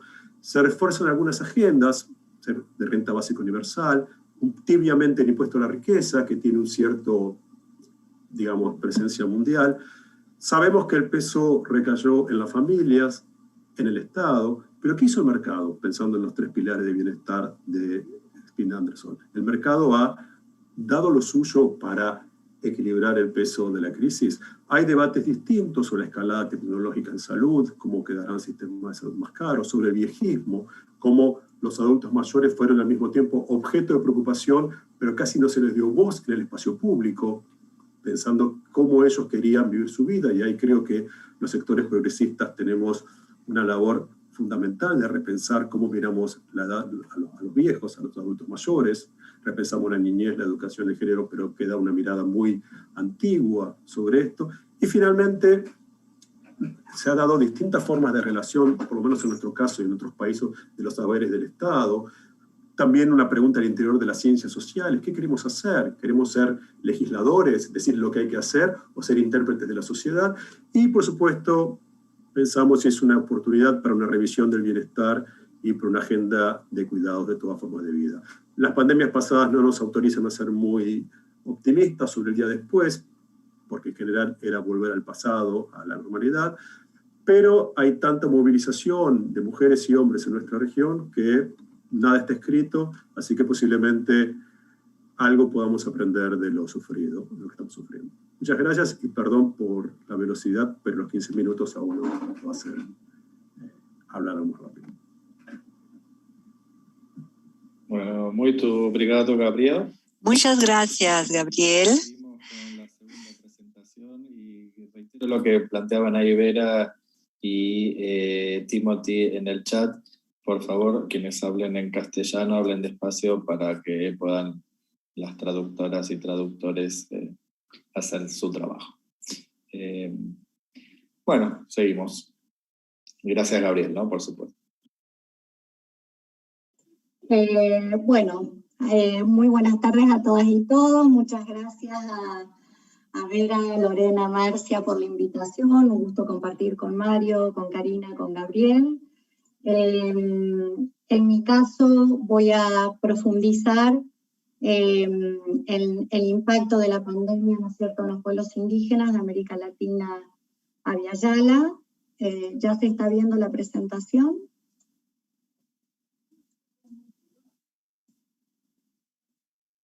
¿Me confirman? ¿Sí se ve? Sí. Perfecto, gracias. Bueno, ¿y por qué de alguna manera la idea de mostrar cuál es la situación de los pueblos indígenas en la región? Bueno, empezar diciendo en algo que ya hizo referencia Gabriel, ¿no es cierto? O sea, previo a la pandemia, existían situaciones de discriminación y racismo estructural que por supuesto ubicaron a los pueblos indígenas en un escenario de mayor vulnerabilidad y riesgo frente al COVID-19 y a los impactos de esta crisis. Y aquí señalar que estamos hablando de una estimación de mínima de 60 millones de personas indígenas estimadas al 2020, con una, por supuesto, una heterogeneidad demográfica entre países, ¿no es cierto? Y también desde el punto de vista territorial e incluso del estatus sociopolítico de los distintos pueblos, porque estamos hablando de la existencia en América Latina de más de 800 pueblos indígenas diferentes, ¿no? Pero más allá de esta enorme heterogeneidad, discriminación y racismo estructural es un denominador común también con las poblaciones afrodescendientes, que en la región alcanzan 130 millones. Discúlpame, Fabiana, que te voy a interrumpir, ¿sí? Porque dicen si podés tener un micrófono más cerca o hablar más fuerte, porque te escuchan bajito en la traducción. Bajito. A ver, yo creo que me voy a sacar, que me va a funcionar mejor así. ¿Ahí me escuchan mejor? Yo escucho bien, no sé justamente, Timo, sí que es el traductora, si escuchan mejor. Bueno, sigo y cualquier cosa me interrumpís, Mario. Dale. Decía que si bien voy a poner el énfasis en pueblos indígenas, Hay que reconocer también la existencia de 130 millones de personas afrodescendientes en la región, que también son muy heterogéneos entre países y al interior, pero que comparten esta discriminación y racismo estructural, y que no estamos hablando de minorías, o sea, de allí también la importancia, ¿no? Estamos hablando, si sumamos indígenas y afrodescendientes, podemos decir que en la región 1 de cada 3 personas o es indígena o es afrodescendiente, ¿no? El panorama que existía previo a la pandemia en materia de pueblos indígenas fue la existencia de estos estándares internacionales de derechos, donde también hemos constatado avances normativos y de política pública, e incluso también avances en indicadores de condiciones de vida como de acceso a la educación o de acceso a la salud y de reducción, por ejemplo, de la mortalidad infantil. No obstante, las brechas no desaparecieron y lo vamos a ver a continuación, pero sí es cierto que estos estándares que se consolidan en el presente siglo lograron en parte amortiguar lo que podría haber sido el impacto de esta crisis, y después voy a mencionar por qué. Y también hay que reconocer que esta enorme resiliencia de los pueblos indígenas y capacidad organizativa contribuyeron también a enfrentar esta crisis y a que posiblemente los impactos no sean tan elevados como uno podría haber esperado de acuerdo a los indicadores que tenemos, digamos, en este escenario previo a la pandemia.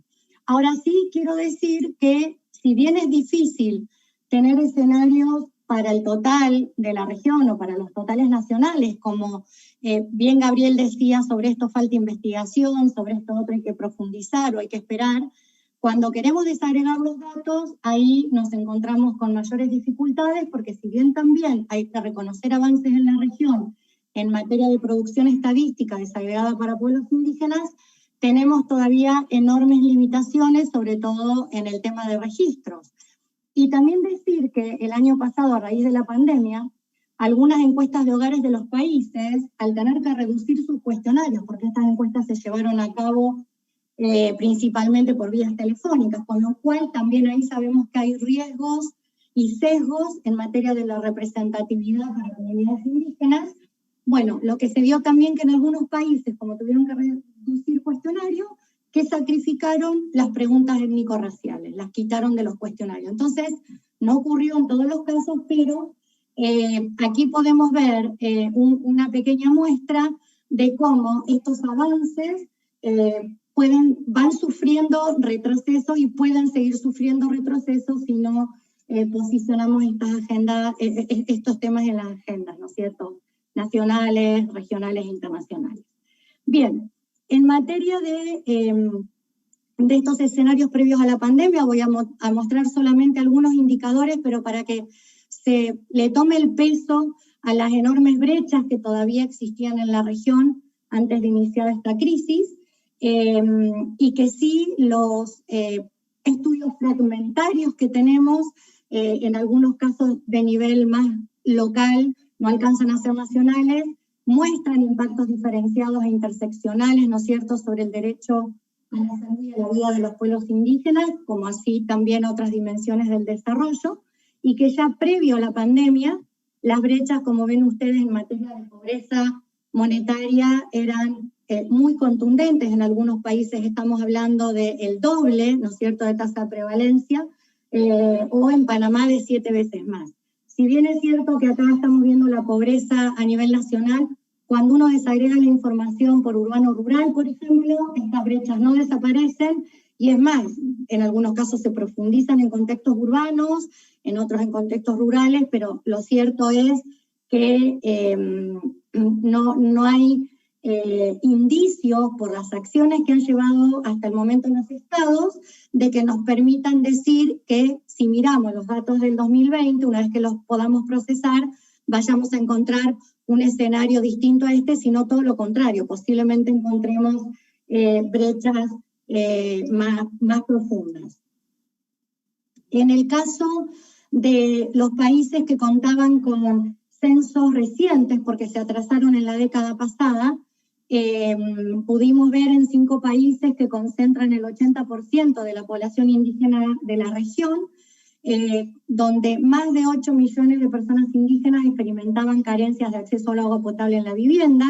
Estos indicadores son bastante estructurales, por lo tanto tampoco son indicadores que cambian de un año para otro, ¿sí? Dramáticamente, y también pudimos corroborar, digamos, el entrecruce de estas desigualdades en indicadores que eran fundamentales para todo el tema del contagio y la prevención del virus, ¿no? Como el acceso al agua, el saneamiento y los niveles de hacinamiento, el entrecruce de estos indicadores con las desigualdades históricas territoriales de cada uno de los países.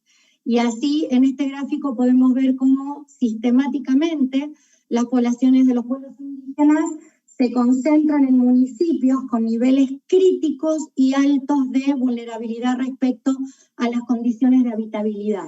Y solo para ilustrar lo dramático de la situación, en el caso de Chile, por ejemplo, estos son datos del censo 2017, el acceso, digamos, las privaciones en el acceso al agua a nivel nacional en Chile, promedio nacional es muy bajo, estamos hablando de 2,4% en la población no indígena.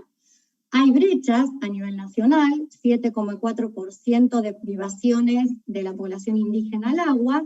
No obstante, cuando esos promedios los desagregamos a nivel de municipios, de comunas, en el caso indígena, nos encontramos, digamos, con comunas donde la mitad, más de la mitad, e incluso más del 75% de la población indígena tiene privaciones en el acceso al agua. Estas privaciones se dan principalmente en zonas de asentamiento histórico indígena, como en el norte de Chile con la población aymara o en el sur con la población mapuche, y además en algunos casos se da la paradoja que es donde, como en el sur, que es donde se encuentran los recursos hídricos, pero como saben, Chile es uno de los países que tiene mayor privatización y privatizado los derechos de agua, y buena parte de los grandes conflictos que se dan en nuestros países, ¿no es cierto?, tiene que ver con estos asuntos, ¿no? Y con el control de los recursos naturales. Y vamos a ver también cómo esto se correlaciona, en definitiva, con las cifras de COVID, que es una aproximación territorial, sí podemos hacer.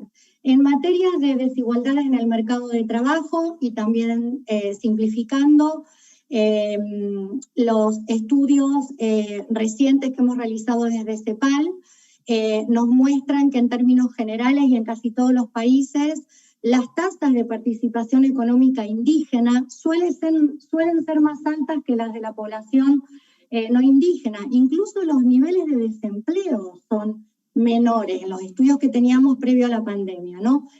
Y también cuando lo vemos por grupos de edades, vemos cómo la inserción laboral indígena de las personas mayores es significativamente más alta que la de la población no indígena.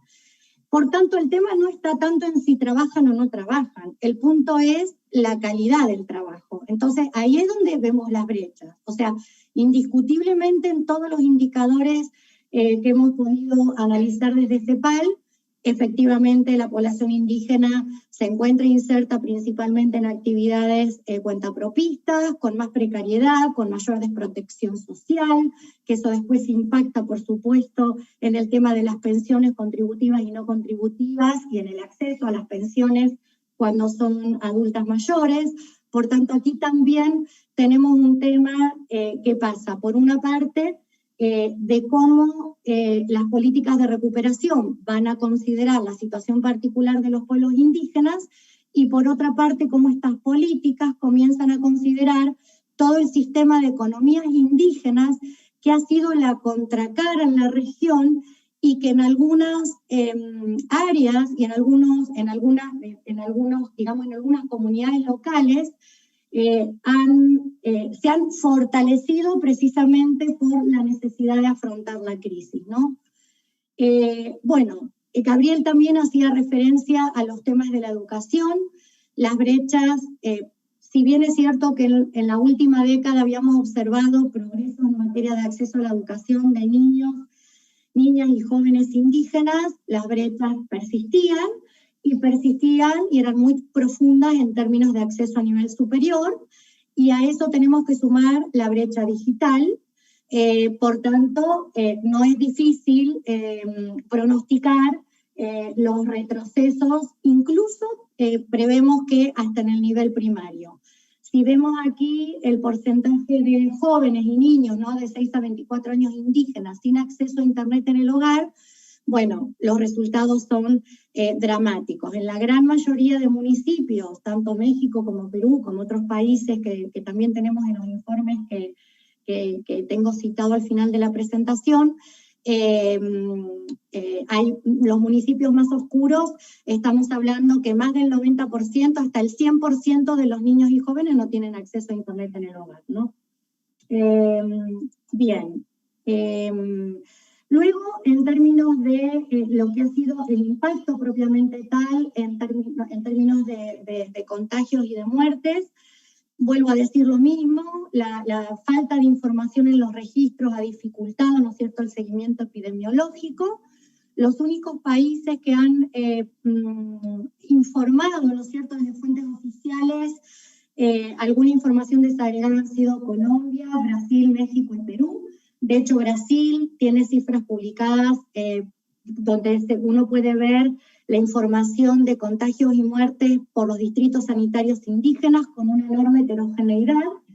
Y acá quería también mostrarles este tema de la aproximación territorial que hicimos con Chile, para mostrar esto, ¿no es cierto?, de cómo la pandemia empezó dándose, ¿no es cierto?, en los estratos más acomodados, pero cómo rápidamente esto fue afectando a los grupos más vulnerables. Y si vemos las comunas de asentamiento histórico aymara o mapuche, ¿no es cierto?, cómo estas curvas van tomando fuerza, y tanto las aymaras como las mapuches, que eran donde yo les mostraba en el mapa de Chile, en el norte y en el sur, áreas de concentración de estos pueblos, las tasas de contagio son mucho más elevadas y también estamos encontrando tasas de mortalidad más elevadas.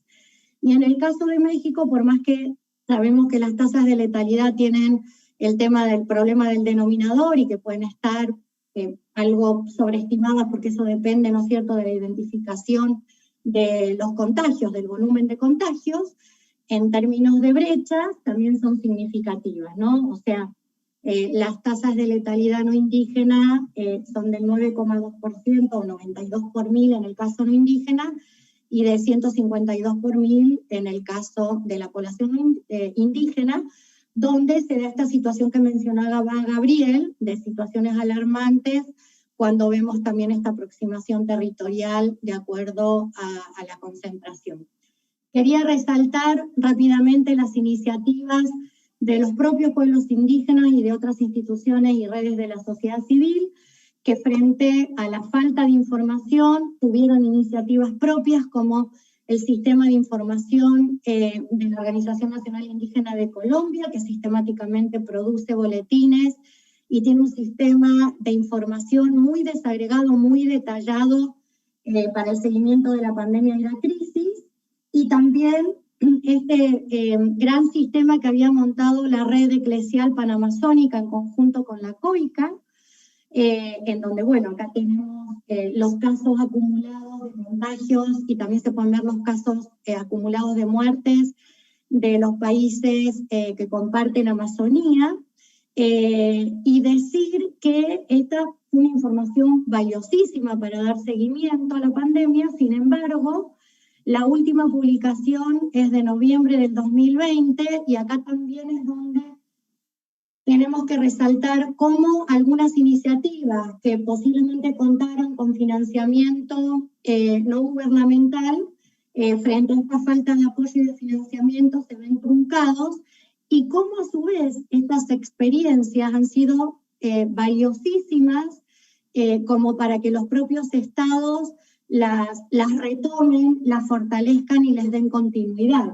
Porque esta cifra que nos presentaba esta red se basaba en cifras oficiales, digamos, ¿no? Entonces, un enorme esfuerzo, que es una pena que quede truncado. Nosotros estamos ahora en un proceso de actualización de las respuestas estatales para pueblos indígenas frente al COVID. Solo mencionar que a septiembre del 2020 lo que habíamos visto era una débil respuesta estatal. Además, si bien 11 de los 13 países que analizamos tenían alguna norma o alineamiento técnico para pueblos indígenas, estas definiciones e implementaciones se hicieron de manera muy tardía, con coberturas totalmente insuficientes y además muy ligadas a la producción de información en lenguas indígenas, al acceso, ¿no es cierto?, en ciertos sectores de alimentos, pero reitero, muy limitadas.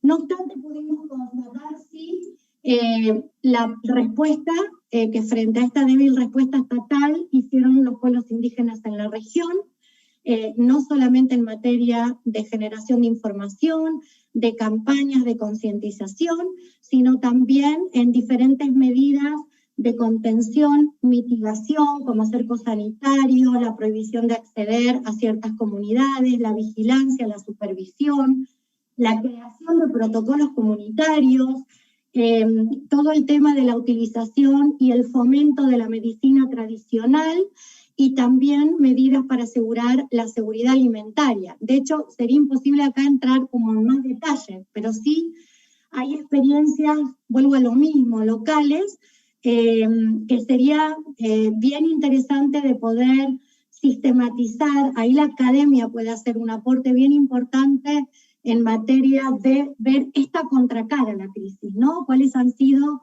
las respuestas y cómo estas acciones frente a la crisis se pueden fortalecer en las políticas de recuperación. Pero también llamar la atención sobre el tema del aumento, digamos, de la criminalización, de los conflictos derivados de la falta de garantía de derechos territoriales. Nosotros, previo a la crisis, habíamos identificado más de 1.223 conflictos en territorios de pueblos indígenas de la región, principalmente por minería y hidrocarburos, pero también, ¿no es cierto?, por forestales, etcétera. Y como también hemos constatado en este periodo que los conflictos, la deforestación y la invasión en los territorios indígenas no solo que no se ha estancado, sino que también en algunos casos estos procesos de criminalización se han profundizado. Bien. Bueno, para ir terminando, creo que ya estoy en el tiempo, así que voy a pasar rápido esto. Creo que el mensaje principal que tenemos desde CEPAL es que los derechos colectivos de los pueblos indígenas tienen que ser el centro de la definición de la política pública, no solo para la gestión sanitaria de la pandemia, sino también en los procesos de mitigación y en las estrategias de recuperación, y que ahí los ejes articuladores de esta política de recuperación tiene que ser la participación y la consulta, y el promover soluciones que se basen en la naturaleza, pero a partir del reconocimiento de los derechos territoriales de los pueblos indígenas, que esto es fundamental, y que para eso también creo que la academia puede jugar un rol bien importante para fortalecer los procesos de diálogo entre gobiernos y organizaciones indígenas, y en todo lo que tiene que ver con la investigación que todavía necesitamos y que hace falta. En términos de lo más urgente, que es el tema de la vacunación, sabemos también que aquí hay mucha inequidad. O sea, si miramos las cifras globales, si América Latina y el Caribe representa el 8,6% de la población mundial, sabemos que concentramos el 32,5% de las muertes y más del 20% de los casos de contagio a nivel mundial. Y también sabemos que el porcentaje de población con vacunación completa en promedio, o sea, claro, Chile está liderando, tiene un porcentaje importante de población vacunada con esquema completo, pero el promedio de América Latina no llega al 20%, del 16,4% de vacunación, y en este esquema los pueblos indígenas nuevamente pueden verse mucho más rezagados, y acá también es importante que en el tema de acceso a la vacunación se garantice la participación de las autoridades tradicionales indígenas, de las organizaciones, de los líderes, en el diseño y la ejecución de estas estrategias y de las campañas, y que éstas se hagan con pertinencia cultural, como en todo lo que tiene que ver con pueblos indígenas. Y finalmente, recoger algo que decía Gabriel, que si finalmente, ¿no es cierto?, de esta gran crisis vamos a aprender de esta experiencia y de revertir estas causas estructurales, ¿no es cierto?, y de estas desigualdades persistentes, y ojalá que esto nos pueda llevar también en esta revisión de los conceptos de bienestar que planteaba Gabriel, el retomar la revisión del concepto del buen vivir indígena, ¿no?, que sí creemos que brinda una oportunidad para construir nuevos modelos más centrados en las personas, solidarios y sostenibles, y también más centrados en la relación con nuestro entorno y con nuestra biodiversidad. Y que para eso, sin duda, hay que establecer nuevos pactos políticos y sociales para la construcción de democracias plurinacionales. O sea, lo que está pasando hoy en Chile, en ese sentido, bueno, yo como argentina que llevo 20 años viviendo en Chile, debo decir que es un proceso muy, muy esperanzador. Han habido, ¿no es cierto?, cambios hacia democracias plurinacionales como en Bolivia, Ecuador, pero creemos que esto es algo que debiera ser un debate posible en el corto y mediano plazo, y ahí me hago la misma pregunta que hacía Gabriel, ¿no?, los escenarios políticos para poder dar estos debates de fondo que son fundamentales. Bueno, aquí simplemente le dejo las últimas publicaciones que tenemos, y también invitamos a que se revisen los informes del FILAC sobre el tema del impacto de la pandemia en pueblos indígenas. Y bueno, y aquí algunos escenarios que construimos el año pasado sobre el impacto en la esperanza de vida que está teniendo la pandemia, y que vamos a actualizar también este año, más allá del enfoque étnico-racial.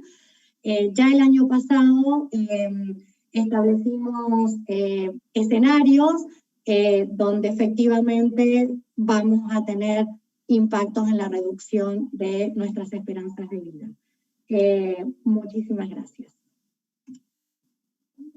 Bueno, gracias Fabiana, obrigado, y pasamos a la última presentación.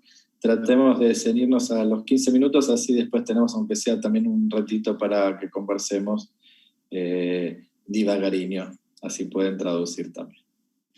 Entonces, bueno, ahora en realidad si Karina vas a hablar en portugués, vos podés hablar un poco más rápido, me parece, porque es la lengua, me parece, más ergonómica para quienes traducen. Y si hablas en castellano, despacito.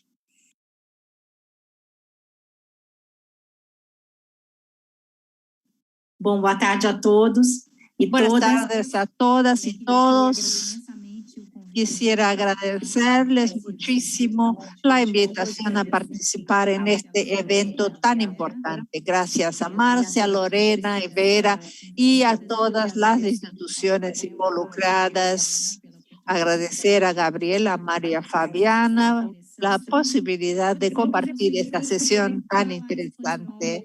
Yo les diré, yo podría hablar castellano, porque creo que he estado hablando más castellano que portugués en los últimos tiempos debido a un trabajo que estoy llevando a cabo, pero eso no hizo que mejorara mi castellano, sino que empeorara mi portugués. Confundo términos como oficina, cambiar, etcétera. Varios términos. Perdón, acá dicen los intérpretes no le escuchan bien a Fabiana, pero Fabiana ya terminó. No sé si es que recién entró el mensaje o es... Bueno, no sé, en todo caso... ¿Están me ouvindo? Pero dice que no le escuchan bien a Fabiana, pero no sé si es que recién llegó el mensaje Bom, No, el sonido de Karina está bien, dice, así que no, perfecto. tá bem. Então, na realidade, eu acho que Bueno, en realidad, lo que decía, se empeoró mi portugués, pero les voy a ahorrar mi castellano y hablaré en portugués en esta sesión sobre los impactos de la pandemia en América Latina. Les voy a contar un poco la historia de ese trabajo que se ha estado llevando a cabo para estudiar un poco las desigualdades sociales, centrándose en las desigualdades raciales y étnicas en Brasil. Ese trabajo se basó en la previsión nuestra de que la epidemia de COVID iba a poner de manifiesto las desigualdades en salud que ya existían en Brasil, en una ciudad como São Paulo, por sus características, su porte, sus desigualdades, su cara en realidad, que eso se iba a hacer cada vez más evidente. Empezamos a trabajar con estos datos al inicio de la pandemia, incluso para ofrecer a los gestores públicos un apoyo para que pudieran afrontar mejor la pandemia, para que pudieran orientar acciones a los grupos más vulnerables, porque pensamos que cuando se congestionara el sistema de salud, los más afectados serían ciertos grupos de población, lo que de hecho sucedió en Brasil, en otras partes de América Latina, y desarrollamos un trabajo académico, lo publicamos.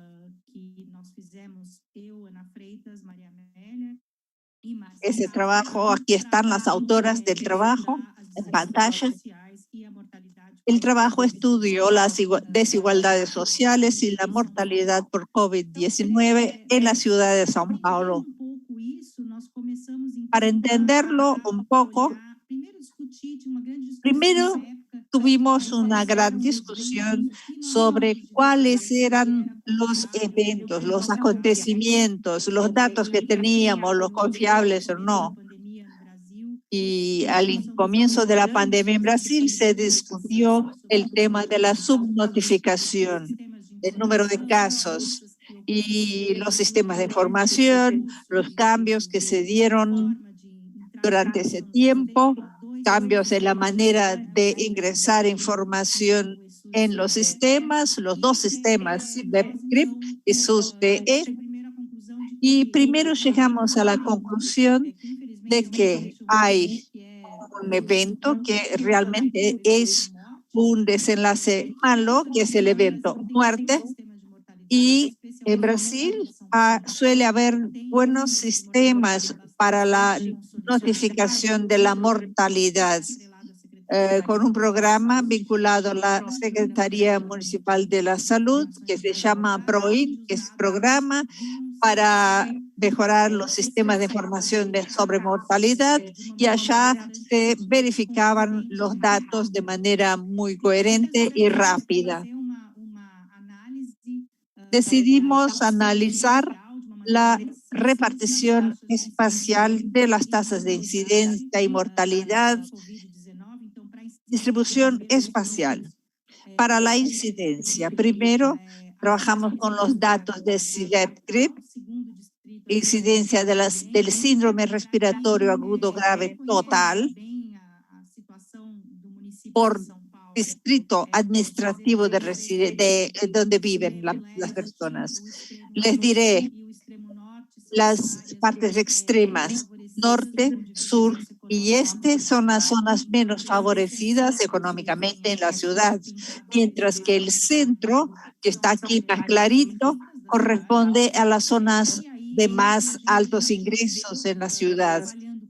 Aquí vemos, si trabajamos con tasa estandarizada por edad, por grupo de edad, y esa era una inquietud porque morían más los ancianos Así que las diferentes composiciones de edad en los distritos podrían generar una distorsión si en caso de que usáramos tasas no ajustadas.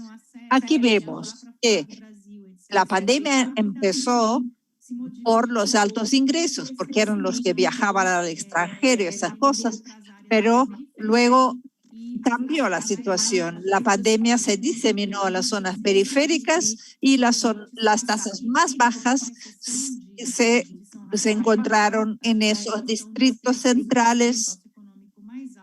Aquí salvo San Rafael. Aquí están pues los distritos con ingresos más elevados y las muertes se centraron en los más bajos ingresos.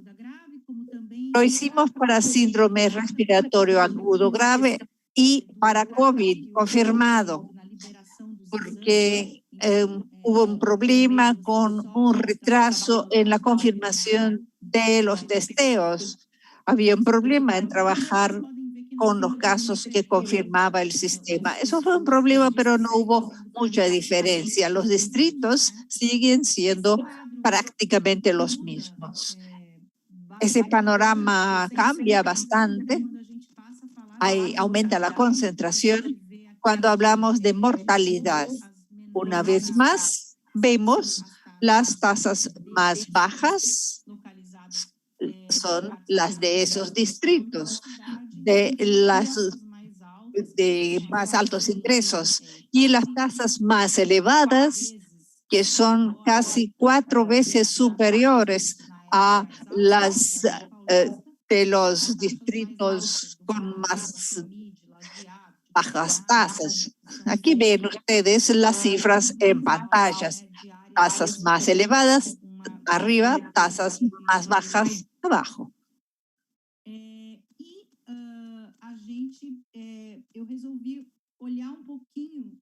Decidí examinar lo que había pasado inicialmente. O sea, desde cuando, bueno, vemos que la segunda ola ha sido bastante más fuerte que la primera. Decidí pues ver qué había pasado en los primeros meses de este año, cosas que no estaban incluidas en el mapa anterior, que fue del inicio de la pandemia hasta el mes de octubre. Vimos que la mortalidad, al fin y al cabo, se distribuyó mucho más en ese tiempo del 2021. Algunos distritos que no sentían tan fuerte el impacto, lo sentían. Pero de manera general, seguimos teniendo los mismos distritos anteriores con las tasas más bajas.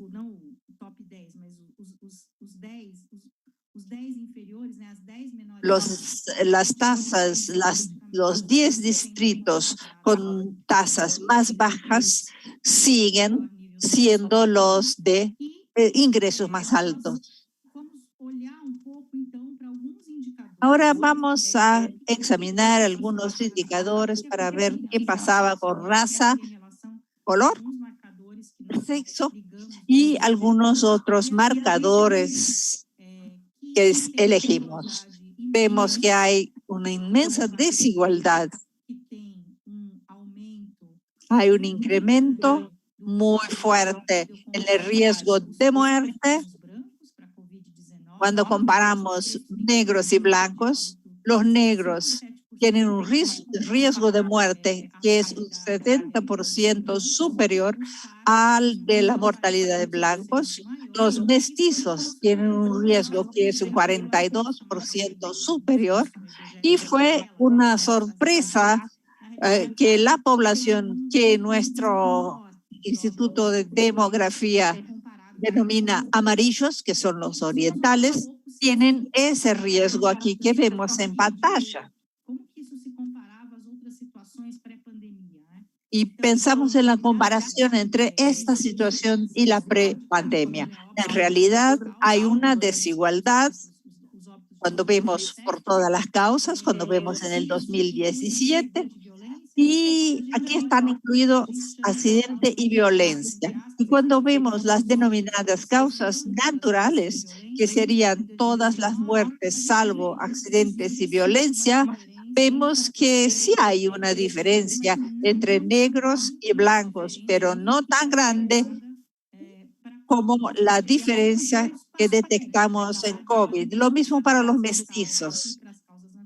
O sea, por todas las causas y causas naturales, los mestizos no arrojan ninguna diferencia con relación a los blancos, pero en el caso de COVID, su riesgo de muerte es un 42% superior. O sea, como les dije al comienzo, la COVID puso de manifiesto las desigualdades sociales en el municipio de São Paulo en lo que a salud se refiere. Luego trabajamos con otros indicadores. Dividimos por características de distritos en 5 grupos. Trabajamos con indicadores de ingresos, escolaridad, densidad en el hogar y hogares situados en barriadas. De eso les voy a hablar.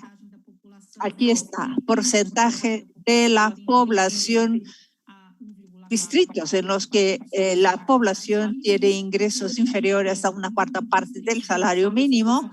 Aquí está el grupo de distritos con porcentaje inferior al 5.4%, que serían los distritos mejores, entre comillas, y los peores serían aquellos en los que ese porcentaje es superior al 10.6%.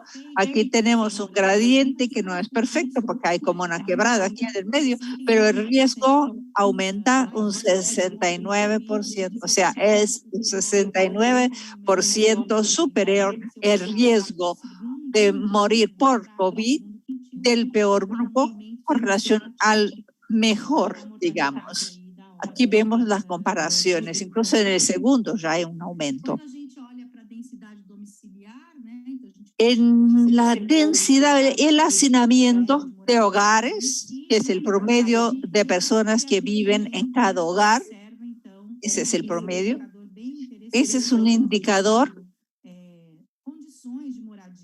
interesante que indica condiciones de vivienda, incluso la posibilidad de aislarse en su vivienda cuando la persona está infectada. Se ve que el riesgo es más del doble en el peor quintil de distritos que en el mejor.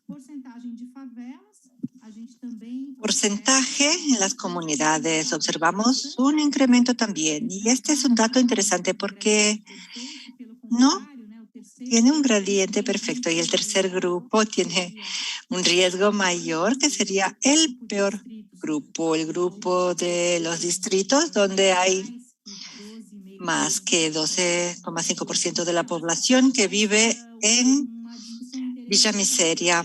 Y salió una discusión interesante cuando hablábamos de los resultados del trabajo con relación a lo siguiente. Las villas miseria más grandes de São Paulo están ubicadas en distritos con buenas condiciones y son las villas miseria donde hay más trabajo social, más acciones se llevan a cabo y es probable que esto, haya tenido un efecto protector.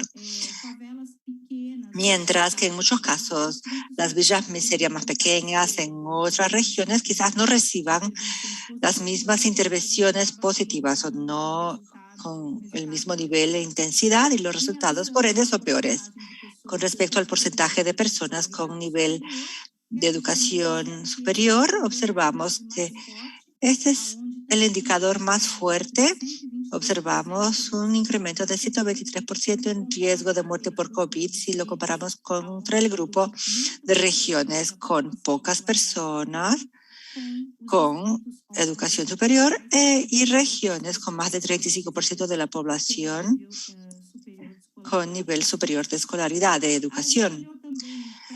Observamos además con relación a género, a sexo, teníamos en la literatura datos de que según los cuales hombres mueren más que mujeres. Es un hallazgo también para todas las causas. excepto violencia, y una vez más en el caso de COVID es un efecto mucho mayor. Los varones tienen 84% mayor riesgo de morir por la enfermedad comparados contra las mujeres. Y pese al hecho de que hicimos ajustes a todas las tasas, decidimos hacer un análisis estratificado para analizar qué sucedía con la población de menos de 70 años o 70 años y más, para que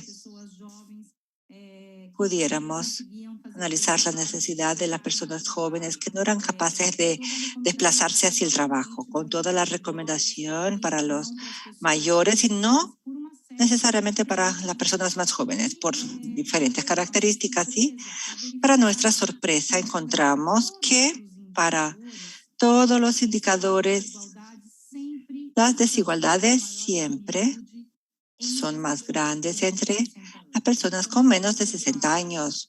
Al comparar, por lo tanto, negros y blancos, entre los menores de 60 años, el riesgo es de 112% más alto, y entre este grupo, 162%.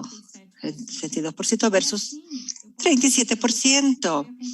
Es decir, que esto fue lo que observamos en todos los indicadores. Y bien, por ejemplo, en el caso de ingresos es lo mismo, en el caso de densidad domiciliar es lo mismo, el nivel educacional también es una diferencia enorme porque tenemos un efecto duplicado, un mayor riesgo, un riesgo 2 veces más grande para personas que viven en regiones con menos personas con educación superior, y este riesgo relativo llega a 4 cuando hablamos de la población con menos de 60 años. Y se observa lo mismo en el caso del marcador del porcentaje de personas que viven en las comunidades. Bien, decidimos entonces profundizar la investigación, pues muchas variables están fuertemente vinculadas al tema raza-color. Entonces tratamos de observar, por ejemplo, si había alguna diferencia con relación a raza-color al estratificar por nivel educacional, nivel educativo. Y otra sorpresa, las diferencias son incluso más grandes en los quintiles de alto nivel educativo, la diferencia entre negros y blancos, contra el peor quintil educativo. La diferencia en realidad más grande acá, en el cuarto quintil educativo. Son, por lo tanto, dos aspectos que operan de manera independiente. Una variable en realidad no tiene efecto que pueda confundir sobre la otra. Y algo que realmente nos llamó la atención, este hallazgo. Y tenemos lo mismo cuando analizamos la densidad domiciliar. Una vez más, al comparar negros y blancos, observamos que la población negra tiene un mayor riesgo de muerte por COVID. Y esto no depende de la densidad domiciliar. Las personas negras que viven en este grupo de distritos, de regiones, que podrían, en teoría, tener una mejor condición en densidad domiciliar, también tienen este riesgo de muerte 71% mayor, comparados contra la población blanca. También hicimos algunos análisis adicionales con relación al local de muerte, asociación entre raza, color y local de muerte. En la mayoría de los casos, las personas murieron en los hospitales, y algo que llama la atención fuertemente es el hecho que, bien, vemos que el porcentaje de personas que murieron en otros establecimientos de salud, unidades de urgencias, unidades básicas de salud, es mucho más alto, este porcentaje entre negros y pardos que entre blancos y amarillos. Y además observamos que el grupo que tuvo el mayor porcentaje de muertes domiciliares fueron los amarillos. Quizás tenga relación con una cuestión cultural o no sé, otras encuestas que también analizan el sitio de muerte clasificados por raza, color, han encontrado altas frecuencias de muertes domiciliares en este grupo de amarillos y asiáticos. Tenemos además el tema raza, color y el hospital clasificado por la municipalidad, por la Secretaría. Clasificó a los hospitales como hospital de gestión estatal, municipal y filantrópicos y privados. Y tenemos que para la población negra y parda, la mayoría murieron en hospitales municipales, pardos 41%, negros 39%, o estaduales, que reúnen más de un 65% de muertes. Y mientras que, por ejemplo, los amarillos principalmente tienen alta frecuencia de muertes en hospitales filantrópicos o privados. Y blancos, entre el grupo de blancos, esto corresponde a la mitad del número de muertes. Por fin, para culminar, nosotros hicimos un análisis de la tendencia temporal que estaba sucediendo con esta tasa de mortalidad durante esas semanas epidemiológicas para saber si algún grupo había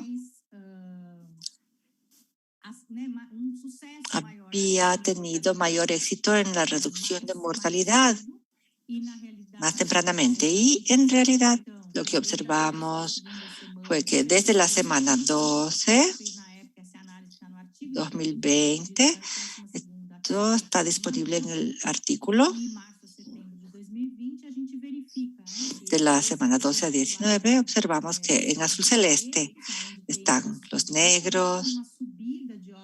Al comienzo sí sube el número de muertes para todos los grupos y después sube un poco más y empieza a caer. La mortalidad desciende a partir de un determinado momento, más tempranamente entre los amarillos, los blancos también, inmediatamente después, en la semana 22, y más tardíamente siempre para negros y pardos. Y observamos que entre negros es la curva que más subió la mortalidad, fueron los últimos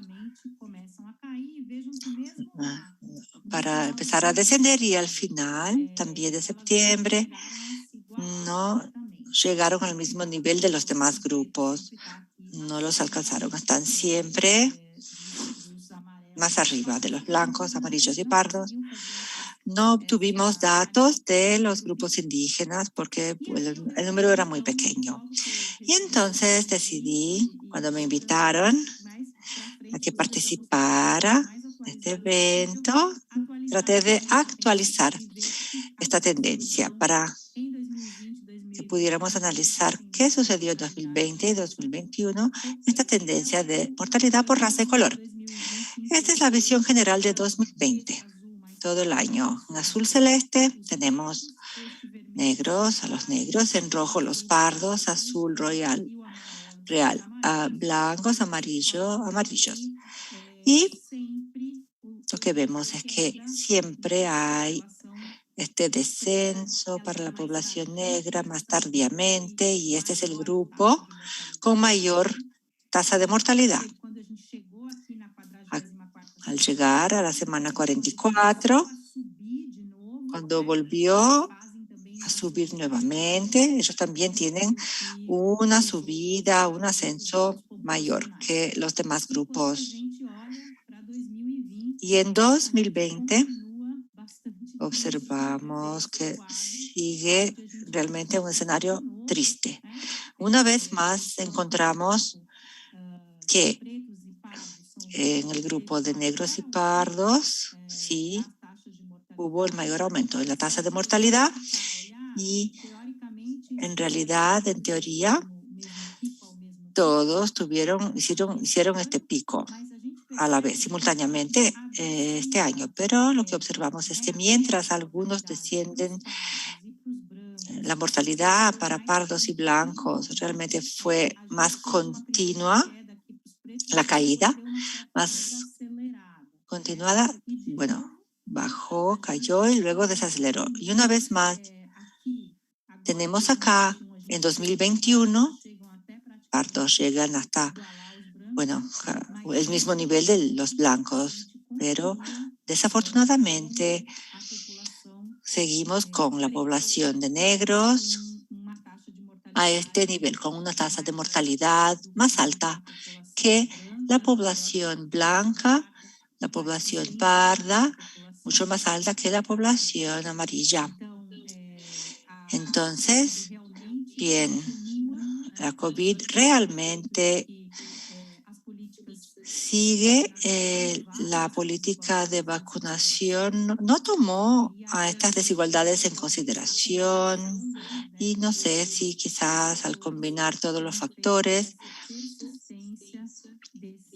se haya producido este cuadro. Se mantuvo este cuadro tan triste para, bueno, no usar otro término más fuerte, ¿no?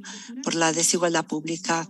Y esto es todo por ahora de mi parte. Gracias una vez más por la oportunidad, por la invitación y podemos entonces abrir para la discusión sobre tantos hallazgos interesantes. Muchas gracias. Bueno, muy obrigada. Muchísimas gracias. Tenemos poquitos minutos. Karina. Entonces voy a resaltar 2, 3 cuestiones. Uno, vimos cómo las desigualdades impactan en los indicadores de salud, de accesibilidad y de mortalidad, y a su vez cómo estos indicadores de salud, de accesibilidad y mortalidad reproducen, refuerzan, extienden las desigualdades. Hoy también más temprano nos mostraron en Lima clarísimos datos, ¿no?, de quintiles de pobreza relacionados con indicadores de mortalidad, también indicadores para todo Brasil, según también etnia y raza, muy diferenciales, ¿no?, en los impactos del COVID, en términos de mortalidad. Y un dato que no apareció porque era intrarregión, pero mortalidad en el sector salud, ese fue impresionante, según lo que me recuerdo de hace un rato. Aparentemente entre 2 y 3 veces más murieron nuestros colegas y nuestras colegas trabajadores de la salud en América Latina en comparación con Europa, ¿no? Y también los indicadores económicos de lo que los estados invirtieron o gastaron en relación con el COVID y en función de su Producto Bruto en los países de ingreso alto y de ingreso medio y bajo también. Digamos, todo hace sentido en ver una correlaciones muy fuertes entre desigualdades e impactos en la salud. Yo simplemente les quería preguntar a Fabiana, uno de los detalles le quiero preguntar si encima no es peor el asunto, dado que la estructura demográfica en poblaciones indígenas respecto de no indígenas, en general la no indígena es más envejecida que la indígena, entonces cuando la edad acá es un factor de mortalidad, digamos cuanto más envejecida las poblaciones, en general hay mayor mortalidad, en una población más joven, con mayor mortalidad, digamos, sería todavía peor, ¿no?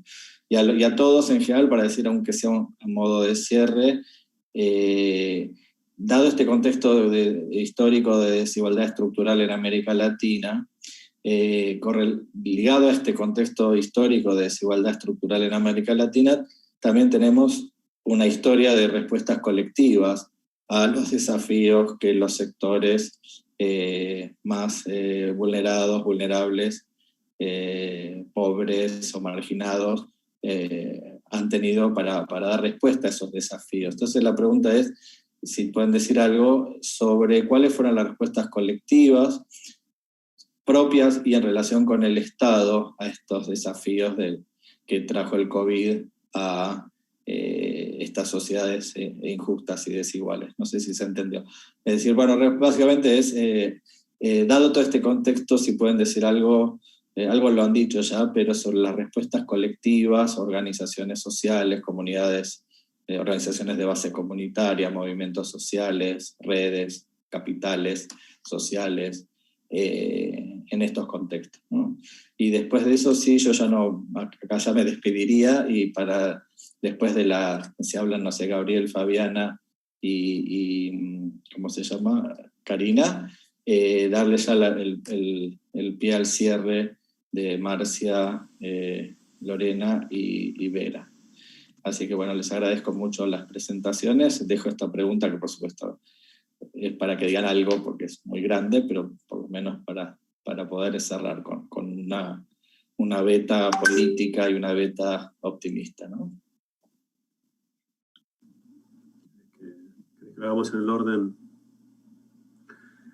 Muy brevemente, a ver, lo que sabemos es que hubo una activación de todas aquellas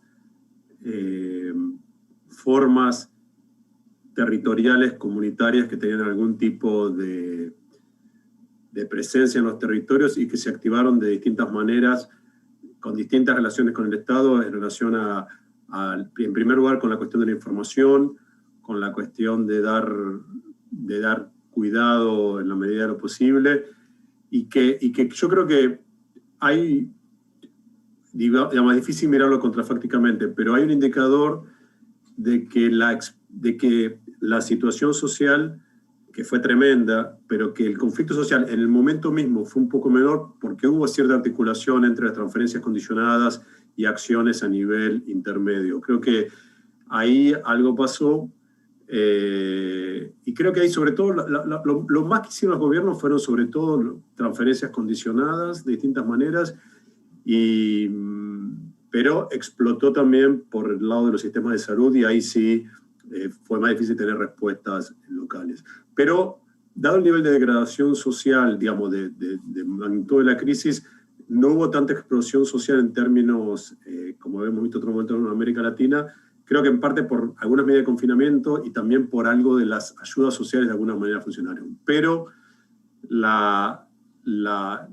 también aparecieron otras cosas, por ejemplo, no sé si apareció en otro panel, pero hay una preocupación fuerte por el aumento de la xenofobia en América Latina, y con la cuestión de la crisis migratoria, en particular con el tema de los migrantes y las migrantes venezolanos y venezolanas, se está viendo, que ya se veía antes, un aumento de la xenofobia, pero hay algunos estudios de Oxfam y algunas cosas que se están viendo ahora, que la movilidad comenzó a que hay algo del tejido microsocial, de las relaciones entre nosotros y nosotras, que está dañado, sobre todo con aquel considerado extraño, de distintas maneras. Entonces, ahí hay un factor de preocupación que ya venía con la cuestión de la erosión democrática, que en algunos casos estuvo fortaleciendo el grupo, pero al mismo tiempo generando más rechazo hacia afuera, ¿no? Hacia que no entre nadie desconocido. Y eso, en América Latina, como en cualquier región, es preocupante.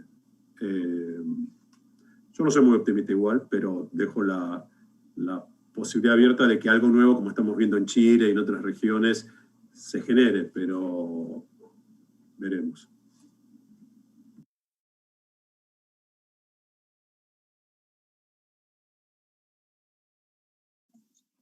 Bueno, sí, Mario, sobre tu pregunta específica, efectivamente la poca información que hemos logrado construir, si corregimos las tasas, la situación es peor, porque efectivamente, aun cuando los pueblos indígenas también ya iniciaron la transición demográfica, o sea, no tienen pirámides tan jóvenes como en el pasado, pero no son tan envejecidas, así que todavía hay diferencia en la estructura, así que la situación sería bastante peor. Y además, en el caso de los pueblos indígenas, el fallecimiento de sus personas mayores es realmente una tragedia, porque los roles, ¿no es cierto?, que tienen, es decir, el concepto de vejez entre los pueblos indígenas más tradicionales es bastante distinto al que tenemos en las sociedades más de mirar a los viejos si sos productivo o no, ¿no? Esta visión súper económica de la vejez. En el caso de los pueblos indígenas no se da, son los que atesoran la sabiduría, es cierto también que hay comunidades en donde estos roles se han ido erosionando, pero en términos generales, la muerte de un anciano indígena puede representar incluso la muerte de mucho conocimiento y mucha sabiduría para la transmisión y la reproducción sociocultural, ¿no?, de los pueblos. Así que toda muerte es una desgracia, no quiere decir que una muerte vale más que otra, digamos, es más trágica que otra, pero lo quiero poner en el contexto de lo que significa para los pueblos indígenas y la reproducción sociocultural. Respecto a la pregunta que hiciste, efectivamente nosotros recogimos en este último informe que publicamos bastantes iniciativas que yo sinteticé, digamos, desde las propias comunidades y pueblos indígenas, de cómo lograron articularse. E incluso es interesante porque hay experiencias en donde ciertas comunidades indígenas, por ejemplo en Costa Rica, fueron las que abastecieron de alimentos a comunidades indígenas aledañas, digamos, ¿no?, que estaban en peor situación. Entonces creo que ha habido también una solidaridad, o sea, no solo el enfrentar la crisis por parte de ciertas comunidades, sino también en esta solidaridad con otras comunidades. Y creo también que, bueno, por lo que hemos visto, ¿no?, pero de nuevo son cosas que hay que seguir, que hay que estudiar con mayor profundidad y sistematizar, que hay un tema relacionado con lo que dije al principio de mi presentación, que son los avances normativos y jurídicos y de los derechos territoriales. Es decir, aquellas comunidades indígenas donde la brecha de implementación de estos estándares es menor, es decir, que han tenido procesos autonómicos más avanzados y que tienen mayor control del territorio, también podríamos decir que han sabido responder a la crisis de mejor manera que a los que no, que a los que todavía de alguna manera están bajo las lógicas de políticas asistencialistas y digamos, y que no son vistos como sujetos de derechos, sino como objetos de política pública. Entonces, por eso es que insistimos tanto en el tema de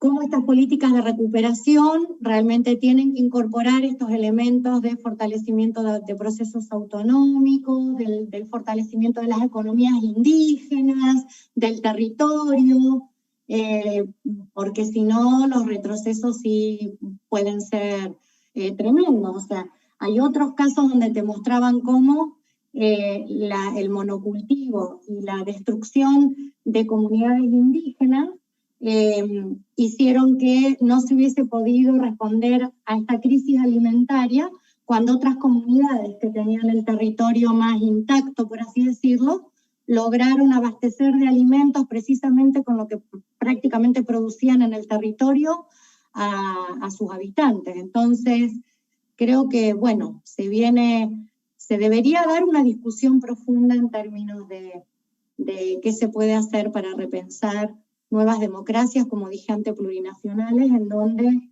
se discuta el tema del control de los recursos naturales y de la seguridad alimentaria. Eso. Gracias. Bom, Mário, eu não queria terminar de maneira depressiva, mas... Bueno, Mario, no quisiera terminar de manera depresiva, pero la respuesta gubernamental brasileña es un desastre total. Lo que nos salvó bastante fueron las iniciativas diversas de la sociedad civil, de las sociedades científicas, del mundo académico, de la presión, la discusión de varios segmentos de la sociedad, porque lo que se hizo por parte del gobierno, tanto desde el punto de vista económico como del combate a la epidemia, a la pandemia, es algo muy débil. Así que otras iniciativas, sí, varias que vemos, y no sería justo mencionar una sola, ¿no? Pero de manera general, el gobierno federal de Brasil rindió un deservicio en la pandemia, incluso en términos de deseducación. Y eso es lo que todavía seguimos viviendo. Basta con mirar los diarios todos los días, a cada día otra triste sorpresa. Pero veamos si con nuestras discusiones, con la vacunación y el constante intento en concientizar a la población, logramos o lograremos vencer esta batalla.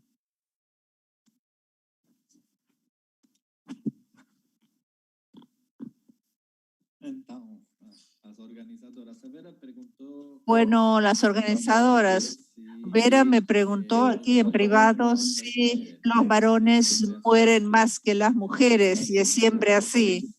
Creo que el COVID es así, pero no sé si quieres contestarlo o si no, para clausurar, que ya son las 5 de la tarde y a mí me encanta la puntualidad,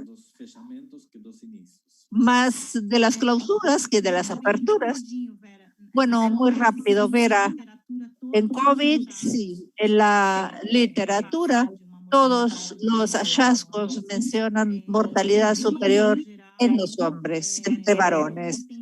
Y por lo general, los varones tienen una desventaja y la esperanza de vida de las mujeres es siempre superior en prácticamente todos los lugares del mundo. Pocos son los lugares en donde la esperanza de vida de varones y mujeres es muy reducida o es al revés. Hay varias explicaciones.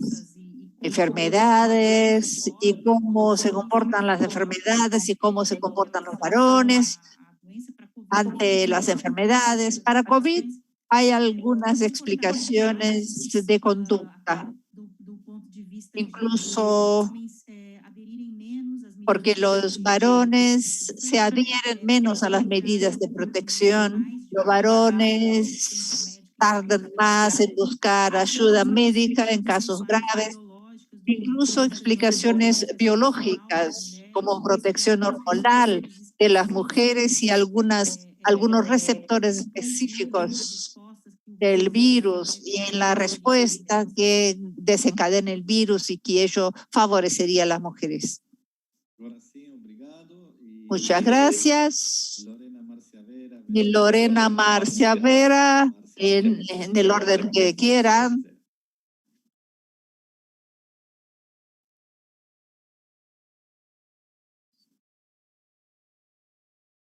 Está no mudo, Vera.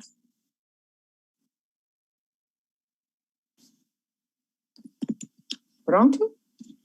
Ahora sí, te escucha. Então, eu gostaria de terminar. Quisiera terminar. Primero porque al agradecer a Marcia su apoyo de valor inestimable en este seminario y el apoyo de la Harvard School of Public Health y del David Rockefeller Center for Latin American Studies. Quisiera agradecer a ti y al equipo de intérpretes que nos ayudaron a compartir. Reconocemos que la respuesta social, en particular en Brasil, es mucho más relevante que la respuesta gubernamental, con raras excepciones. En este seminario vimos el caso de Maranhão como un buen ejemplo de cómo la mediación programática, aunque sea local, hace una diferencia fuerte. La traducción y la capacidad de tener un debate internacional fue un gran esfuerzo que hicimos y en el que nos ayudó el David Rockefeller Center. Primero le doy la palabra a Marcia. Vamos a escucharla. Gracias, Vera. En primer lugar, quisiera agradecerte a ti, agradecerle a Lorena que me trajeron a este barco. Les felicito por la organización. En estos 2 días tuvimos conversaciones importantes. Algunas cosas que vale la pena recordar es cómo son similares los problemas. Hemos oído hablar de China, India, Sudáfrica. Bueno, el caso de Brasil, India y Perú. Sí, Perú era el cuarto. Son contextos distintos, tipos de gobiernos distintos, pero vimos que hay similitudes y uno podía hablar sin decir el nombre del país. Uno podría pensar, es como en Brasil. Eso es muy importante. Sabemos que nadie es una isla y en la pandemia no existen islas. El problema es igual, se responde de distintas maneras. En este evento vimos que cada vez más necesitamos este tipo de discusión.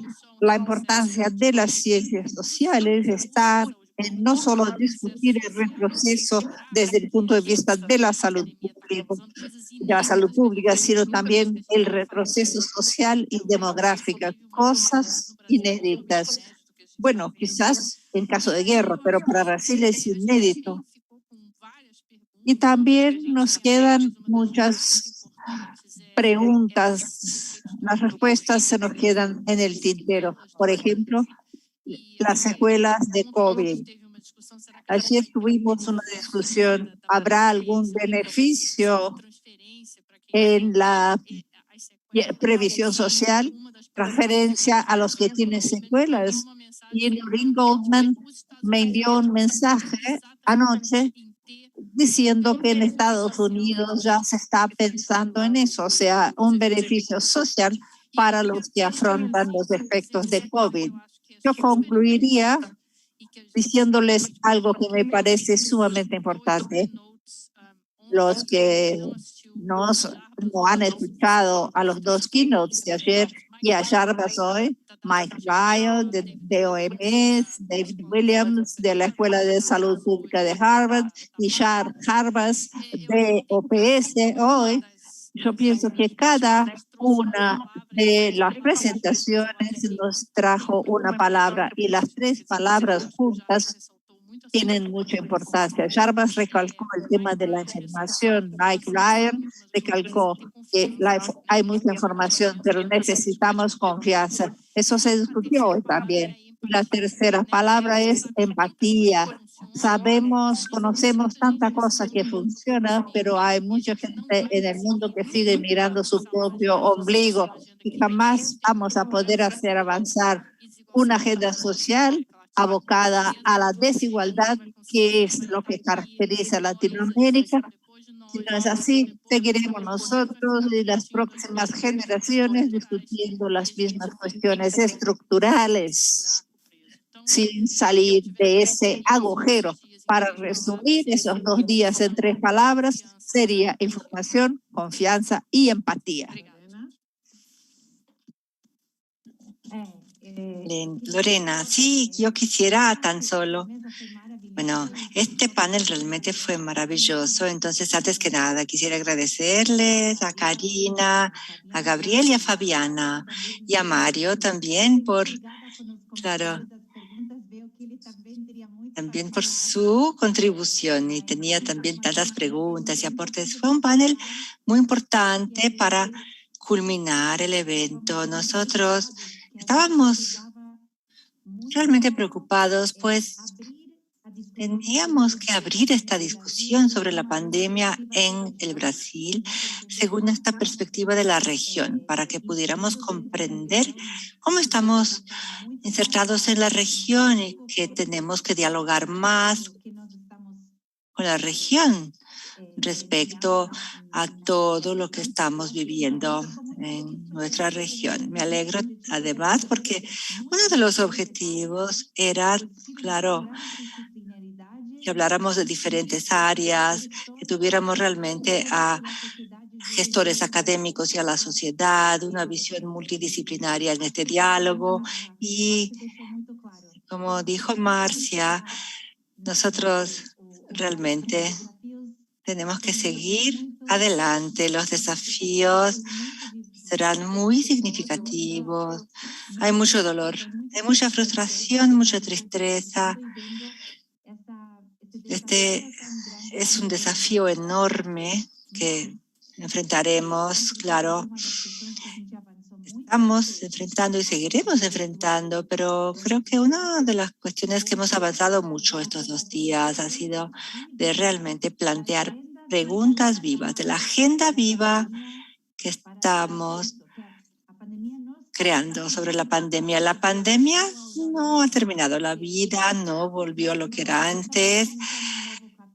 No estamos empezando un nuevo capítulo y este compromiso de todos en la discusión de esta agenda es sumamente importante porque siempre hicimos hincapié que el objetivo de este sufrimiento, bueno, si vamos a volver a lo que teníamos antes, no, gracias, no queremos eso. Nosotros queremos salir diferentes de todo esto, con cambios significativos en nuestras sociedades, con una agenda más clara de cómo seguir adelante, para que no se repita nuevamente todo esto dentro de algunos años. Estaremos lidiando con las secuelas de la pandemia actual. Muchísimas gracias una vez más a todos, a David Rockefeller Center for Latin American Studies. Muchísimas gracias porque cuando tan pronto compartimos esta idea, ellos abrazaron la causa y fueron súper importantes.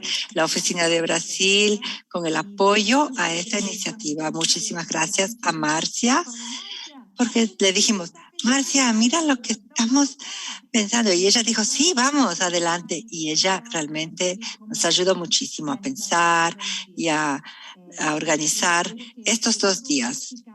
Entonces, espero que, claro, todo estará grabado, estará disponible y realmente que este evento, la pandemia, no es un evento viral que tenga una larga vida, que todos sigamos en contacto, interactuando. Gracias. Bien, antes que nada, quisiera agradecerle a Mario por coordinar este panel con todos los panelistas de esta tarde, y esto estará registrado, que tendremos el registro en YouTube, en el mismo enlace, probablemente en el YouTube de IA. Podrán editarlo, utilizarlo en sus clases, en debates, como les parezca. Realmente, este es el evento número 1 que está en YouTube. Una vez más, le agradezco a IA por el apoyo, y Mario también fue invitado para dictar una charla, para hablar, porque tiene mucho que decir. Está siempre muy ocupado, pero claro, tendremos en algún momento una oportunidad. Estará obligado Mario a dictar su charla en el 3er encuentro, que ya estamos planeando. Sus aportes serán realmente valiosos sobre el grupo de Human Rights Based, de que participa, el impacto en la población LGBT, en las cuestiones de sexualidad, el sexo durante la pandemia, cómo ha sido y cómo hacer un debate sobre la sexualidad durante la pandemia, algo que afecta principalmente a los jóvenes con quienes he trabajado, porque el sexo joven y adolescente está realmente estigmatizado en la adolescencia y la pandemia. El sexo realmente es algo. ¿Cómo practicar sexo? ¿Cómo vivir, tener una vida sexual? Es parte realmente de este cambios del futuro, de la esperanza en el futuro, y una experiencia de socialización para la iniciación sexual en medio de la pandemia. Es uno de los temas, no el único, que también trataremos de poner en los paneles en nuestro 3er evento. Y quisiera una vez más decir que la respuesta de la sociedad civil ha sido fundamental, realmente hizo la diferencia en cualquier gobierno. Como refirió Marcia, la sociedad civil y sus respuestas realmente hacen esta mediación, y nosotros somos parte de la sociedad civil, científicos, académicos, profesores, y bueno, es muy importante que sigamos lidiando, traduciendo datos actualizados. Una innovación metodológica impresionante. Realmente me sorprende siempre la capacidad de innovación y renovación bajo las peores condiciones. El CNPq hoy realmente, que es nuestro CONICET, ¿no, Mario? Que no tiene acceso a datos. Nuestro currículo LAT es todo. Se dañó por falta de inversiones, se derritió el sistema, es un drama, realmente algo muy dramático. Pero nosotros somos sociedad civil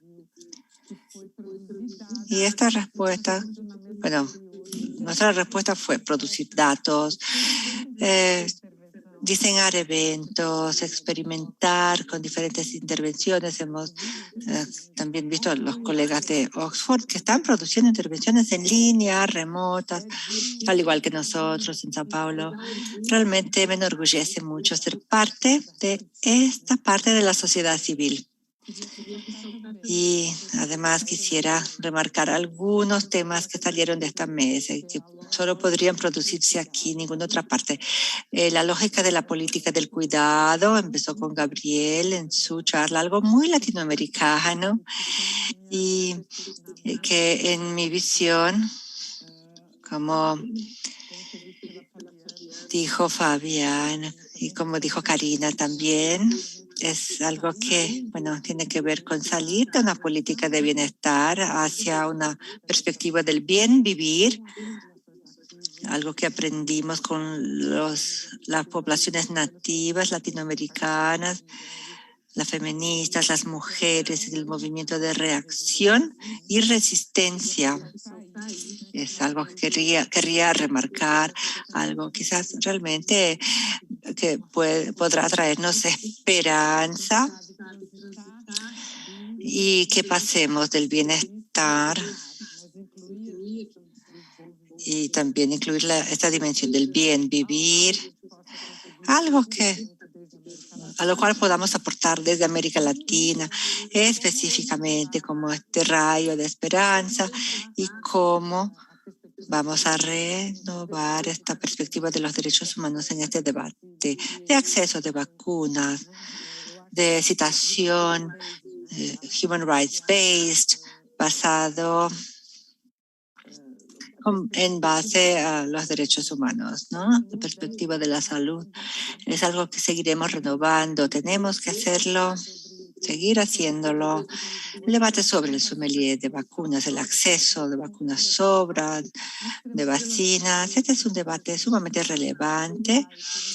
Tendremos que seguir pensando en cómo lidiar, cómo seguir renovando esta perspectiva, siempre en base a los derechos humanos. Es lo que nos une a todos.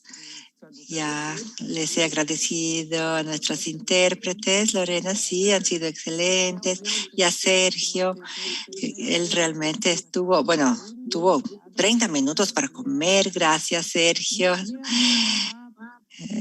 por su excelente trabajo. Y para culminar, me emocioné mucho con todos los paneles y pensando un poco en los muertos, en las personas que murieron. Murió una querida profesora hoy. Una vez más, leí las noticias en Facebook. Es realmente una situación muy triste. Es como si el Facebook fuera un obituario. Ahora no digo que debamos hacer un minuto de silencio, pero no podría culminar este evento y esta reflexión sin rendirle homenaje a las familias y decir primero que no nos olvidaremos. En Brasil tenemos un fuerte movimiento de redes de personas, de familias afectadas por COVID para producir un memorial y producir el juicio de los genocidas, algo que jamás hicimos antes. Cuando voy a Buenos Aires, a Santiago, siempre me emociono con la fuerza de la resistencia y la memoria y la verdad que siempre se ha producido desde América Latina, particularmente, y yo viví esta experiencia muy fuertemente.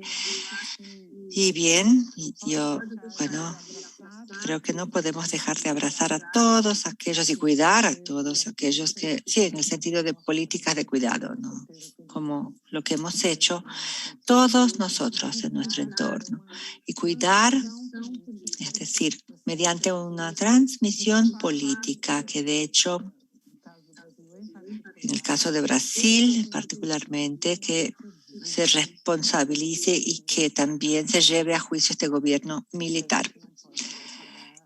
Algo que no se puede borrar. El efecto que viene teniendo sobre las familias es algo muy fuerte.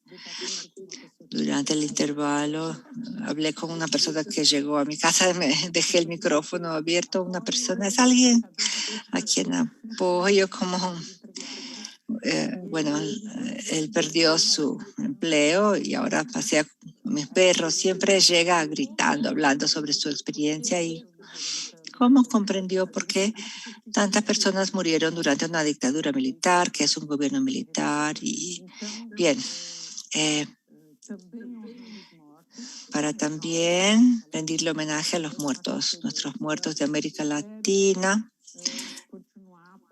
Espero que sigamos produciendo esta solidaridad latinoamericana con las políticas de equidad, del bienestar y bien vivir, siendo nuestra perspectiva.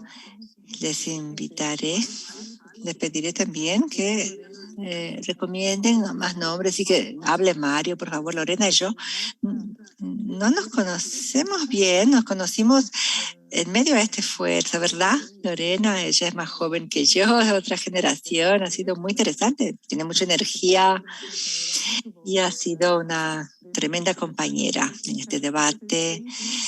Espero que ustedes piensen en más nombres, sugieran nombres y a todos los asistentes. Estas sesiones los 2 días estarán disponibles en YouTube para que todos puedan reverlas y utilizarlas como quieran. Gracias una vez más por su apoyo y su presencia. Estamos juntos. Así que